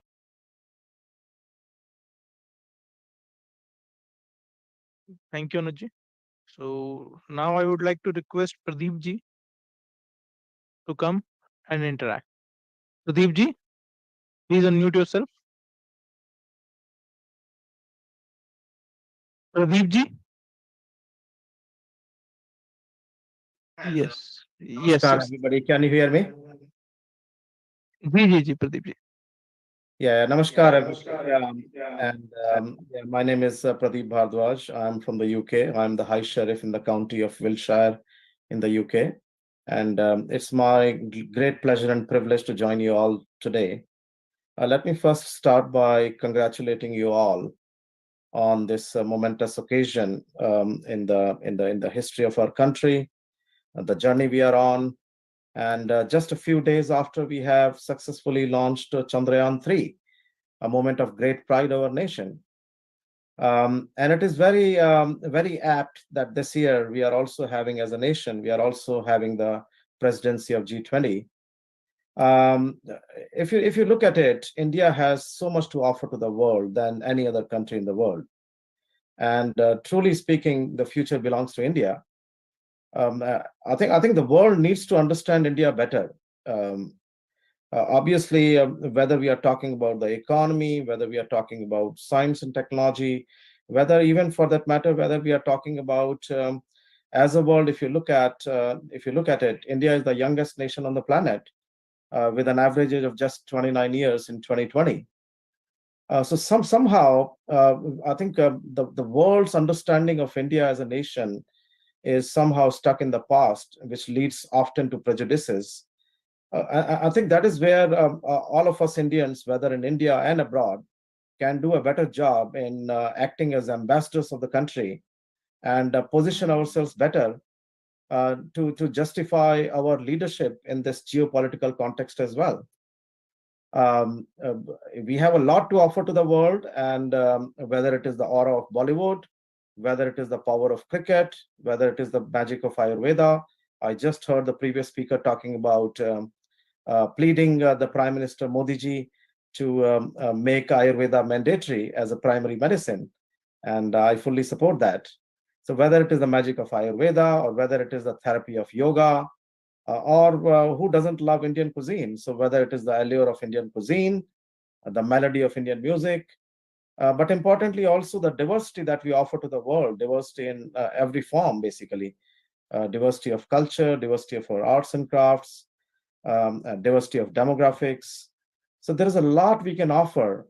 Indian history is so opulent. We are the oldest civilization. If you look at the simplicity that we offer our villages, it's just so pure and serene. And importantly, the promise that we offer as a modern nation. So we talked about briefly about the space program. We have world leaders in technology. So there is so much we can offer to the world, and I think that is where every Indian must act as an ambassador of our proud nation. And I think this year is very, very important. And I think by organizing this event, we are able to showcase the diverse perspectives and also the promise we bring as a nation. So I think let me conclude by congratulating all of you on making this a momentous event happen. And congratulations once again.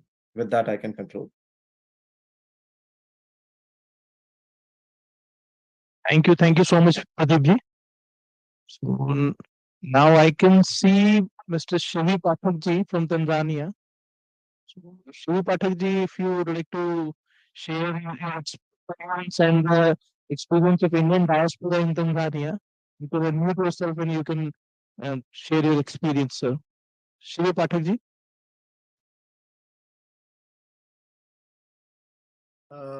Namaste, everyone. Joining from Tanzania.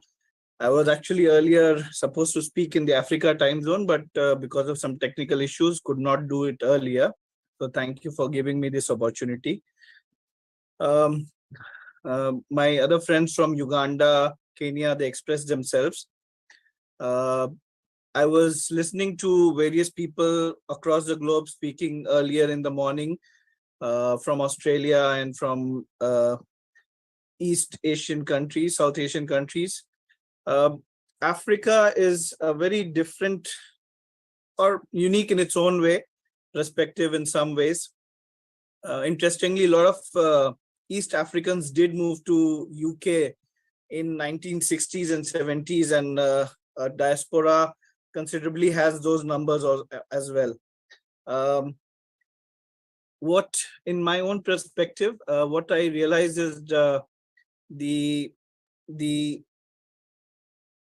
is a newfound sense of expression, and this expression is something that has been under covers or sort of suppressed over the years, of what it is what is the idea of India, what it means to be Indian and the heritage of India, and it is finding expression. And it's beautiful to see that it is finding expression so widely and so unanimously in Indian voices and those connected to Indian culture. What makes it all the more important is to also introspect at this time that this high ideal, or the highest ideal of humanity, so to say, that we express, it is all the more important that we live up to it. That self-awareness at various levels as individuals and as collective conscious of a community must find expression. And it does so it can possibly do so in a number of ways. One is our own individual conduct. What we speak in terms of Vasudhaiva Kutumbakam and Sarve Bhavantu Sukhina, does it find expression in us who we consider ourselves Indians and connected to India? So that element coming through in our individual behavior is a very important element. And so in collective society of diaspora, or even anybody who feel that sense of connection with India, it should also, and it does reflect in our enterprises, in how we conduct ourselves, many of us in leadership roles across the globe. So I think that also is a very important element. And while I was listening to all these expressions, one thought did come to mind. I think it's also related to one of the elements of Indian spirituality is how we treat mantras. Mantra, it's verbalized, but it becomes more potent when it is internalized and it is not spoken anymore. So this mantra of Vasudhaiva Kutumbakam, of Sarve Bhavantu Sukhina, while we verbalize it, it's equally important to internalize it and make it more potent in our spirit. Another element which is apparent in Africa and Asian countries is the element of decolonization that is happening across the globe. It's, in fact, I was reading J. Sai Deepak's book very recently, and for the first time came to know that this whole movement of decolonization started from Latin America, and it finds its own unique expression in India, in Asia, and also in Africa. And in some ways, when we talk about that Sanatan Sanskriti, which had been in its own way in Africa, with various native cultures across the world, it's very important that we find these voices of resonance which resonate with this idea of Vasudhaiva Kutumbakam, whether it is in Kenya, in Tanzania, where the nature worship, where those Sanatan principles are being applied, were applied, and remnants of those are still there. Interestingly, there was a thought platform in Tanzania where a Tanzanian friend mentioned that how he went to Kumbh Mela once, in fact, sponsored by the Ministry of External Affairs. And on his return, he found a newfound, he expressed a newfound faith in his own roots, in his own culture, where a lot of native African culture was dismissed as a very African term called uchavi, like black magic or paganism. So he found that sense of assurance, seeing that being alive in India. And it's very important that as diaspora across the world, we find these voices of resonance and make it a forum. And I think a lot of work is happening in that direction as well. So that has been an attempt in Africa, in Tanzania, that we have been involved with. And I think this will collectively bring the conscience of the planet in a different direction, in a spiritually uplifting way. So these are some of my very humble submissions. I thank you for your patience. Thank you. Thank you, Shri Pathak ji, for sharing such an incredible experience. I have a question. How do you think Indian diaspora is contributing towards the Tanzanian society? So in Tanzania, the Indian diaspora for more than 100, 150 years, it has been there. Many of them came to the Zanzibar coast. So Tanzania is Tanganyika and Zanzibar mainland coming together became Tanzania. So many of them, mostly from the western coast of India, from Gujarat, came here. The Indian society though probably just 0.3% of the population, it has a very important role traditionally and even at present in terms of the enterprise and the in terms of social and in terms of enterprise economic factors. The Indian diaspora is, like everywhere else globally, is seen always on the right side of the law as law-abiding residents and citizens contributing with a very ethical approach towards the enterprise. Again, one element, again, another side of it, which is more of an introspective observation, is integration of the Indian diaspora, Indian residents in the wider social network.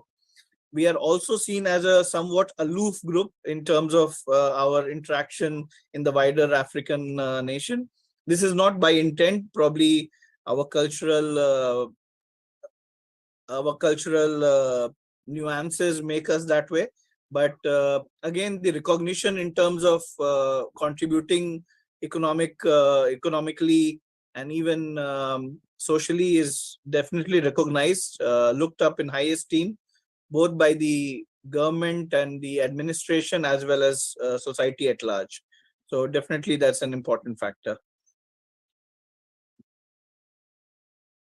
Next, we have Anna Dalila.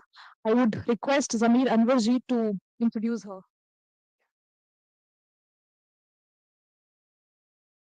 Hello, Anna. Could you please open your video? Thank you. Thank you very much. So now we have Dr. Anna Dalila Gomez. Anna, she is a lawyer by training. She's a lawyer by profession, and she is also the politician. And she is expert at Romani customary law. And I think that she has written a book on Indian Panchayat and the Chris system. So, and she is also the general coordinator of organizational process of Romani people in Colombia. So, without any delay, I would like to call upon Dalila to articulate her views on India-Roma connection in terms of the customary law system or the Romani philosophy, as well as the values and culture. Thank you, Dalila.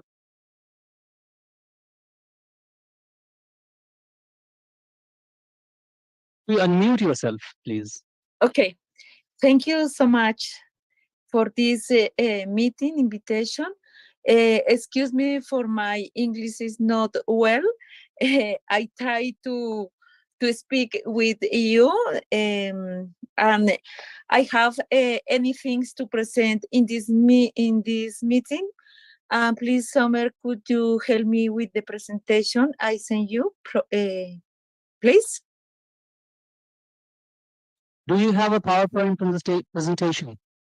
Yes, or not. Well, okay. In Roma, people in Colombia is in the Norman frame, the political constitution, national legislation, and international agreements.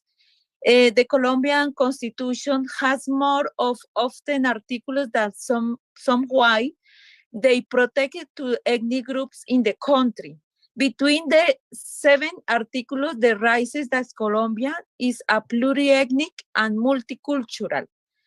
The Covenant 169 of the International Laboral Organization for Indigenous People and Tribal People ratified by Law 21 in 1991. The Declaration of Rights of Persons belonging to national, ethnic, religious, and linguistic minorities in the resolution in the United General Recommendation, United Nations Organization adopted for discrimination against Roma in Colombia has diverse ethnic groups like they are indigenous people, the community Afro-descendant, the people racial, and the people Roma recognized by Colombia state. In Colombia, the population distribution according to General Census 2018, the population in Colombia, one moment, please. The population in Colombia, 48,258,494. And the people, indigenous people, 1,905,617. In the Afro-descendant, 4,311,757. But in Roma people, 2,649 people in the census to the 2018 the population. Okay, and who is the Roma people in Colombia? In America also, there are 4 million persons who belong to the people Rome and are in all the countries of America. In Brazil, 1 million Roma, Argentina, 300,000 persons, Chile, 50,000, and Peru, 2,000 persons, Colombia, okay, 2,649 people. Okay. Elements proffers an idea common origin and of a shared history, long tradition nomadism and its transformation in new forms follow the 6 principal elements of join in the existence of lines patrilineals, dispersive, independent, and autonomous. Okay, and we have own law or internal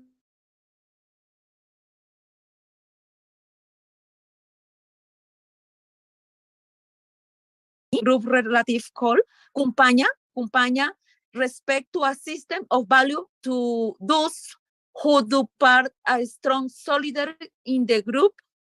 And the word vortechia, the agreement to do a strategic alliance in the relation with work and other things. For example, the situation of human rights of the ethnic groups in Colombia. In America, racism and xenophobia for all the systematic countries, violation and follow-up to all rights. There is no possibility of war, there is no pertinence education. We are not in a statistic of the countries. Colombia is the only one country that has registered us in a census of population. They have the disappearance, no registered kidnappings. They existent and persistent sterilization forced, particular in Europe's country like is Czech Republic, Slovakia, and Hungary. And I have any conclusion. We are people that form a part of ethnic and cultural diversity of the country. The armed international conflict carries trace to the culture and to the territories of all ethnic groups. Forced disappearances and kidnappings, in particular members of ethnic groups, Roma people, confinement. It does not practice of the social, economic, cultural rights, and fear of the displacement to extract of your territories, The people's demand that they guarantee their human rights and the recognition of their identity and culture, which were damaged by assimilation and the integration policy. Okay, is another things to attack somehow the historical that the human as with my people, we propose initial a permanent forum for the people Roma across unit, nation, regional, and in the world. Instance of the decision that allows to develop action direct for the strength, protects, and promotion of the individual and collective human rights of the people Roma.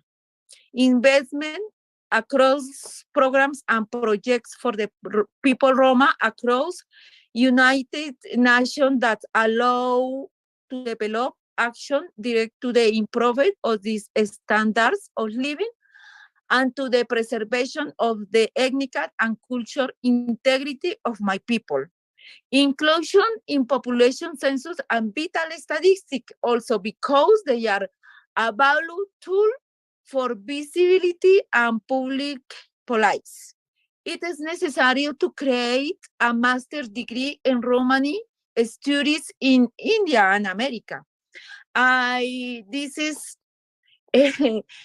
the ideas for your exposition in this meeting, and thank you so much for this opportunity to open to speak with you, and this is all. Thank you so much. God bless you. Thank you very much, Anna, for your comprehensive views spanning from the political and social and economic situation of Roma community and to human rights issue of Roma community in Latin American countries, including Argentina and Colombia. So I thank you very much for accepting the invitation, even a very short notice.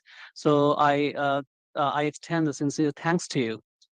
So thank you very much. Though I have some questions, despite I have one question. I have one question. As you talked about the Colombian Constitution, Colombian Constitutions, has Roma been recognized as a minority, that's the ethnic minority in Colombia by the Colombian Constitution? Yes, the Roma people is one moment, please. One moment, please. Excuse me.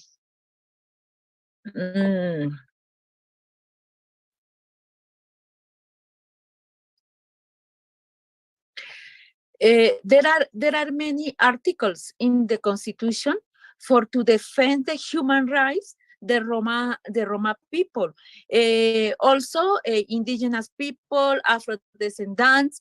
These articles, the Constitution defend to the human rights, to the groups, ethnics in this country. It's very important for the Constitution is the one arm to defend the ethnic groups in Colombia. All right. So you are talking about that there are some articles enshrined in the Colombian constitutions that that defends the human rights and the fundamental rights of indigenous and Roma people in Colombia. Thank you. I understood perfectly fine. I understood what you meant to say. So thank you very much. Thank you very much, Anna. As there is a paucity of time, so now we have another speaker. So I request my colleague to introduce him. Thank you. Thank you, Anna. I am nervous. I am nervous because my English is not good, and I try to understand you, and no problem. Okay. It's okay. We just got your point and you have expressed it really well. No issues. Next up, we have Balaji Govindraj from Germany. So are you with us? Namaste. Do you hear me well? Namaskar. Namaskar. Sir, you can introduce yourself and kindly get started. Thank you. Greet everyone, to all the bandhus who are gathered across from the globe for the session. Initially, I thought before I move in, I just want to give my introduction. I come from Coimbatore in Bharat and living in Frankfurt am Main, Germany for the last 12 years. And I am an automotive engineer by profession, and work with automotive OEMs and suppliers in Germany and across Europe. So first of all, my sincere greetings and namaste to all across the world. The topic that was given, and I was expected to speak about my ideas, my thoughts about our presidency in G20 nations and what is the contribution of Bharat towards this. So today, if you look at the presidency of Bharat in G20 nations, that's one of the paramount importance. Why it is of paramount importance? Because Bharat has contributed a lot to the whole world. Just to say a quote from 3,000 to 5,000 years old Sangam Tamil literature, which is Purananuru. The great poet Kaniyan Pongatanaar said, Yadam Ure Yavarum Keelir, which means every city, every place in this world is my city, and every people in this world are my relatives. So what it really means is that it just says that we are a global citizen. So when I read this in my childhood, I did not really strike me what is this all about. But when I moved to a different country, then I heard the second time. Then I realized what kind of thought process or philosophy that has gone into this, and how they could think about this 3,000 to 5,000 years ago. And that made me to think how different this country from my mother country, Bharat, how different are these people in comparison to my own Bharatiyas. When I look at it, these people are no different. This country, where I'm contributing to the financial system through taxes and expenses, it also equally contributes and takes care of my welfare and my security and my children's security, my family, everything they take care. And also the people, the potato that I eat is because of the hard work of a farmer here. And the coffee that I drink is a hard work of somebody who has put their efforts in Bharat or in Sri Lanka or in Costa Rica. So this concept of global citizen, which says everybody is your relative, this is a contribution of Bharat 3,000 to 5,000 years back. Similarly, our Upanishads says that the place that you walk in this earth, the earth that you walk is your mother. The sky that is above is your father. And all the place that you walk across this earth is your mother and father. Such a enlightening philosophy that has come from Bharat, from our Upanishads. When we hear this, we can't distinguish anybody and say they are non-Bharatiyas, they are not my family members. No, it is all we are all one and the same. So such was the contribution of Bharat. If somebody asked me, what is Bharat's contribution? If some German asked me, what is the contribution of Bharat, India to the world? There are so many things that we could say, starting from philosophy, spirituality, mathematics, chemistry, and the building architecture. There are so many things that has come from Bharat. And it's not only that, it is so many things. We have such a treasure that we could contribute to the whole world. And I also want to take a quote from Tiruthural, which is penned by Saint poet Thiruvalluvar 3,000 years ago. He writes a specific section which defines the duties of a householder. And the duties of the householder, he clearly keeps two sections which speaks about anbudamai, which means love and affection for your neighbors or to the society that you live in, and hospitality, which means virundum, which is hospitality, which means how to take care of your society. And he also speaks about 14 duties of a good householder, which was an eye-opener for me. And it says, if you're living in a street where there is an old person who doesn't have somebody to take care of them because of the neglection of their own children, and Saint poet Thiruvalluvar says, it is your duty as a son to take care of them. Such was the contribution of Bharat to this world. So when we come from this land, we have so many things to offer to this world. just to say, our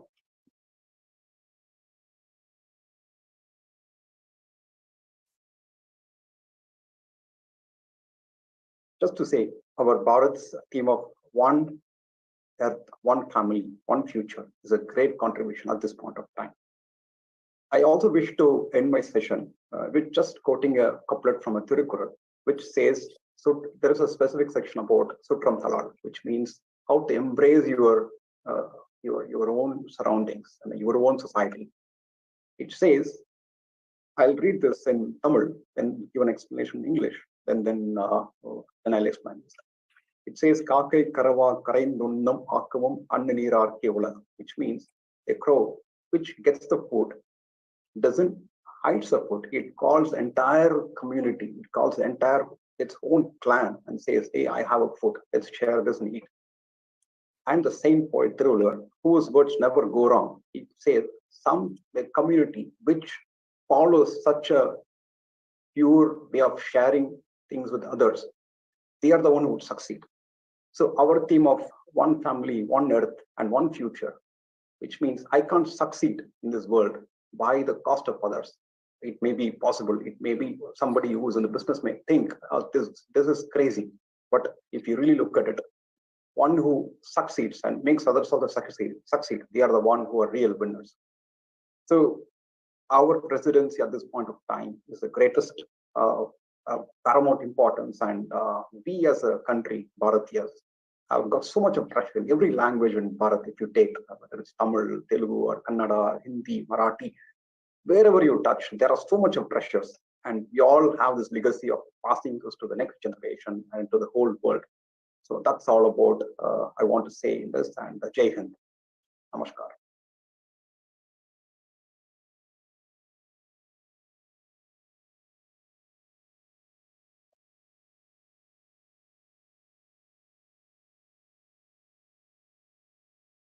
Views. Thank you, Balaji Govindraj, for beautifully presenting the views on India's spirituality, philosophy. Like you have rightly presented as to how there is a concept of Dvaiva Prithvi. At the onset of your speech, you mentioned how Prithvi is addressed as Mata and sky is addressed as Pita. Together, these two entities are called as Samrakshak or protector, guardian of people or inhabitants living between these two entities. So very beautifully talked about India's spirituality and the philosophical underpinnings which is associated with it. Thank you for presenting your views, Balaji Govindraj. Next up, we have Pravasi Bharatiya, Raya Madhupuri. As I can see, he is a Pravasi Bharatiya awardee. We would like to know your experience after getting this prestigious award and share your incredible journey, which has been so far as a Pravasi Bharatiya. Over to you, Rao Madhupuri. Yeah, thank you very much. It's like midnight here, in Poland. Right now, I'm in Poland. So, welcome, dignitaries and distinguished guests, ladies and gentlemen. So, I have been living in Poland last, I think, 38 years. So, I have graduated here, I studied here, and then participated in the rebuilding of Poland from scratch when it transitioned from socialism to market economy. Can you hear me? Please go ahead. We can hear you. Yeah. So I would like to. I mean, Poland is not at a G20, but almost close to qualified to be G20 in the near future.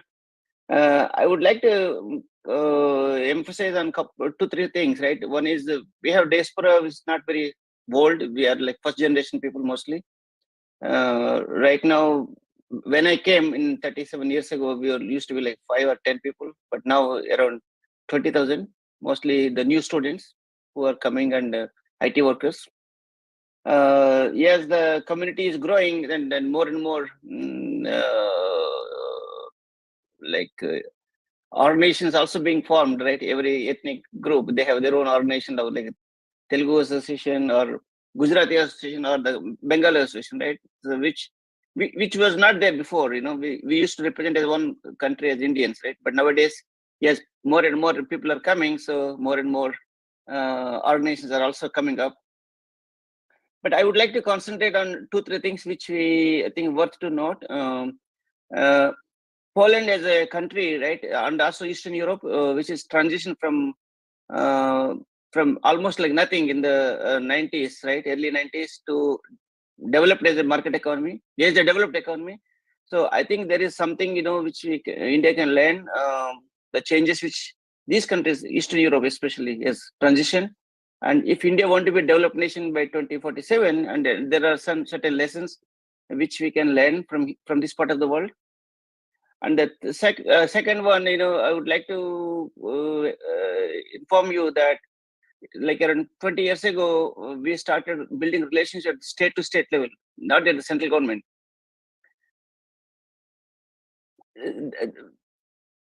That was the first. That was the first of its kind in India those days. So we successfully established relations at the states level and regions in Poland. That helped actually recently during the evacuation of Indian students from Ukraine. The border state with Ukraine, where it has MOU with the Gujarat state, the leadership of the state visited twice in India, into vibrant Gujarat to attend. That having established that previous relationship helped tremendously in the evacuation process of the Indian students from Ukraine.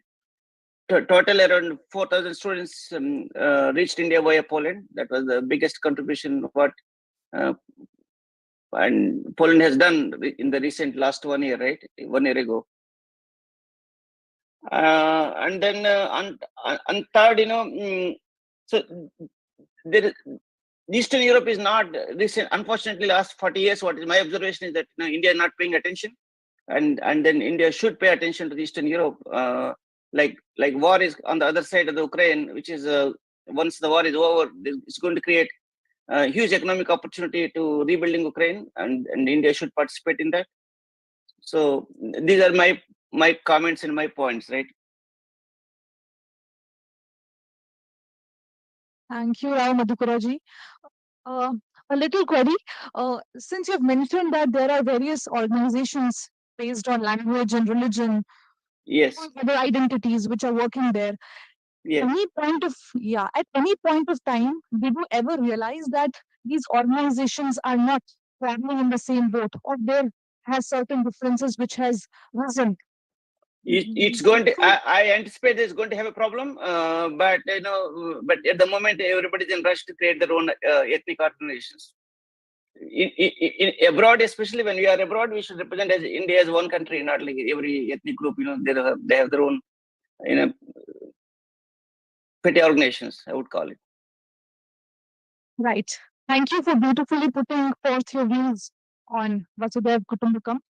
Next up, I could see some of the panelists from Mauritius. Dr. Ritwij Odun.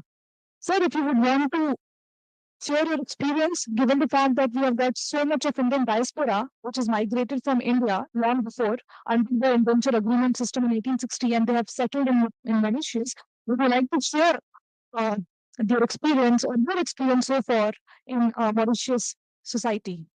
Dr. Ritwij? It's just a request if you wish to add on to something.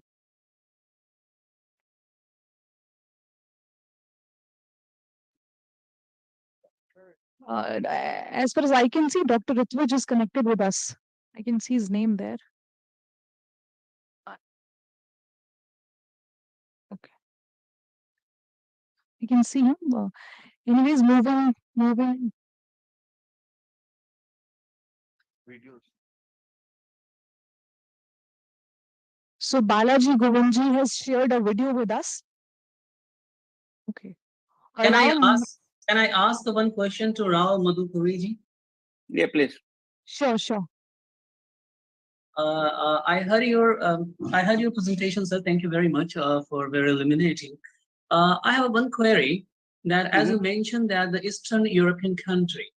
So I, as per the report, and I find that the Eastern European countries are very phlegmatic and reluctant to to this, to voicing out against Russia, and some of them are especially with Russia, despite there is, the overwhelming, the overwhelming impact on their economies. Despite that, so in that scenario, in such a situation, how the Indian diaspora can make any kind of contribution to assuaging this tension, and how the Indian diaspora in Eastern European, because I find that in Eastern European country, the Indian diaspora is not in a not in a very large number as we have in a Central European countries or US or Canada. So what as an observer, how India can play, or Indian diaspora can play in assuaging the tension and assuaging the pain, coming out of this long drawn war? Yeah. Yeah, I mean, I have been pitching in India last 1 year. India should play a role, especially offering a platform for peace. It's not that India can achieve peace, unless both the sides want, right? But India should offer that platform. I have been highlighting that by India being silent in the initial days is going to cost India dearly abroad, especially public opinion. There are 5 billion online users are watching what India is doing. And then it also worked very badly in the initial days in the evacuation efforts. That in the first voting in the United Nations, India voted like more in favor of Russia rather than on even being a neutral. And then the airport CEOs told me that, Rao, you're on your own today. From today, we cannot help you in the evacuation of the flights. So in India, in my opinion, India is making some efforts recent days, right? In the last couple of months, at least, you can notice that. But nobody can offer any peace except both the sides want it, right? At the moment, the situation is not yet not ready yet. I was in Ukraine last week. I just came back last week, so I have seen myself. I met the foreign minister of Ukraine and then many other people. So it's a conflict, right? According to me, Russia is wrong by attacking a smaller country, right? It's my opinion. Right? No country should attack, right? Tomorrow if the China attack and take away off of Arunachal Pradesh or somebody else, the world should also express their opinion, right? They cannot keep silent. I mean, Indian diaspora cannot do anything at the moment. I don't think so. India can play a role. That is basically, the Indian diaspora in other countries can play, like in the US or in UK, or where the bigger numbers are there, they can play some role by reaching out their leadership in those countries, right? We need. The sooner the peace comes, is better for everybody, right? Because this conflict, unless any other conflict, it has a multi-dimensional effect, right? It is on food security, energy security, financial security, on almost on food and oil and fertilizers, right? All are being affected, and the poor countries will pay more price because of the inflation and the price hike. The poor countries are going to suffer more. Even yesterday, there was a report that India imports sunflower oil from Ukraine in a big quantity, and now because the port is closed, because other disruptions, India cannot import anymore, and the price is also going up. It is just one small example, right? Thank you very much, sir. Actually, I wanted to know from the diasporic point of view, what the politics and what the Indian government takes a stand. There are a lot of, the diplomatic relations and a lot of complexities. So I don't want to discuss about the politics in the government at present. I want to know that the Indian diaspora as a non-state actor, how Indian diaspora can influence the European Union, or how, the Indian diaspora can serve as a, the catalyst, or serve as a bridge to.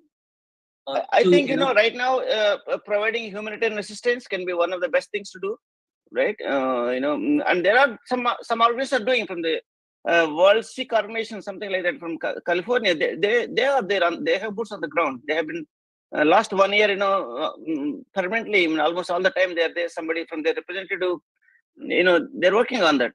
So right now, I think more humanitarian assistance can be provided. They need buses, for example, for the children to take the schools.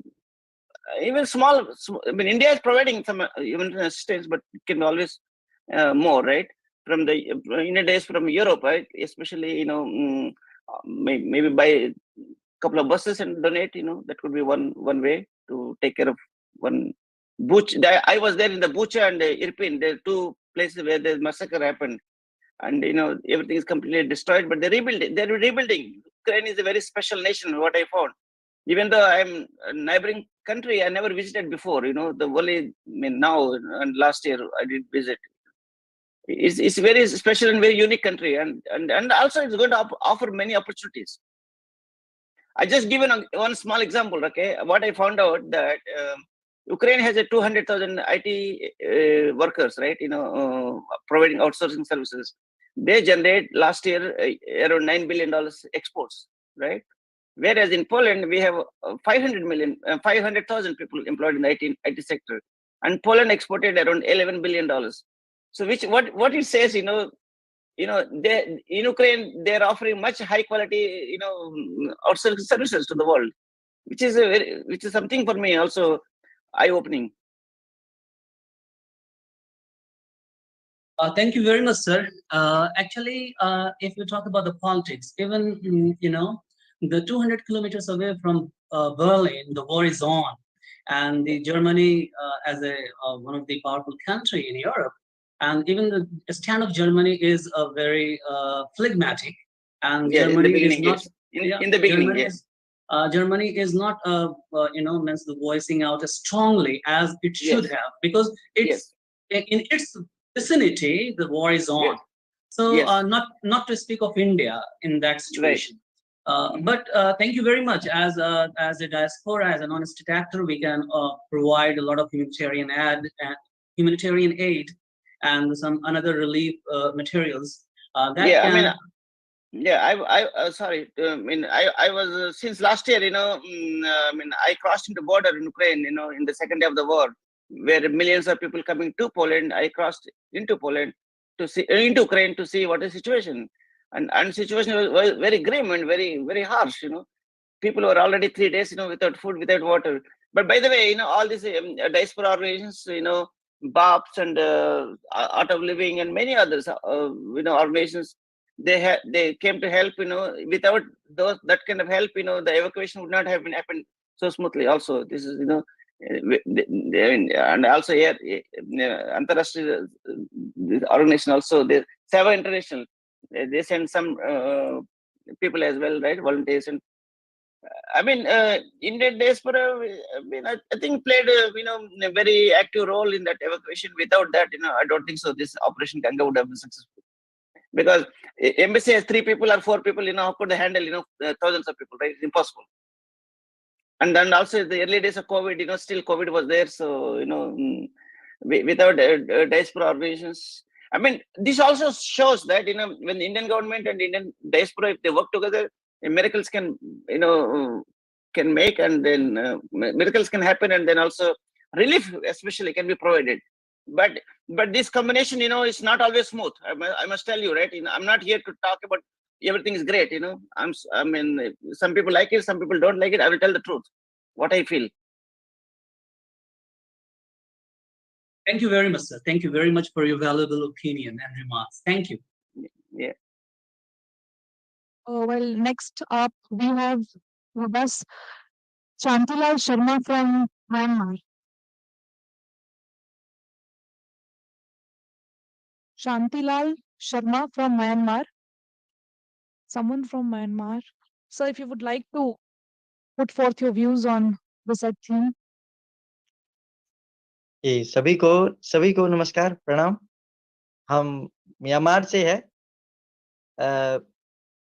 हमारे पिताजी थे भारत के, वो यहाँ आकर रहने लगे। फिर यहाँ हमारी माँ के साथ शादी हुई थी। माँ यूपी के थे, तो हमारा जन्म यहीं पर हुआ था। तो दरअसल इस कार्यक्रम में शामिल करवाने के लिए आप सभी को बहुत बहुत आभार। वैसे वसुधैव कुटुंबकम जैसे हम कहते हैं कि पूरा ये विश्व ही हमारा एक परिवार जैसा है।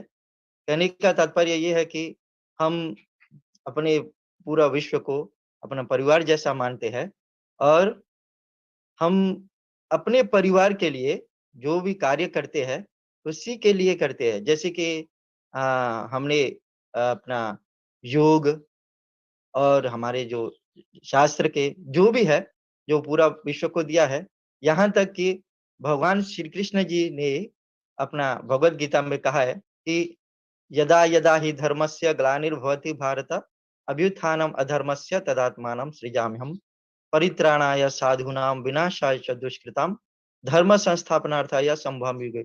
मतलब ये है कि पूरा विश्व अपना परिवार समझ के जब जब धर्म की हानि जहां भी होती है उस समय हम सभी को उस अधर्म का नाश करने हेतु जन्म लूंगा करके भगवान श्री कृष्ण जी स्वयं कहे है।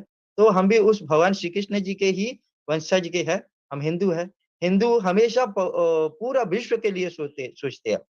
और एक गीत में भी हमने गाए है कि वसुधा हमारी माँ है, माता का रूप प्यारा, करना इसी की सेवा कर्तव्य है हमारा। हम अपना वसुधा पूरा वसुधा यानी कि विश्व को सेवा करने के लिए परिवार मानकर हम सेवा करते हैं और ये हमारा परम कर्तव्य है।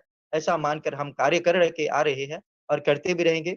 म्यांमार में भी ऐसे है बहुत सारे अपना यहाँ पर एक चौड़गा और जियावड़ी करके है ऐसे दो शहर जहाँ पर लघु भारत करके आपको यहाँ दिखाई देंगे।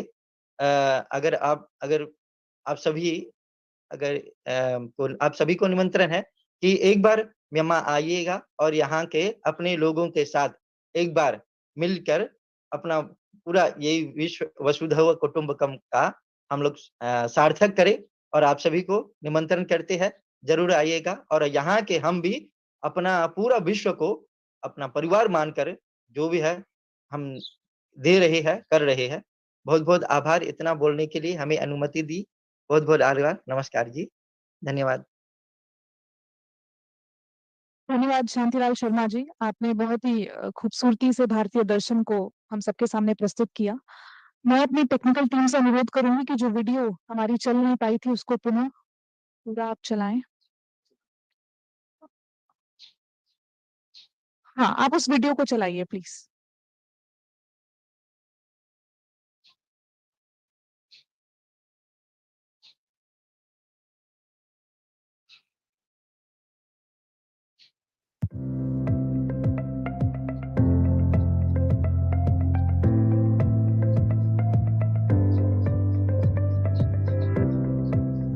Having left India at the age of 17 to pursue higher studies, I had to deal with many challenges to survive in a foreign land. Blessed with the love, affection, and support of many strangers who became a source of strength, I became sensitive to help people in distress, especially abroad. Sudhakar Reddy was very active, healthy, had just collapsed playing a veterans badminton tournament in Poland. His wife and family were in distress. They didn't know how to bring back the body, and I had no contact except Rao. So I called Rao Madhukuri and told him, and he handled the whole situation so well that one could, the entire family was in tears. He quickly talked to the Indian embassy and arranged for the body to be, embalmed and transported back to India. And the most interesting thing is neither the family knew Rao nor Rao knew the family, but it was an action of human concern, an action of humanity, action of goodwill, goodness, which I think only a few human beings have today. I'm mother of Adhuna Sharma, and my daughter was studying in Kiev, and it was that dreadful morning when we woke up with the news that the war has started. I really cannot express what, as a couple, we went through during those 10 days till the time she came back on 4th of March back to India. And I'm extremely thankful to the team out there in Poland, especially in Rzeszów. We were continuously in touch with the embassy, with Mr. Rao and his team there in Rzeszów. And they said, now you don't worry. So I don't know. I mean, there was not even a single minute I remember that we lost touch in terms of what these people were helping out with. On February 24, Russia invaded Ukraine, a country that hosted 22,500 Indian students and nationals. Despite numerous advisories given by the Indian government urging Indians to leave Ukraine, many stayed back even after the invasion. This forced the Indian embassies in Ukraine and neighboring nations to start evacuation operations for its citizens. We had 20,000 students in Ukraine. They were caught in the middle of the conflict. Most of them studied in eastern Ukraine. On February 26, Rao Madhukuri, a Pravasi Bharatiya Samman awardee, also founder and president of Poland-India Business Council, left Warsaw to reach the Ukrainian-Poland border town of Medyka. Once on the Ukrainian side, it realized the extent of the challenges at hand. Hundreds of Indians were waiting at the border, and thousands were expected to follow in the hope of being evacuated. Rao Madhukuri made attempts to connect with border security officials of Poland and Ukraine to seek their help. The delegation arrived at the Shehnal border. Thank you so much to our Indian Embassy for evacuating us, and we are very happy. Although we have to walk some distance, but they were very familiar to us, and these guys helped us, and especially Rao sir, who was throughout with me. He told me, I will send you my personal car if you will be there. I will be there for you always. Indian Embassy in Poland is also very good. They are helping us throughout. Thank you so much, sir. I'm really thankful to Indian Embassy and sir for rescuing us and for saving us and arranging and making arrangements. It's like a heaven for us because we were staying at bunkers. There were no lights, food, water, and when we came here, it feels like home actually. The persons were so lovely, and they care for us. They care for each other. Henceforth, the evacuation mission was anchored by Ambassador of India to Poland, Her Excellency Nagma M. Malik. She reached Hotel Presidency in Rzeszów on 27th February and comforted students who had crossed over and were staying at the relief camp. My thanks to him, Shri Madhukuri Rao, who went to the border, crossed it with my officers. On Saturday, 26th of February, the three officers who came right in the beginning from New Delhi, they were here, and I sent them to the border straight away, but they went straight away to the border, and that was the Medyka border point. Shri Madhukuri crossed the border with my officers straight away on Saturday night, and then again he was at the border with me Sunday night when I was there till late. And he established contact with the Indians on that side of the border, 27th February onwards. Ambassador Nagma M. Malik and Rao Madhukuri arrived at Medyka border the same night, and essential supplies were purchased to be delivered to students at the border crossing point on the Ukrainian side. But Polish border guards discouraged the Indian delegation to cross the border. It was a difficult situation which led to the acceleration of the evacuation procedure on the Ukrainian side. Rao Madhukuri initiated setting up a temporary relief shelter at Walk Market based on the reconnaissance visit done and relief supplies purchased in Lviv. As the Medyka border became a key crossing point and millions of Ukrainians started leaving to enter Poland, swift consultations were made with local authorities. Based on the advice received from the governor of Podkarpatsky region bordering with Ukraine at a meeting in Rzeszów, the Indian ambassador issued fresh advisory note to students to use less busy border crossing points at Budomyr and Kościerzyce.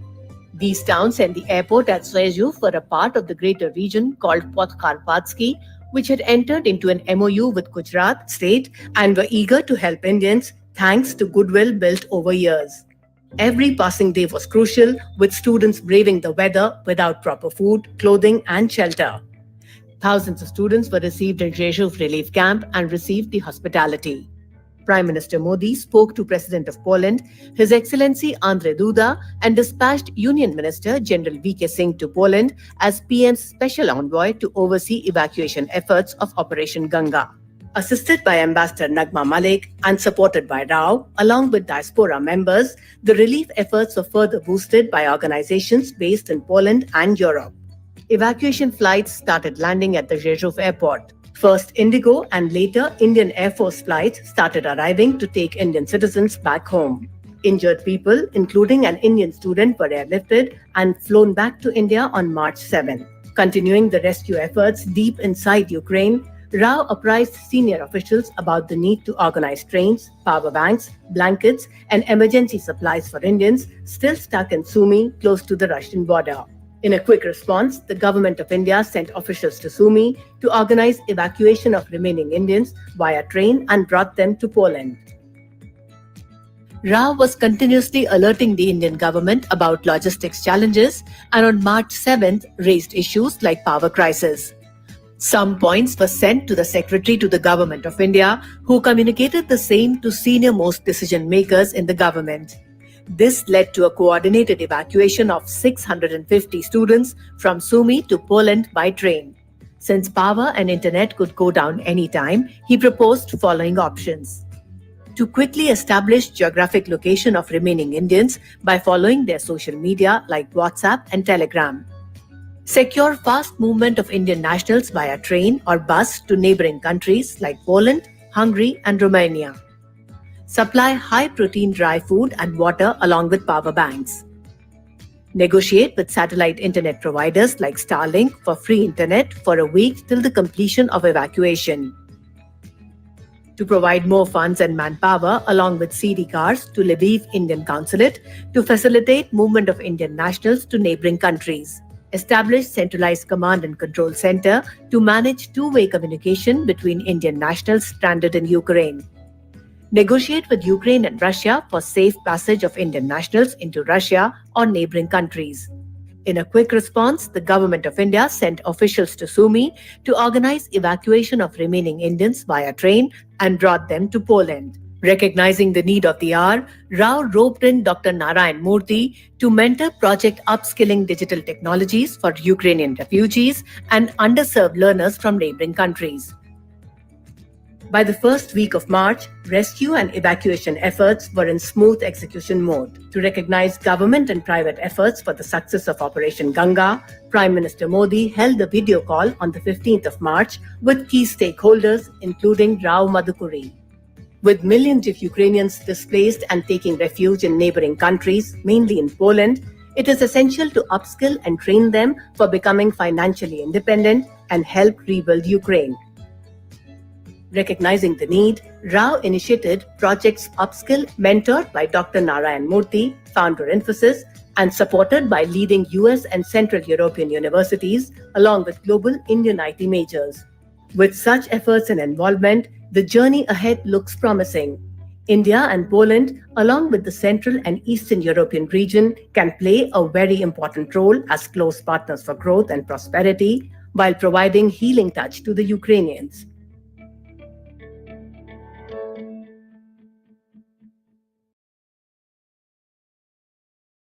We have Rao Madhukuri sir with us. Yeah, I'm still here. So if you could kindly reflect on this video. I mean, it was, it was very challenging, right? I mean, I just give you some thoughts, right? My daughter called me one day before the war started. She goes to school in US. So it looks like already, CNN and other media may be hyped up in America, right? That is on 23rd. So when the war started on 24th, we thought, we never believed that there's going to be a war also, right? We thought it is small skirmish. But then hour by hour, right, the temperature is going up. So on 25th, right, I spoke to the Indian ambassador. I said, maybe you need some help, what to be done, right? Then they said, 3 officials came from MEA, things are taken care. But the situation is getting grim and grim, right, hour by hour. So then I said, okay, let me go on Saturday, that is on 26th, to visit the border and myself understand the situation, right? So we never had this experience, right, in dealing with so many people. The most difficult part here is that all these Indian students are contacting, I mean, they're traveling individually, right, by car, by road, by whatever means, right? So coordination was quite difficult to individually tackle all the people.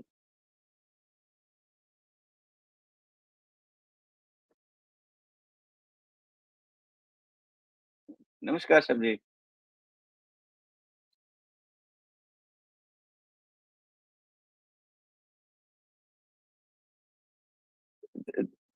So it is a quite interesting experience, I would say. It's quite hard experience also at the same time. It was cold. It was we never had experience dealing with that kind of situation, and then like 5 to 6 million people are crossing, especially women and children from Ukraine to Poland. So borders are choked up. But luckily, everything went smoothly except one student died, in the crossfire. But otherwise, all went smoothly.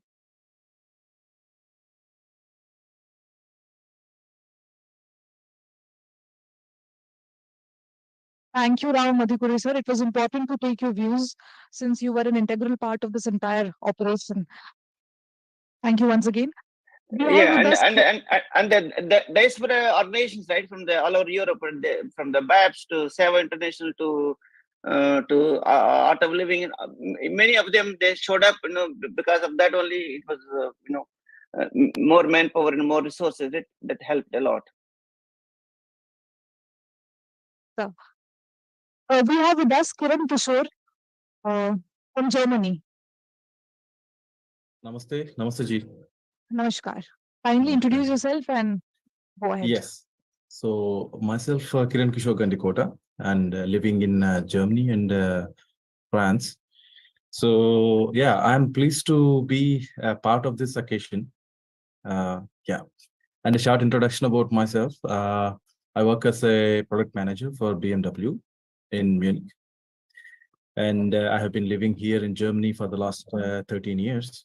And worked with different companies in the IT sector, and yeah, I'm also quite active in the volunteering causes that serve the Indian community in Germany and also in Europe. Yeah, that's the short introduction about me. Thank you.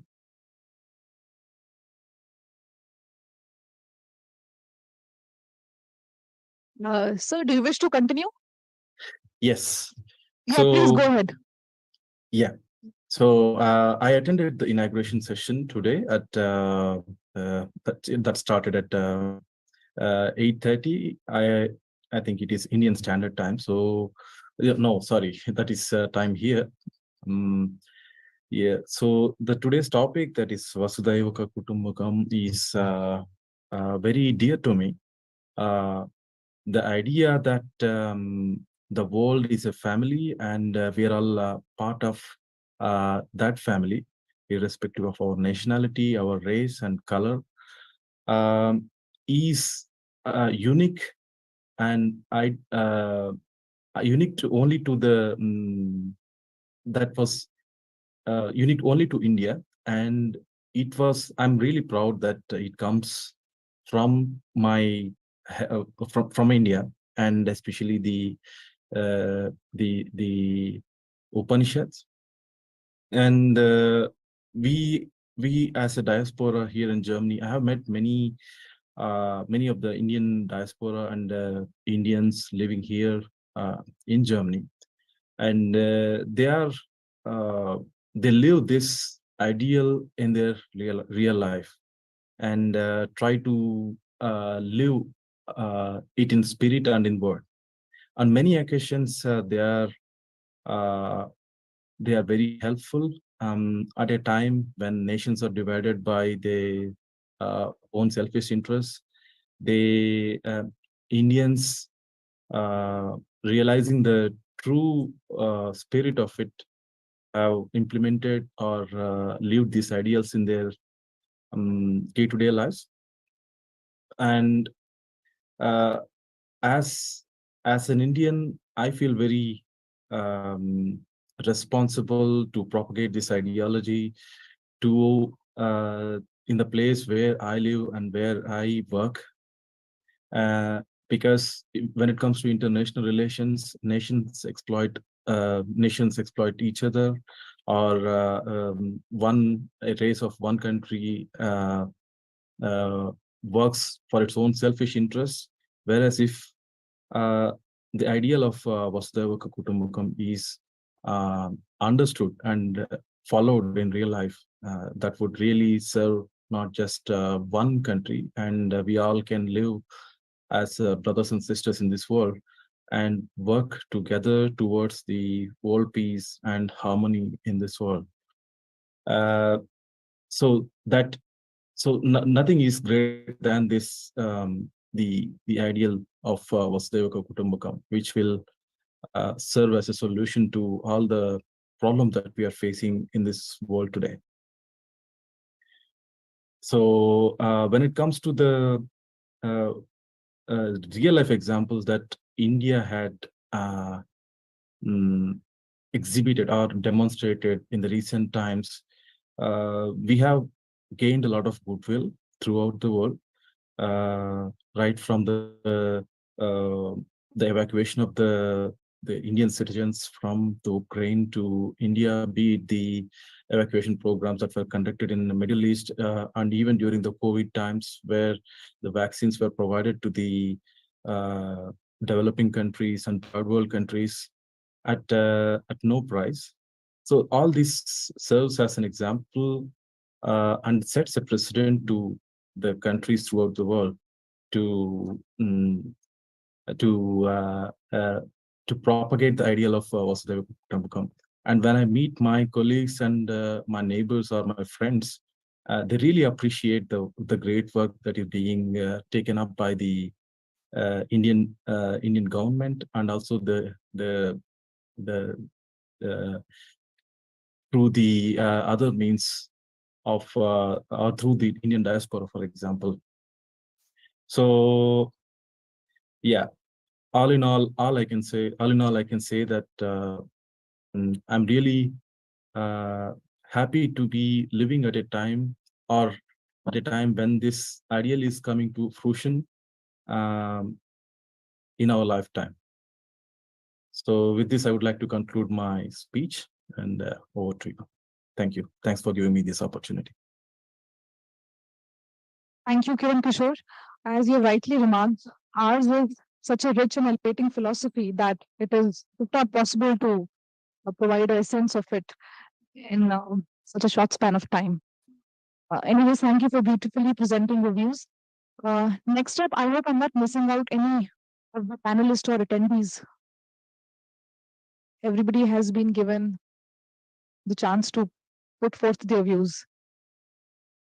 If this is the case, then I would request my technical team to kindly play a video which is on Pravasi Bharatiya.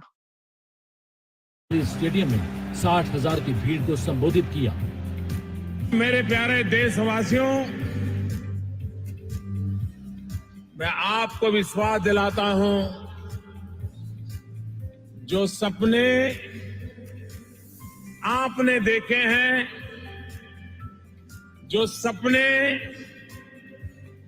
हर हिंदुस्तानी ने देखे हैं, वे सपने पूरे करने का सामर्थ्य भारत में है, ये मैं भली भांति अनुभव कर रहा हूं।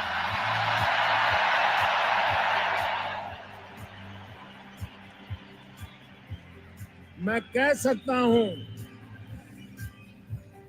कि भारत को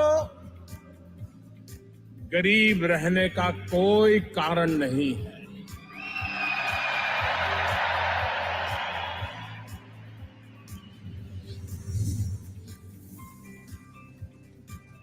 22 सितंबर 2019 को टेक्सास में आयोजित हाउडी मोदी कार्यक्रम ने तो लोकप्रियता के तमाम रिकॉर्ड ध्वस्त कर दिए।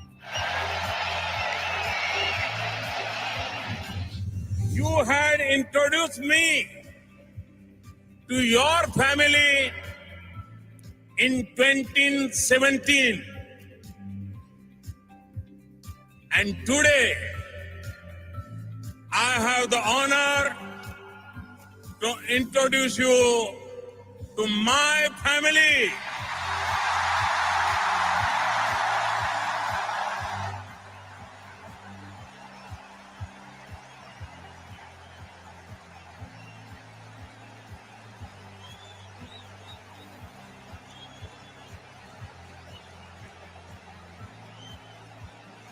Over 1 billion Indians and people of Indian heritage around the globe.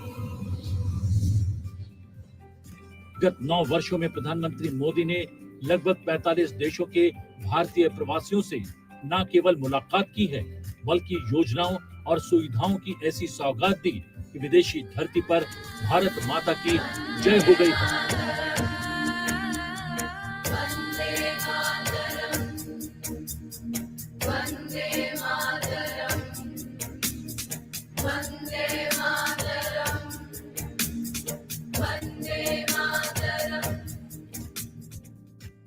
प्रवासी भारतीयों को जोड़ने में प्रधानमंत्री मोदी और उनकी सरकार की नीति 4C केयर अर्थात देखभाल, कनेक्ट यानी जुड़ाव, सेलिब्रेट यानी जश्न और कंट्रीब्यूट अर्थात योगदान पर आधारित है। इसके लिए कल्याणकारी योजनाओं और गतिविधियों को बढ़ाकर और प्रवासी भारतीयों की भागीदारी को गहरा करके सभी पहलुओं में काफी निवेश किया गया है।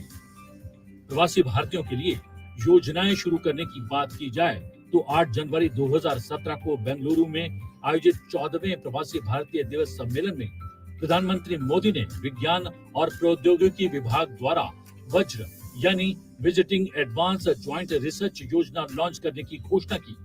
योजना का उद्देश्य अप्रवासी भारतीय वैज्ञानिकों को भारत में अनुसंधान और विकास कार्यक्रम से जोड़ना है। प्रवासी बच्चों के लिए छात्रवृत्ति कार्यक्रम SPDC की शुरुआत की गई। इसका उद्देश्य प्रवासी भारतीयों के बच्चों को भारत की उच्च शिक्षा सुलभ कराना और भारत को उच्च शिक्षा के केंद्र के रूप में परिवर्तित करना है। भारत को जाने कार्यक्रम की बात करें तो इसका उद्देश्य 18 से 26 आयु वर्ग के प्रवासी युवाओं को देश के विकास और उपलब्धियों से परिचित कराना और उन्हें उनके मूल देश से भावात्मक रूप से जोड़ना है। भारत का अध्ययन कार्यक्रम के अंतर्गत प्रवासी भारतीय युवाओं को भारत के इतिहास, विरासत, कला, संस्कृति, सामाजिक, राजनीतिक, आर्थिक विकास से परिचित कराने के लिए भारतीय विश्वविद्यालयों में लघु अवधि के पाठ्यक्रम शुरू किए गए। प्रवासी बच्चों के लिए छात्रवृत्ति कार्यक्रम की भी शुरुआत की गई।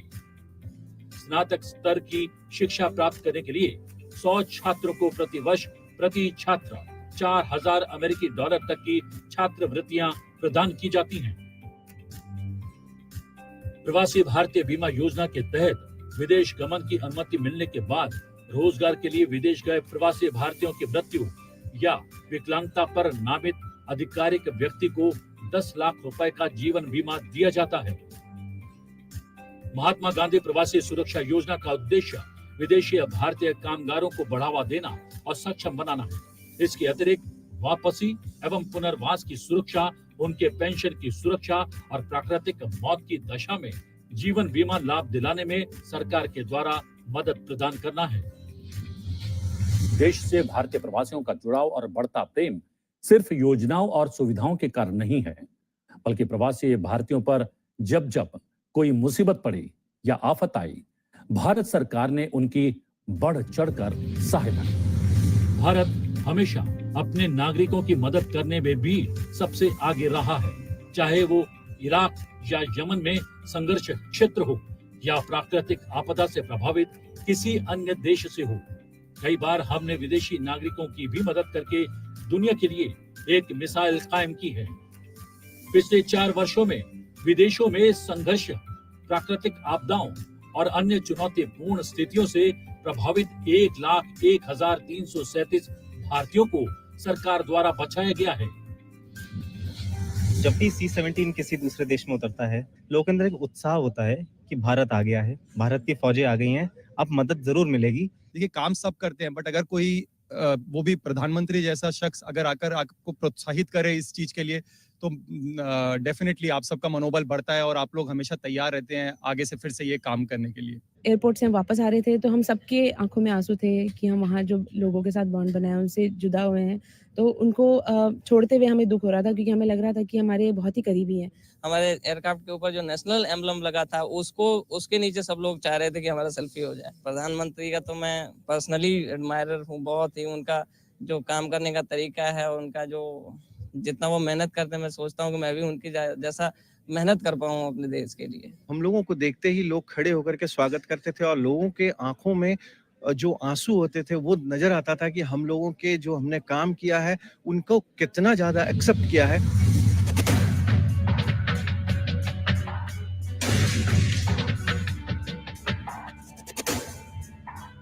ऑपरेशन राहत की बात करें, ऑपरेशन राहत साल 2015 की बात है। यमन में सरकार और हौती विद्रोहियों के बीच जंग छिड़ गई, वहां हजारों भारतीय फंस गए। सऊदी अरब ने नो फ्लाई जोन घोषित कर दिया। तब समुद्री रास्ते से लोगों को बचाने का मिशन में वायुसेना और एयर इंडिया भी इसमें शामिल हो गई। 4,640 भारतीयों को इस ऑपरेशन के द्वारा बचाया गया। इसके अलावा 45 अन्य देशों के 960 नागरिकों को भी सुरक्षित निकाला गया। ऑपरेशन मैत्री नेपाल में भूकंप आने के बाद वहां पर लोगों को बचाने और वहां से भारतीयों को निकालने के लिए ये ऑपरेशन चलाया गया। 5,188 लोगों को सुरक्षित निकाला गया। 170 विदेशी नागरिकों को बचाया गया। इसके अलावा 785 विदेशियों को ट्रांजिट वीजा दिया गया। मिसाइल से निकासी साल 2016 में बेल्जियम में 3 आत्मघाती बम विस्फोट हुए, 32 नागरिक मारे गए। जेट एयरवेज ने युद्ध में फंसे देश के लोगों को निकालने की मुहिम शुरू की। जेट एयरवेज ने एम्स्टर्डम तक लोगों को बुलवाया, फिर वहां से भारत लेकर आए और 4 उड़ानों में 800 लोगों को लाया गया। ऑपरेशन समुद्र सेतु साल 2020 की बात है। कोविड-19 फैल चुका था, पूरी दुनिया तबाही के रास्ते पर खड़ी थी। भारत सरकार और भारतीय नौसेना ने 3,992 भारतीयों को उनके घर तक पहुंचाया। वंदे भारत मिशन 2021 में भारत कोविड की वजह से अलग अलग देशों में फंसे भारतीयों को वापस लेने की मुहिम छेड़ चुका था। लंबे ऑपरेशन में 60 लाख लोगों को वापस लाया गया। 18,79,968 लोग एयर इंडिया और एयर इंडिया एक्सप्रेस विमानों से आए। 36,92,216 चार्टर प्लेन के जरिए वापस लौटाए गए। इसके अलावा 3,987 लोग नौसेना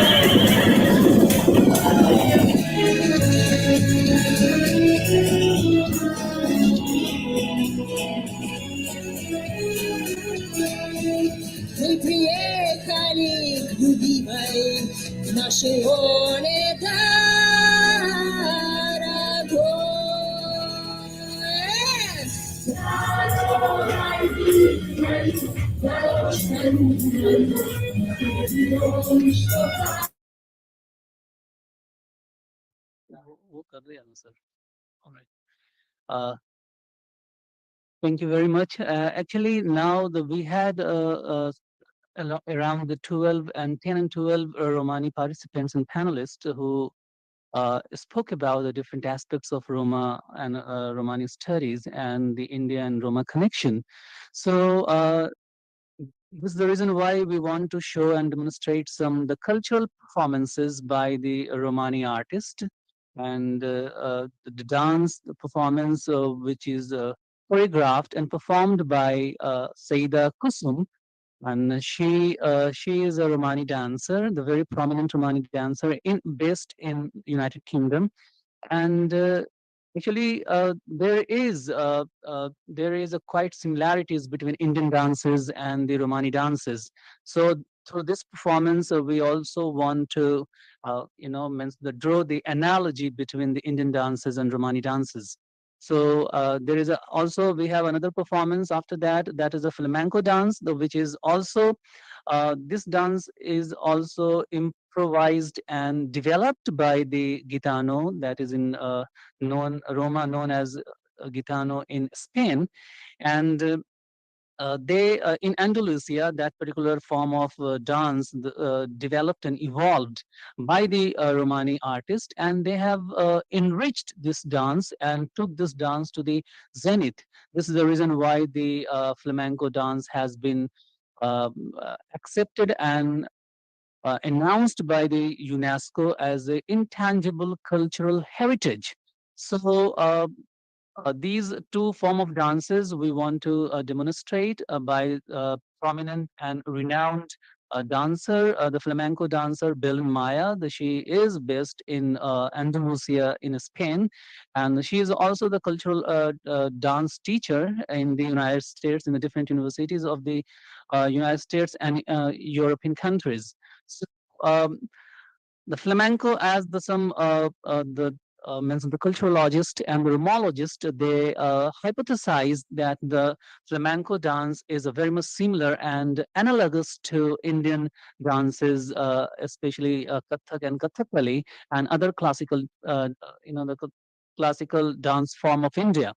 And the Romani gypsy dance, that is quite similar to the Indian folk dances like the Kalbelia and other the folk dances in India. So we had the deliberation on the India-Roma connection in the context of history and the anthropology and the genetic, but now through the culture, especially the verbal culture, we can draw the analogy between India and Roma connections and India and Roma affinity. So now I request our technical team to perform the first, that's a Romani gypsy dance, and then after the flamenco dance. So this is the dance choreographed and performed by Saida Kusum, which is she is a Romani, and she is the founder of Yoguri dance organization, and she teaches she teaches the Romani dance, the Russian, as well as some form of Indian dances in the United Kingdom. So now I request our technical team to take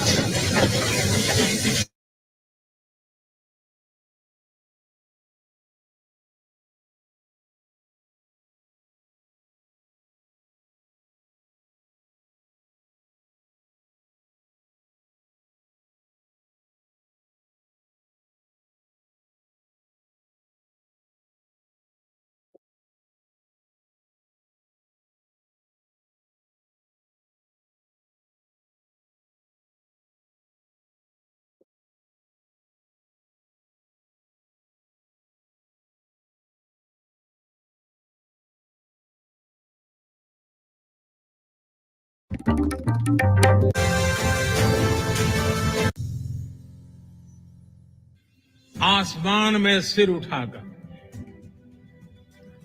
आसमान में सिर उठाकर घने बादलों को चीर कर रोशनी का संकल्प ले, अभी तो सूरज उगा है।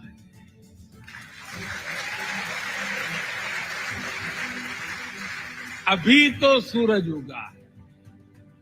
दृढ़ निश्चय के साथ चलकर, दृढ़ निश्चय के साथ चलकर हर मुश्किल को पार कर घोर अंधेरे को मिटाते, घोर अंधेरे को मिटाने अभी तो सूरज उगा है। आवाज देश की में प्रधानमंत्री की यूएस यात्रा को केंद्र में रखकर जानने की कोशिश करेंगे भारतीयों के देश विदेश में बढ़ते सम्मान को। लेकिन क्या आप जानते हैं प्रधानमंत्री मोदी की इस बार की अमेरिकी यात्रा विजिट ऑफ इंडिया कहलाएगी। पीएम नरेंद्र मोदी की पहले की अमेरिकी यात्रा विजिट ऑफ नरेंद्र मोदी कही गई। 22 जून 2023 को अमेरिकी संसद के संयुक्त अधिवेशन को उन्होंने संबोधित किया। 12वीं बार विदेशी संसद को संबोधित करने वाले वो भारत के पहले प्रधानमंत्री हैं। 2014 के बाद देश की विदेश नीति का आधार पड़ोसी प्रथम और विस्तारित पड़ोसवाद रहा है। 16 देशों में जाने के लिए भारत के नागरिकों को अब वीजा की कोई जरूरत नहीं है। 43 देशों ने भारतीय पासपोर्ट धारकों को वीजा ऑन अराइवल की सुविधा दी है। वैक्सीन मैत्री के तहत दुनिया के सैकड़ों देशों को कोरोना वैक्सीन दी गई है। कोरोना काल में विदेश में फंसे भारतीयों को निकालने के लिए वंदे भारत मिशन और ऑपरेशन समुद्र सेतु अभियान चलाया गया। 2015 में यमन से भारतीय नागरिकों को निकालने के लिए ऑपरेशन राहत भी चलाया गया। ये तमाम बिंदु हैं जिनकी वजह से भारत में जो प्रयास किए गए हैं वो फलीभूत हो रहे हैं और विदेश में लगातार भारतीयों का परचम अब फहरा रहा है। इस पूरे विषय को जानने समझने की कोशिश करेंगे कुछ विशेषज्ञों के माध्यम से। हमारे साथ बहुत सारे विशेषज्ञ हैं। श्याम जी, सबसे पहले मैं आपसे शुरू करता हूं क्योंकि आप देश विदेश में रहने वाले तमाम भारतीयों के बहुत संपर्क में रहते हैं, उनकी परेशानी दिक्कत को समझते हैं और उनकी जो दुश्वारियां हैं उनको दूर करने का प्रयास भी लगातार करते हैं। क्या आपको लग रहा है 7-8 वर्षों में परिवर्तन आया है? अलग अलग देशों का नजरिया भारतीयों को देखने का थोड़ा सा बदला है? हाँ, जरूर अवश्य बदला हुआ है। कारण 2014 से पहले हम बताते थे डायस्पोरा के लोगों को कि ऐसा कुछ आप कीजिए कि हाँ हमारा सीना खुल जाए और हम ऐसा कुछ करेंगे कि आप सर उठाकर चले जिस देश में भी आप हो जी। 2014 के बाद अभी ये परिस्थिति निर्माण हो गई है। जहां भी भारतीय बसा हुआ है वो उस तरह से स्वाभिमान से कहता है कि मैं भारतीय हूं। पहले ये परिस्थिति नहीं थी और इसके साथ ही हर भारतीय बाहर का आज जिस तरह से आगे बढ़ रहा है तो केवल भारत जैसे जैसे ऊपर चढ़ रहा है वैसे उनका भी विकास हो रहा है, यह दिखाई देता है। तो ये एक दूसरे के साथ ऐसा एक सुंदर संबंध है, उसके कारण आगे बढ़ रहे हैं। तो डायस्पोरा और भारत साथ में आगे बढ़ रहे हैं। इसका अनुभव बाहर मिलता है। अनिल जोशी जी, आप 2 देशों में, फिजी और ब्रिटेन में डिप्लोमेट रहे हैं और आपने बहुत नज़दीक से देखा है भारतीयों की वहाँ की कार्यप्रणाली को और भारतीयों के जीवन स्तर को।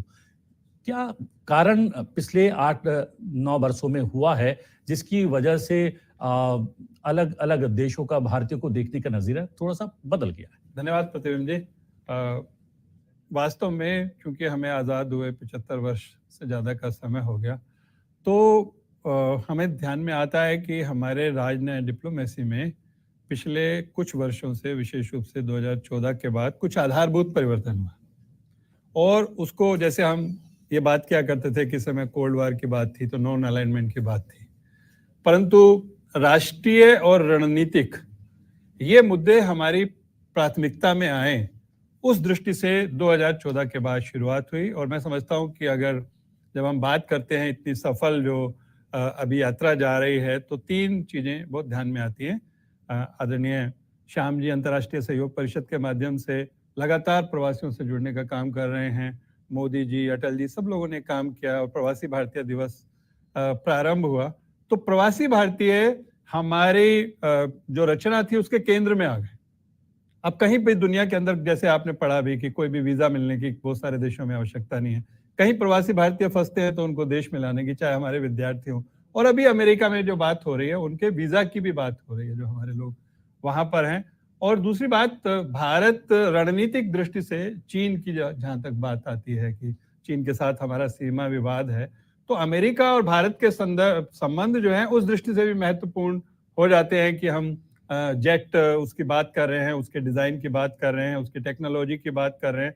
तो उस दृष्टि से जो रक्षा रणनीति है, उस दृष्टि से भी ये विजिट महत्वपूर्ण है। और तीसरी और महत्वपूर्ण बात है सॉफ्ट डिप्लोमेसी, जिसको हम कहते हैं।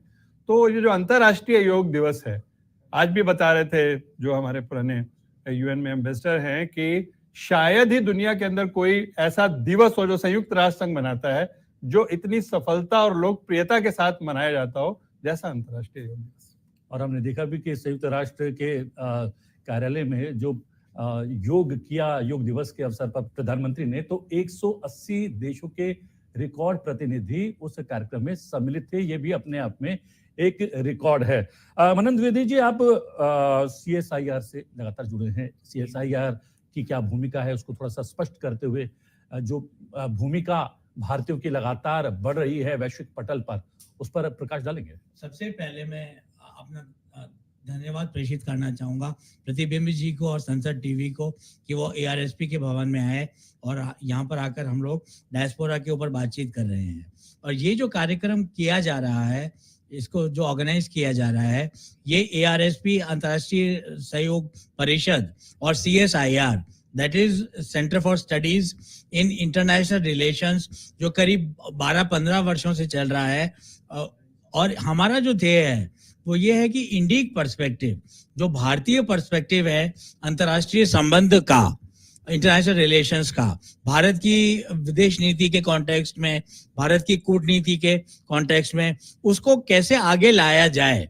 क्योंकि हम लोग अगर देखें तो हम ये पाएंगे कि विश्वविद्यालयों में, डिप्लोमेटिक सर्कल्स में भी जो हम इंटरनेशनल रिलेशंस थ्योरी की बात करते हैं, जब हम विदेश नीति की अवधारणा की बात करते हैं, तो वो अमेरिका से या फिर वेस्टर्न नॉलेज से ज्यादा इन्फ्लुएंस्ड है। तो ऐसी एक सोच भारत में डेवलप हुई, जिसको हम कर रहे हैं आगे की तरफ डेवलप करीब 12-15 वर्षों से CSIR के माध्यम से, जिसके कई घटक हैं। हमारा एक घटक है जो चाइना और इंडिया पे काम कर रहा है, एक घटक है जो जिसके तत्वाधान में ये कार्यक्रम किया जा रहा है, ये इंडिया और US पे काम कर रहा है, इसे हम अमेरिकन स्टडीज मीट कहते हैं। तो भारतीय और इंडिक पर्सपेक्टिव ऑफ विदेश नीति के अलावा हम लोग अमेरिका के ऊपर और चीन के ऊपर और वेस्ट एशिया के ऊपर भी हमारे सारे घटक काम कर रहे हैं। और हमारे साथ हैं रघुवंश सिन्हा जी हैं, अंतर्राष्ट्रीय मामलों के विशेषज्ञ हैं। यहाँ पर चीन का जिक्र किया, तो जब अमेरिका और भारत के संबंध प्रगाढ़ होते हैं तो हमेशा ही चीन केंद्र में आ ही जाता है। चीन को केंद्र में रखते हुए क्या अमेरिका की तरफ से लगातार पहल की जा रही है कि भारत के साथ संबंध प्रगाढ़ किए जाएं, या वैश्विक पटल पर हर मोर्चे पर कह सकते हैं भारत का प्रभुत्व लगातार बढ़ रहा है, इसलिए अमेरिका हमसे संबंध मधुर बना रहा है। देखिए, भारत का जो बढ़ता हुआ प्रभाव है वो हमारे अर्थव्यवस्था में झलकता है। हम आज 5th लार्जेस्ट इकॉनमी हैं। 2028 होते होते हम 3rd लार्जेस्ट इकॉनमी की तरफ बढ़ रहे हैं और हमारा जो मिलिट्री पावर है, हमारा जो सॉफ्ट पावर है, हमारा जो डिप्लोमेसी का इन्फ्लुएंस है वो बढ़ते जा रहा है।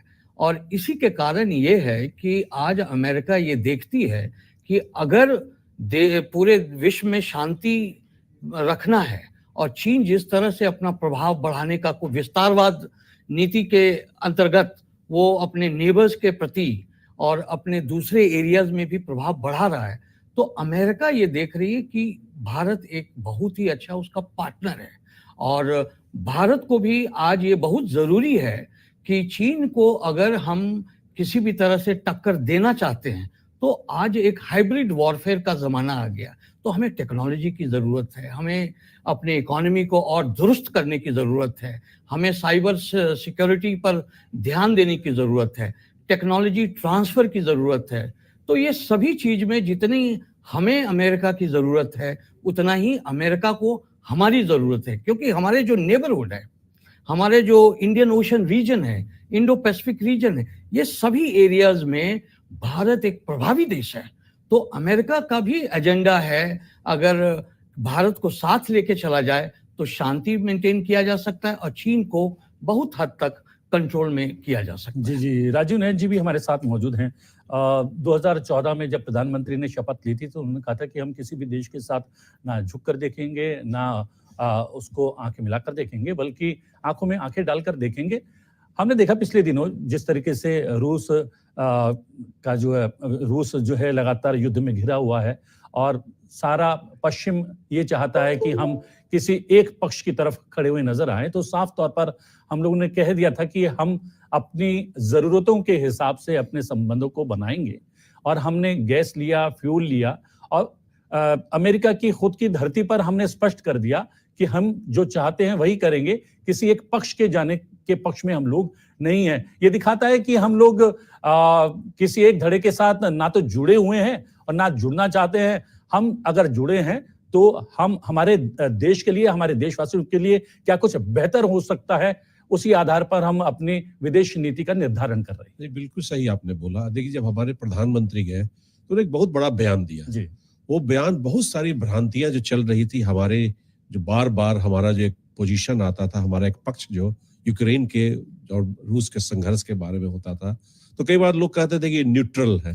तो हमने एक बात, न्यूट्रल इंटरनेशनल रिलेशंस में, अंतर्राष्ट्रीय संबंध में एक उसकी एक अलग एक परिभाषा है।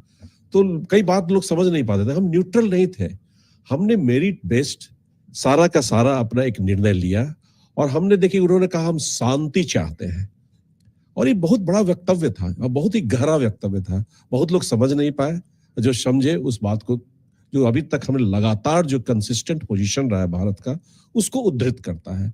वो कहते हैं कि भाई किसी को भी डायलॉग से कीजिए, डिप्लोमेसी से कीजिए, साथ साथ आप किसी देश की संप्रभुता को आप कीजिए डिस्टर्ब, अगर जो उनका टेरिटोरियल इंटीग्रिटी है उसको भी आप रखिए। इस चीज को एक बड़ा ही सारगर्भ तरीके से रखा है। अब बात आती है राष्ट्रीय हित की, भारत के राष्ट्रीय हित की।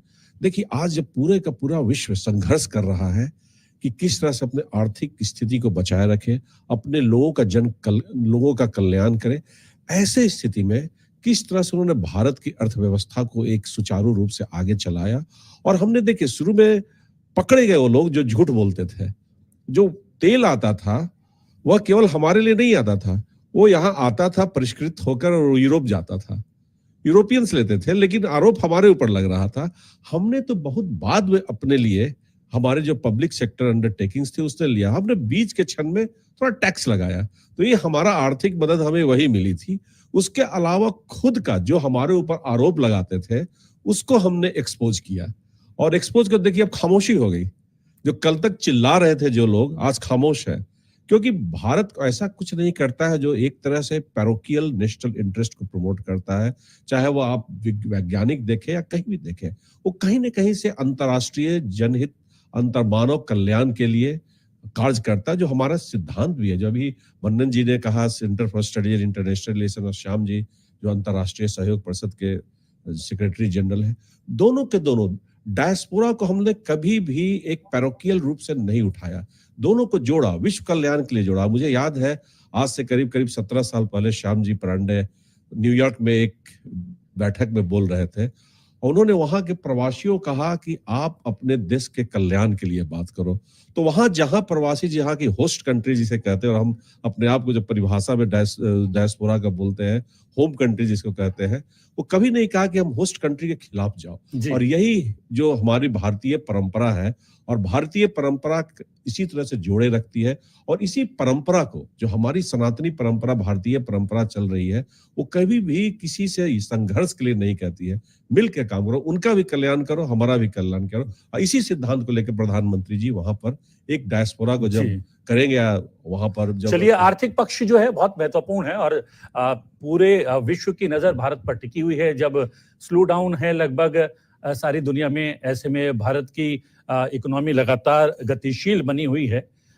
ये जो गतिशीलता है हमारी इकोनॉमी की, हमारी अर्थव्यवस्था की, वो भी क्या सभी देशों को आकर्षित कर रही है, या फिर जिस तरीके की विदेश नीति हम लोगों ने निर्धारित की है नए सिरे से, उसका असर भी हमारी अर्थव्यवस्था को बेहतर बनाने में पड़ रहा है क्या? देखिए, दो तुलनाएं मेरे ध्यान में आ रही है। एक ही तारीख 11 सितंबर, इस तारीख को दो घटनाएं हुई। पहली घटना स्वामी विवेकानंद जी का शिकागो में जाकर के सर्वधर्म परिषद में भाषण होना, और दूसरी घटना वो ट्विन टावर्स अमेरिका के दहशतवाद के कारण उद्ध्वस्त होना। ये दो घटनाएं दो मानसिकता का प्रतीक है। एक मानसिकता विध्वंसकारी है, दूसरी मानसिकता जो भारतीय सृजनकारी तत्वज्ञान है, विचार है, उसको दर्शाने वाली है। संजोग की बात है कि अपने प्रधानमंत्री जी का भी नाम नरेंद्र है, जो विवेकानंद जी का बचपन में नाम था। उनका जन्म भी सितंबर मास का ही है। तो मुझे लगता है कि भारत दुनिया को राह दिखाने की प्रारंभ की ये घड़ी है।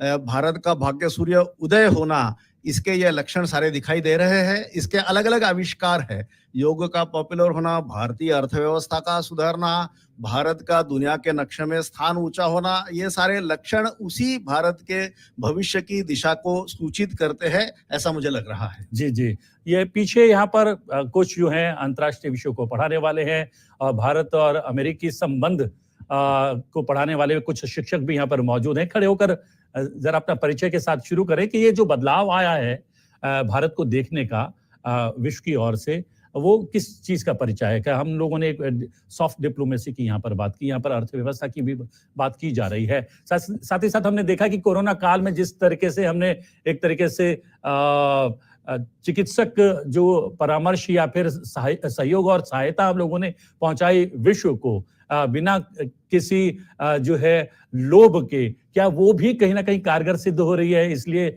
भारत का जो है सम्मान लगातार वैश्विक पटल पर बढ़ रहा है।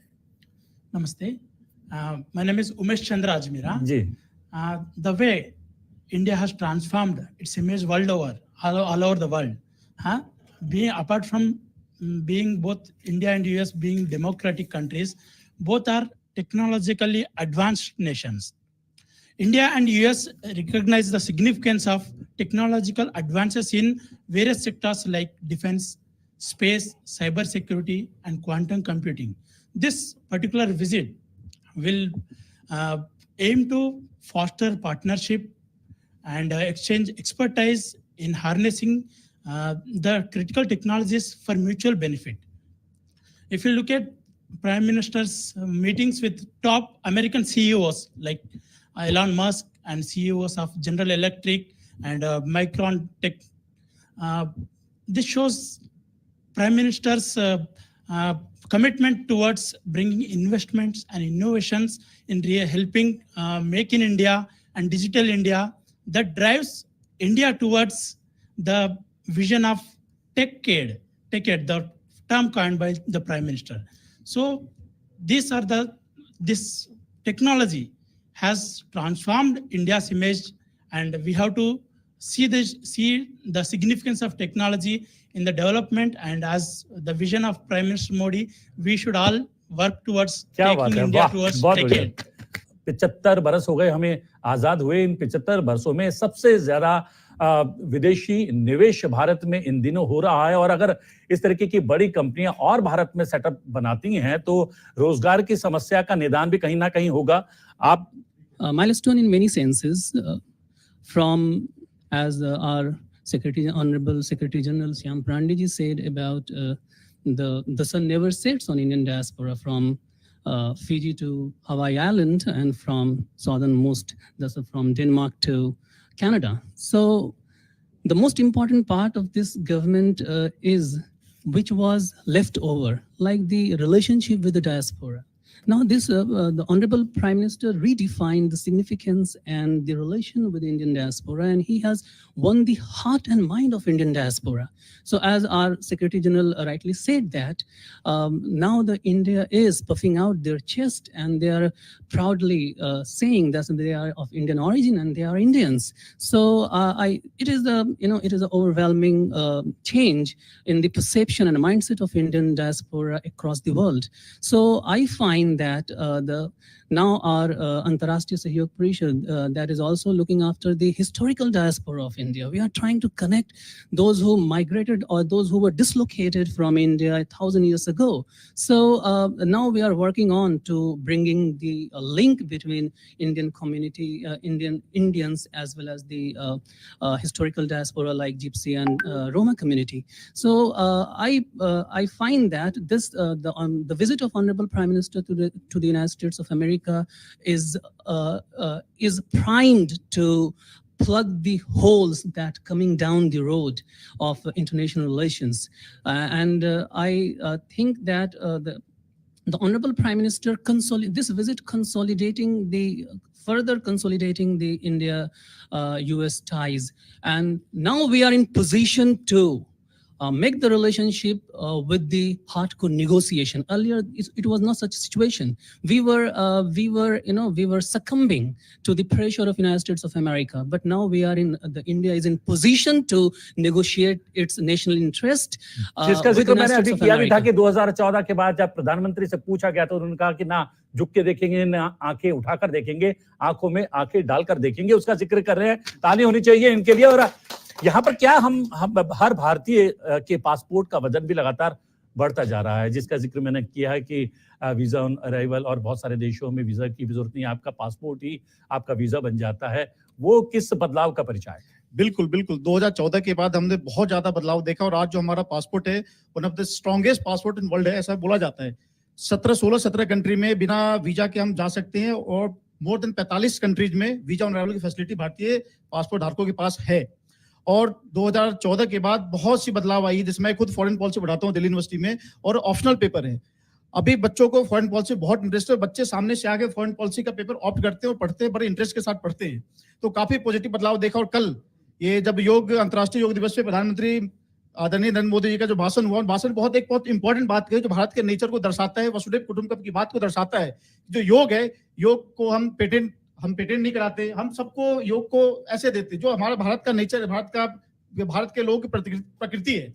और हमने कोरोना काल में भी देखा, कोरोना काल में भारत ने ये 40-50 से ज्यादा देशों को फ्री में वैक्सीन प्रोवाइड कराया और भी जो भी हेल्थ से संबंधित जो भी जरूरतें थी उनको प्रोवाइड कराया। तो डेफिनेटली 2014 के बाद भारत के विदेश नीति में काफी ये सकारात्मक ये बदलाव देखा गया है। और जो भारत के जो प्रवासी लोग हैं वो इस चीज को एंजॉय करते हैं, प्राउडली इस चीज को एक्नॉलेज करते हैं और बोलते हैं, और ये डेफिनेटली काफी बड़ा प्रभाव पड़ा है। जी अनिल जी, आप क्योंकि शिक्षा मंत्रालय से संबंध रखते हैं और शिक्षा के क्षेत्र में भी देखा कि बहुत सारे भारतीय छात्र अमेरिका और यूके जाते हैं पढ़ने के लिए और अन्य देशों में भी जाते हैं।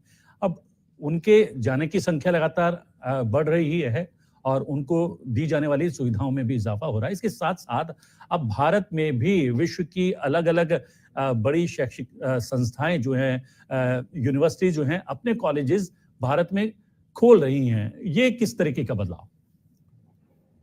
देखिए, इसमें इस कई तरीके का जो इंडिकेशन है, एक तो जो प्रवासी भारतीयों की शक्ति का भी एक हमें परिचय मिल रहा है।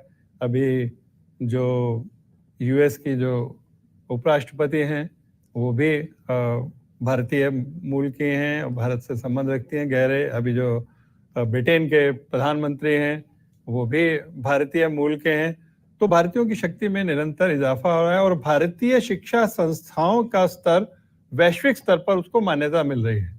चाहे हमारे IITians हैं, हम ये कहते हैं कि जो वैज्ञानिक हैं अमेरिका में, वो आधे से ज्यादा वैज्ञानिक जो है वो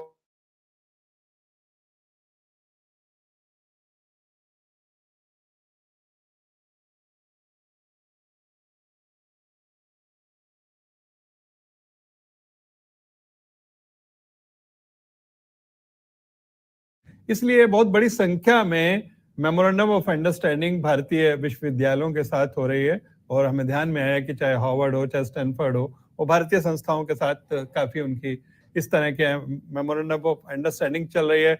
बहुत विद्यार्थी यहाँ से वहाँ जाते हैं, वहाँ से यहाँ पर आते हैं। हमारे कुछ विद्यार्थी अभी हार्वर्ड में जाने वाले हैं। तो कहने का मतलब ये है कि जो हमारी शिक्षा संस्थाएं हैं, उनमें से निकले विद्यार्थियों की जो है दुनिया भर में स्वीकृति और हमारी शिक्षा संस्थाओं की मिली है। जो उनकी समस्याएं थी, जो अभी तक जिनके ऊपर ये था कि चाहे इंडिविजुअल लेवल के ऊपर, व्यक्तिगत स्तर पर ही उसको देखा जा रहा था, अब इस सरकार की क्षमता ऐसी है, इस सरकार की दुनिया में जो प्रतिष्ठा है वो ऐसी है कि हमारे विद्यार्थियों को, उनके स्पाउस को, पत्नियों को, बच्चों को भी वहां पर नौकरी मिल रही है। और इसके कारण से एक जो बदलती हुई दुनिया, जिसको हम ग्लोबलाइजेशन की दुनिया कह रहे हैं, दुनिया अलग अलग भागों में नहीं बटी हुई है, तो वो जो ग्लोबलाइजेशन वाली दुनिया है, उस तो वो भी भारत की दुनिया भर जी एक टिप्पणी, क्योंकि समय समाप्त हो रहा है। क्या भारत को फिर से विश्व गुरु जो है वो स्थापित करने की दिशा में हम लोग आगे बढ़ रहे हैं क्या? जी, अभी जो हम देख रहे हैं वैश्विक परिदृश्य, उसमें यदि रशिया यूक्रेन के युद्ध की बात होती है तो अमेरिका से नरेंद्र मोदी जी वहां पहुंचने से पहले ही अपेक्षा शुरू हो गई कि कॉन्फ्लिक्ट रिजोल्यूशन कोई कर सकता है तो नरेंद्र मोदी और भारत कर सकता है। तो भारतीय जो मानसिकता है, जैसे हमने देखा है कि गत 20-25 वर्षों में कॉन्फ्लिक्ट रिजोल्यूशन के काफी प्रयास हुए, लेकिन सभी के सभी फेल हो गए। और भारत ने निष्पक्षता से हम शांति के पक्ष में है यह जो भूमिका ली है, तो उसके कारण अपनी जगह बनते जा रही है। इसके रिजल्ट्स आने चाहिए, उस दिशा में हमने बढ़ना चाहिए। हमने जो मार्ग चुना है उस पर हम अग्रसर होंगे तो अवश्य हम ज्ञान, जैसे योग है, ज्ञान है, वैसे ही स्ट्रैटेजिक एरियाज में भी हम सक्सेसफुल होंगे, जिसके कारण हम किसी पर कब्जा करना नहीं चाहते, हम सबको साथ में लेकर आगे बढ़ रहे हैं। हम जो कहते हैं वसुधैव कुटुंबकम, वैसा जीते हैं। जैसे वैक्सीन की बात हुई है, जैसे गेहूं की बात हुई, जब सब जगह मारामारी थी तो हमने अपना गेहूं निकाल कर दिया लोगों को। तो इस तरह से हम अपनी जगह बनाते जा रहे हैं, हम अवश्य उस दिशा में आगे बढ़ रहे हैं, ऐसा पूरा विश्वास है। पूरा विश्वास है और विषय बहुत वृद्ध है। कविता की कुछ पंक्तियां जो है प्रवासी भारतीयों की शक्ति पर मैं बोलना चाहूंगा कि गर भारत ना जा सकते हो, भारत यहाँ बना सकते हो। भारत बस एक देश नहीं है, भारत तो एक कस्तूरी है, सबके हृदय में वो बसता है। कीचड़ हो या अंधियारा हो, हृदय कमल सा वो बसता है। इतने राम और इतने कृष्ण अब जबकि पश्चिम में आए, तुम ही कहो कि टेम्स की धारा कैसे ना गंगा कहलाए। अब जब दुनिया एक ग्राम है, यही अयोध्या तू ही राम है। मन के भारत को जान जगह बाहों में भर, जिस भारत को ढूंढ रहे हो, 7 समुंदर पार कहाँ है, तुम हो जहां भारत भी वहां है, तुम हो जहां भारत भी वहां है। और भारत एक देश, एक राष्ट्र का नाम नहीं है, एक विचार का नाम है। और जहां जहां ये विचार फलीभूत हो रहा है, वहां पर ही भारत है। और भारत की प्रतिष्ठा जिस तरीके से बढ़ रही है, और उस प्रतिष्ठा के कारणों को यहाँ पर गिना गया है, बताया गया है। आप विशेषज्ञ इस कार्यक्रम में सम्मिलित हुए, इस कार्यक्रम को आप लोगों ने बहुत ही खास बना दिया। आप सबका बहुत बहुत धन्यवाद। Thank you very much. आवाज देश की में आज के लिए इतना ही। आवाज देश की में आपसे फिर भेंट होगी एक नए विषय के साथ। फिलहाल मुझे आज्ञा दीजिए, लेकिन देखते रहिए संसद टीवी। नमस्कार।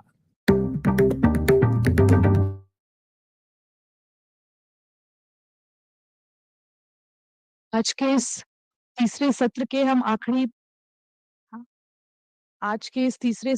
आखिरी पड़ाव पर पहुंच चुके हैं। और मैं अनुरोध करूंगी आदरणीय श्याम परांदे जी से कि वो हम सबके बीच धन्यवाद प्रस्ताव रखें। तीसरा जोन जिसमें हम पश्चिमी अफ्रीका और यूरोप के देशों के अपने प्रतिनिधि इन सबको सुना हमने. So I appreciate and thank. As a matter of fact, the timing was a bit odd. It's too late in the night for the European countries, the western part. And yet you all participated. You spoke so well.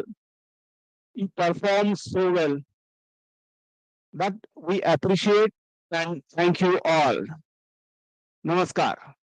We move next zone, the American zone, and we'll start with the song, the famous Guyanese singer, Sri Gajraj, has dedicated this song to this today's program, as a matter of fact, and we'll listen to him and then start our American Zone collective.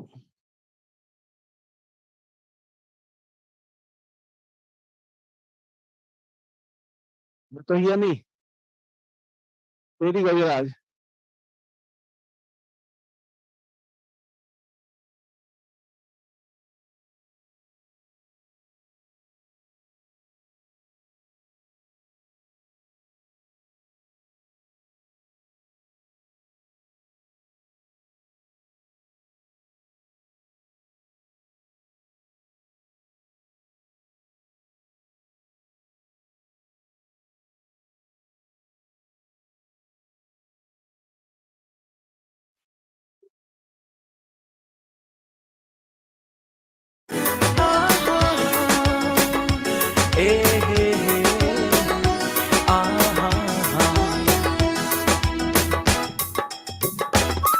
My ancestors came from India in 1838.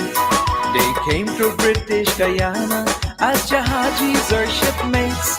They crossed the Kalapani, only Hesperus and Whitby, Bahu Aja and Meaji, Bahu Nana and Nani. Yes, I'm a Desi from Guyana, from the Indian Diaspora, Yermitia or Patobia, Mother India and Guyana. I'm a Desi from Guyana, from the Indian Diaspora, Yermitia or Patobia, Mother India and Guyana.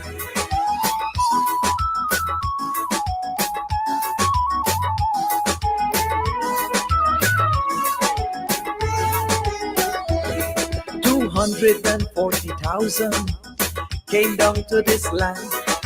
Indian indentured servants within a 79-year span, clutching onto their lotus, crying for Mother India, with tears in their eyes and a prayer in their heart. Salam Bharat Mata. I'm a Desi from Guyana, from the Indian Diaspora, Yermitia or Patobia, Mother India and Guyana.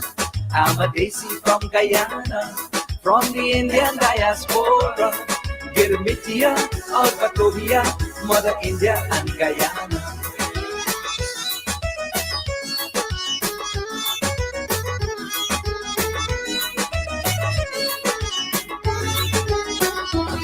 Yuta Khan and Anand Ram were the first immigrants to land. Khan in Demerara, Ram became a Berbican. They lived in little lodges and walked hard in the Baghdad. From nothing they built a nation. I am proud to be an Indian. I'm a Desi from Guyana, from the Indian Diaspora, Yermitia or Patobia, Mother India and Guyana. I'm a Desi from Guyana, from the Indian Diaspora, Yermitia or Patobia, Mother India and Guyana.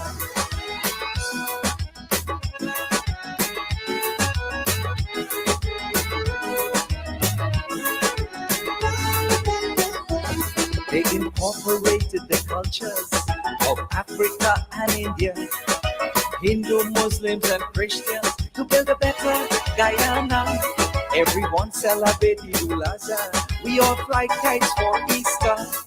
A bucket of water, we rum powder, everybody playing backward. I'm a Desi from Guyana, from the Indian Diaspora. Yermitia, Alphatobia, Mother India and Guyana. I'm a Desi from Guyana, from the Indian Diaspora. Yermitia, Alphatobia, Mother India and Guyana.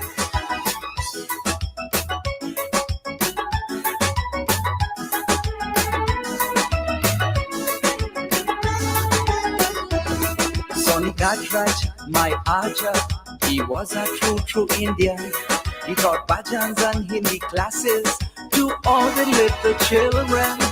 Sitting down on his beer hut, he was a bottom house teacher, teaching cultural education from generation to generation. Yes, I'm an Indo-Caribbean man from an Indo-Caribbean land. I love my Indo-Caribbean tradition, my culture, my education. I'm an Indo-Caribbean man from an Indo-Caribbean land. I love my Indo-Caribbean tradition, yes, the women and the children.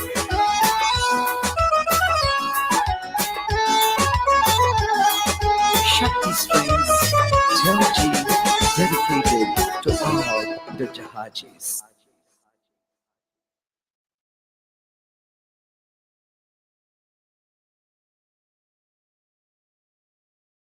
Namaskar and welcome to this very unique and landmark program.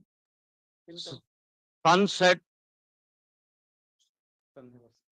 sun never sets on the Indian Diaspora 24 hours online program starting from Fiji in the east to the western coast of United States, California. So hundreds of Indian diasporas are today online with us. They are sharing their experiences because the Indian diaspora, all of you, are the cultural ambassadors of India, and India's soft power is getting a lot of influence because of the success of the Indian diaspora.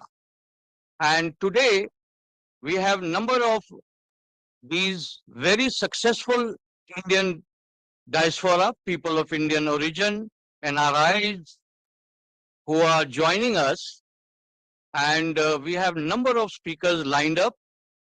So we will be expecting some words of your experience, some suggestions, something that we can strengthen this, bond. And the first speaker in this regard, we will have Mr. Mansingh. I think he has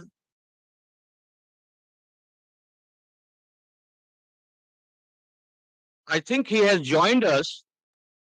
So before I hand over the speaker's mic to him, I would request a small talk by our fellow coordinator, Mr. Manan. He will say a few words before Mr. Mansingh becomes our first speaker. It's a great, ebullient opportunity that we have been able to cobble together program on the. This one part of, as Dr. Raghuvan Sinha noted, he has already enumerated about the entire panoply of the program and the sun never sets dictum, which we have attempted to propagate. I would just like to contend that what immediately comes to my mind is a novella which talks about, which is titled as The Inscrutable Americans. If we look into it, what we are going to find is that from a sleepy little town in Madhya Pradesh in Jejua, a young boy goes to California uh, for earning his engineering degree, and he is mocked at, he is ridiculed because he has oil dripping shirt and oil dripping hair. Now that used to be the kind of imagery which we associated with Indians in a very lopsided and negativist manner. But because of the efforts of the government and because of the open-sided and aware policy of civil society, that kind of a meaning has dissipated from the entire panoply of the understanding of Indian diaspora. So now I would like to hand over the baton. I welcome the speakers and the performers once again, and I would like to hand over the baton to Dr. Raghuvan Sinha, who will usher in speakers as the uh, playlist goes on. Thank you.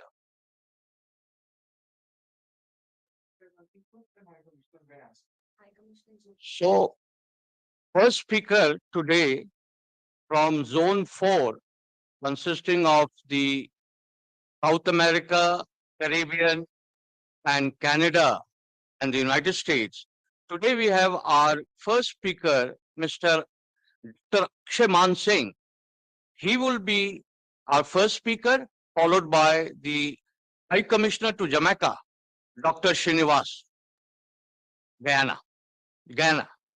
So, Dr. Mansingh, please, the floor is yours.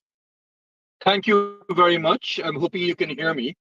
And I'm speaking to you, even though I'm going to be speaking about the Indians who went to Jamaica, I'm speaking to you tonight from Trinidad and Tobago, from a rural village called Hindustan, where I'm attending a Ramayan, which is being conducted in the same form and fashion that it would have been conducted in UP 170 years ago. Earlier today, I was at the second link between India and the West Indies, which is at the test match between India and the West Indies, which is very symbolic because these are the two major links that bonded India, well, West Indian Indians to India over 150 years ago. So thank you very much for inviting me. I will speak initially of the West Indies, and then I'll tell you a bit about the Indian contribution to Jamaica. Because as you said, in the West Indies, the Indians came as indentured laborers, initially in 1838 in Guyana, and then in 1945 in Jamaica and Trinidad and Tobago.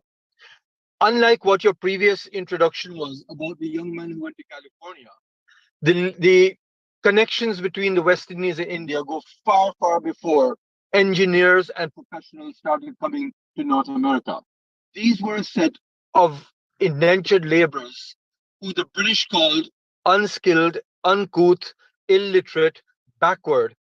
And yet they came to the Caribbean to do the job they were to do, which is to cultivate sugarcane. But they gave to the Caribbean a culture which was completely foreign to the area, but has helped to develop the region. Now in Jamaica, we between 1845 and 1917, we only got 36,412 indentured laborers, 90% of whom were from the UP, and the rest by and large from Bihar. Very few from what was then Madras.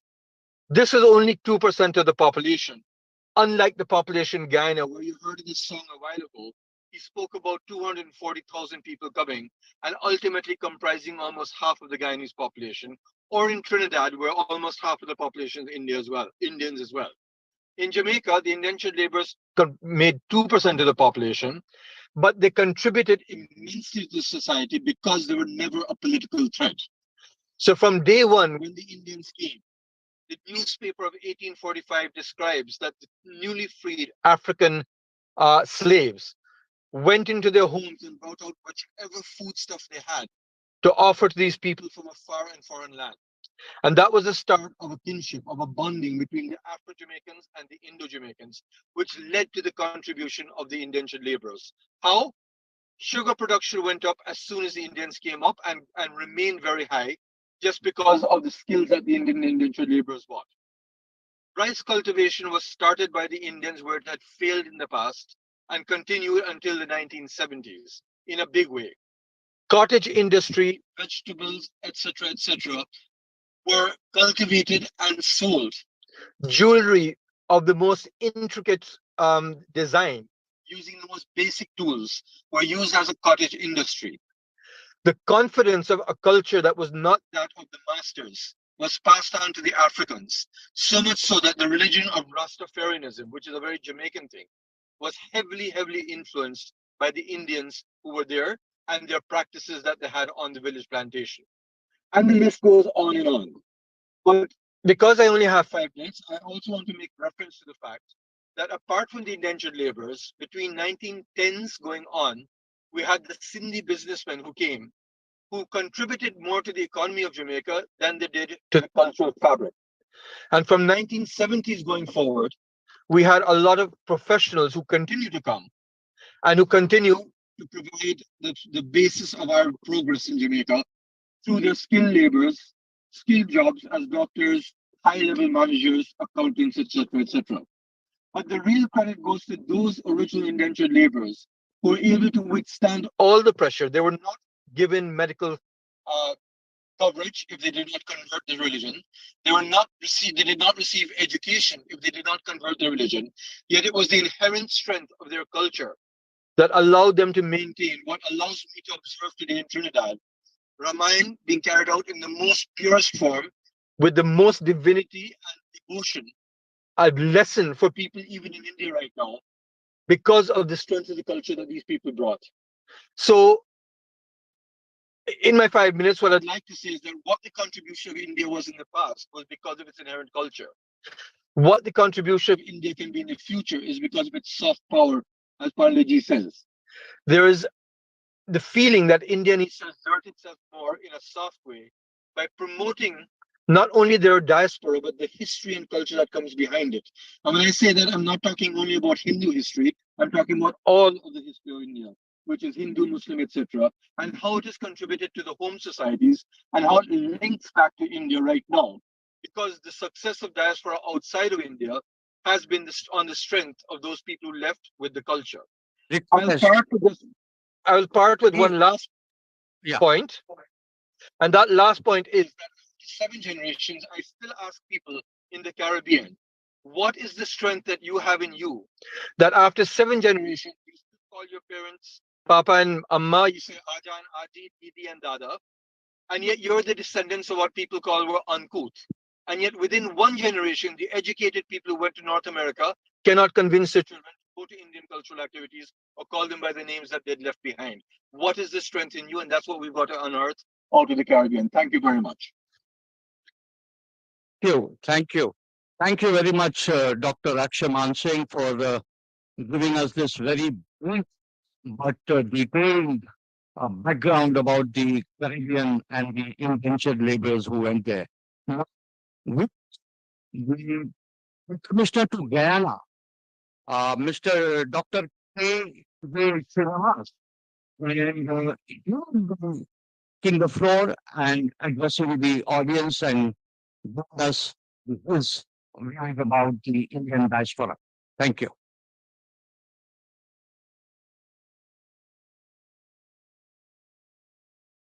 Yeah, Dr. Srinivas. Yeah, namaste. Namaste. Namaste, namaste. Please take to the floor. Thank you. Greetings from the Girmitia land of Guyana. Honorable Chairperson, distinguished dignitaries, friends who have joined from across the world. It is indeed a matter of great honor for me to be present in this event, which is being organized by the ARSP to commemorate Vasudhaiva Kutumbakam. I extend my best wishes to all those who have organized and participated in this event. The Indian diaspora has grown many-fold since the first batch of Indians was taken to countries in the Eastern Pacific and the Caribbean islands, including Guyana, under the Girmitia arrangement as indentured laborers.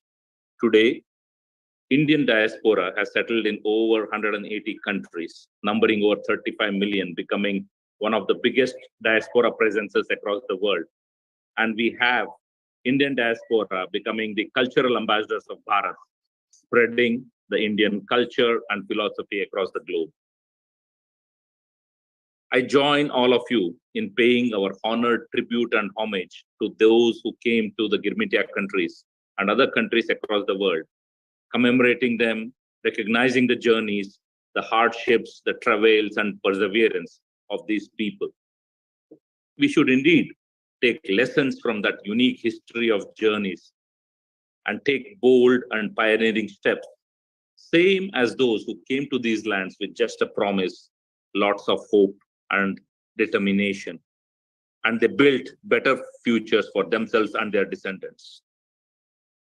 We are always reminded of the diaspora's pioneering spirit, determination, persistence, and endurance under extremely harsh conditions. Of course, survival must have been their primary concern, but still they strived, persevered to maintain their sense of origin, traditions, and culture. Their children, grandchildren, and following generations are taking pride in this unique accomplishment, recognizing and appreciating the sacrifices made on their behalf. Today, on this program, we are also recognizing the invaluable contributions they have made to the diverse culture and economic development of all those nations where the Indian diaspora has settled. One way we see the relationship growing between India and its diaspora worldwide is through our lens of what we call in the diplomatic parlance diaspora diplomacy, which is actually the practice of utilizing the influence and negotiations between nations by using the country's diaspora to pursue the advancement of India. With over 35 million Indians across the world, India has been also the recipient of the highest remittances of over 120 billion from Indians living abroad. Today, whether the world revels over the US President Joe Biden's Deepavali extravaganza at the White House, or welcomes Britain's first non-white Prime Minister Rishi Sunak, or celebrates Guyana's President Dr. Mohamed Irfan Ali and the Surinamese President Santokhi, Indian diaspora diplomacy has been far-reaching in more ways than one. But what makes the diaspora's presence felt is that they have played an important role as brand ambassadors for India the world over. They have performed a multifaceted role in India's development. I'm very happy to state here that the Government of India's diaspora diplomacy is one of the main pillars of India's quest for excellence, what we call the 4 Ds: democracy, demography, demand, and diaspora. Recently, I came across an article which stated diaspora diplomacy, India's global people power as an asset of its national strategy, which describes this phenomenon of Indian immigrants integrating successfully into their host countries, but still holding on and dispersing the cultural heritage, which they named as chutneyfication, wherein the cultural diplomacy has worked as a type of diplomacy which enhances India's influence in global circles. Indian diplomacy has also seen that the Indian diaspora has contributed in enhancing India's power abroad, politically, economically, culturally, education, entrepreneurship, etc. I would like to now talk a bit about Guyana with the permission of the chair. The histories of all the nations that we talk about, which have the Indian diaspora, they contain certain significant junctures which point to a reshaping and a transformation of society. So in 1838, when the first group of Indian immigrants came as indentured laborers, I think this was the moment for Guyana. They have contributed richly to this country, and I would like to borrow the words of Dr. Akshay Man Singh, wherein he spoke about the cultural linkages which was brought in by the indentured laborers, which still acts as a bridge between the Caribbean and India. One of the Guyanese scholars, Mr. Ravi Dev, has recently stated that while indentured labor might be seen as a transitory episode of human labor from chattel slavery to the so-called modern free labor, the conditions that herded Indians into that option were indeed man-made. India provided the most indentured labor to the Caribbean and other countries due to the enormous numbers of Indians thrown into destitution under the British rule. When I first came to Guyana, I was amazed to see the continuation of Indian traditions, customs, culinary skills, as well as religious rituals in Guyana. It was as though I had stepped into a time capsule of India from the 19th century, when I heard the chautal being sung in mandirs, seeing the Guyanese marriages, as well as eating the 7 curry dishes. The celebration of Phagwa, Diwali, Ramzan, Eid, and other festivals gave us a glimpse of the richness of this land of many waters, which itself is an outstanding example of unity in diversity. The peaceful coexistence of multiple religions, along with the post-celebrations of many festivals, are great examples of true secularism to the world. Many Indo-Guyanese diaspora luminaries have indeed enriched the world, and we are now blessed to have such a diaspora who have committed to sustaining their ancient customs, contributing towards the promotion of Indo-Guyanese bonds. The Indian diaspora, as I mentioned before, like other diaspora, have played a very crucial role in the economic, political, and social development of the country. The indentured Indians have taken up successful professions and businesses after the ending of the indentured labor. I should comment here that it's indeed heartwarming to see the culture being retained in Guyana, and the most beautiful aspect of this is the strength of resilience and adaptation. It is not an exaggeration to say that Indian culture has tremendous influence over the overall culture, music, food, language, art, costumes, etc. of Guyana, and of course cuisine are enriching this country's cultural mosaic. They say that you can take an Indian out of India, but you cannot take India out of an Indian. And the Indian diaspora in Guyana is a living example of this. The Indian descendants have contributed also to the Guyana's demography, and we are indeed proud of the achievements by the Indo-Guyanese diaspora.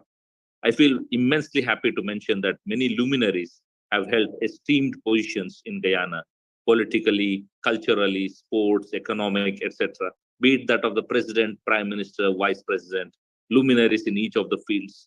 Today, the Guyanese president, Dr. Mohammad Irfan Ali, is not only of Indian extraction, but is an alumni of an Indian university under the prestigious ITEC scholarship. I consider it indeed a matter of great honor and privilege for me to have been appointed to serve as the Indian High Commissioner to this Girmitia land. The priority of the current government of India has been under Honorable Modi ji to build everlasting links with the Indian diaspora the world over. And in fact, I would be amiss if I don't mention the visit of Prime Minister Modi ji way back in 1999-2000 to Guyana, and he fondly remembers the people and country of Guyana. The contribution of HSS, the Hindus for Selfless Service, has been very influential in this land. Our ancestors who came across the world, especially the Indian diaspora, as indentured labor, partially by choice, many forced, but resolved to persevere under very difficult and harrowing conditions. The shared experience that they had, that saga of shared history, which fostered an unusual kindred spirit of resolve, togetherness, and kinship, itself represents a triumph over obstacles and difficulties with dreams and aspirations of a destiny which was intertwined by history and fate. So the Government of India and the High Commission in Guyana, we have been working very closely with the Government of Guyana in several fields, and we have delivered on various projects in infrastructure, healthcare, energy, environment, agriculture, oil and gas, transport sectors, etc. So what we have been able to convince the Guyanese and also the Indian diaspora in Guyana is that the massive projected transformation of Guyana in the next decade will have India as a strategic partner, and we wish to strengthen our partnership with the Indian diaspora. We continue to support and encourage active promotion of the enduring and rich Indian traditions and culture, which served our forefathers so well. And I think it's time that all the descendants of those early pioneer diaspora recognize and reach out to others of Indian origin whose forebears embarked on similar journeys across the world. Guyana's enduring vitality is a reflection of its people, strong, energetic, progressive, and vibrant. I thank the organizers for this opportunity to be part of this path-breaking event. I look forward to continuing this engagement with the Indian diaspora. Thank you. Namaste. Thank you, Dr. Srinivas, for that very detailed background and the linkages that the government is doing with the people of Guyana. Now, people who may have joined just now, we welcome you all to this very unique program, this historic program that we are undertaking, that the sun never sets on the Indian diaspora. And one request is that before you begin whatever you say, please give a very brief introduction about yourself and keep the whole discussion very brief, because we have large number of these successful Indian diaspora today who are going to speak from the Caribbean, South America, US, Canada. So now I call upon Mr. Raven Tilak Singh. He is the coordinator of Seva International in Trinidad and Tobago, and we will conduct the program in the Caribbean. It's over to you, Mr. Raven. Namaskar. So I am Rivan Tilak Singh. I'm president of Seva International Trinidad and Tobago. And today we have prepared several items, given an overview of the Caribbean and the West Indies, and also how we have helped develop this land. So there are a couple little things that I would like to add. One of these important events that happened in 1884, right? Very few people know that there was an event, a riot that happened in Trinidad and Tobago that caused the British to change the policy of how they treated with the entire world, right? In 1884, we had a law was passed stopping the Indians and them from congregating.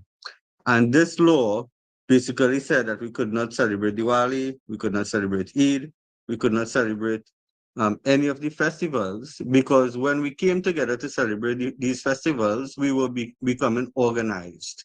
We were addressing issues of indentureship, of the conditions we were working, of the trade union movement, and all of these things were starting to form, of course, which was not good for the colonial masters.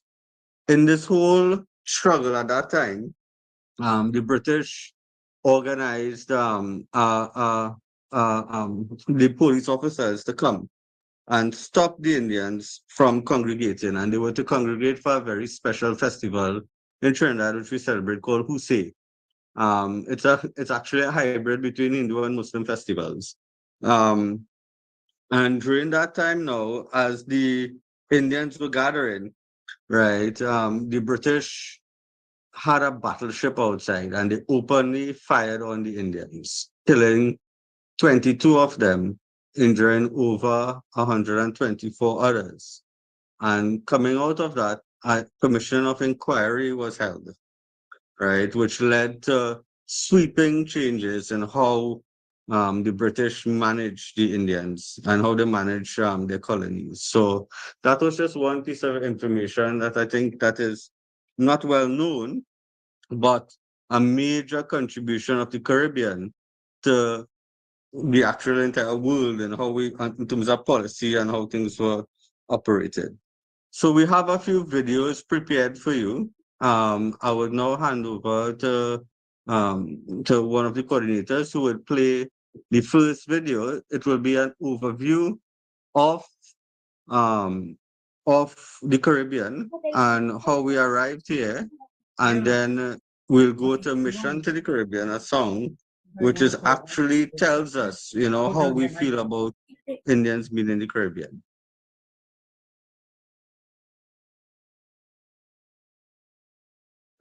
So, Priyanka ji.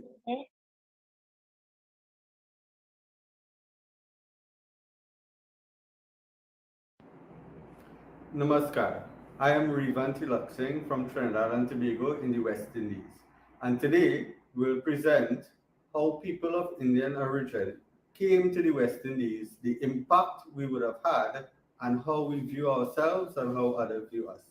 So to give you an introduction of how Indians came to the Caribbean, I now hand you over to Geeta Ramsingh ji. Geeta ji is a Hindu worker for over 4 decades. She's a full-time worker with the Hindu Prachara Kendra, dedicated to the upliftment of Dharma and social. Jai Sitaram, Jai Jahaji, जय भारत, गिरमिटिया मंडल की जय हो. Namaskar from the Indian Diaspora of Trinidad and Tobago and the wider Caribbean region. We are very happy to be involved in this initiative and commend the vision to include the Indian diaspora under the theme Vasudhaiva Kutumbakam. The world is one family. Indians were brought to this region through the indentureship system of the British Raj. Our Jahaji ancestors arrived here in Trinidad and Tobago on May 30th, 1845, but the first arrival in the Caribbean was to Guyana on May 5th, 1838. It is well known that indentureship was oppressive and brutal, but our ancestors were of indomitable spirit, especially in relation to our Sanatan Dharma and way of life. They were resilient when it was threatened, and they endured to leave a thriving dharmic legacy for us, their descendants. Here in Trinidad and Tobago, many monuments and events bear testimony to this. The Siura Sadhu Mandir in the sea at Waterloo, central Trinidad, stands as a reminder of Jahaji grit and willpower to overcome.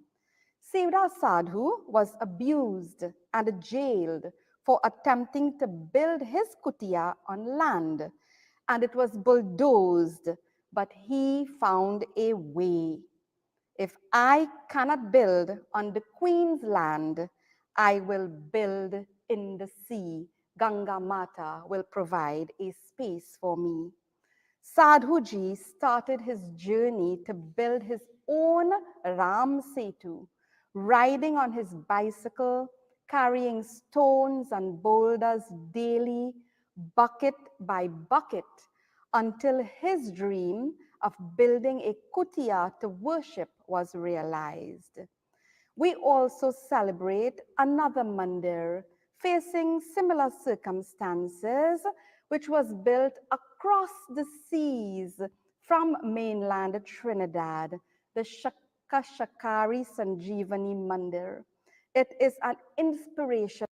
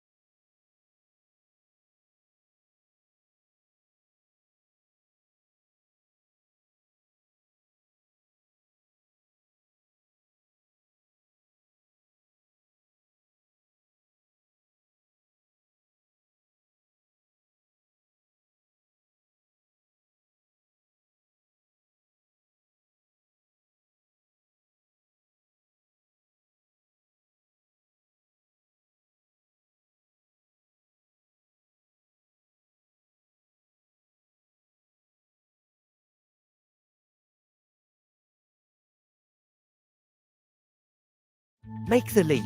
Bring what you do online with GoDaddy. Register the perfect domain for your business. Create your website. Perhaps once again, record highs and that 20,000 milestone not too far away. There you have it, 80 points in the green for the Nifty. The Sensex is up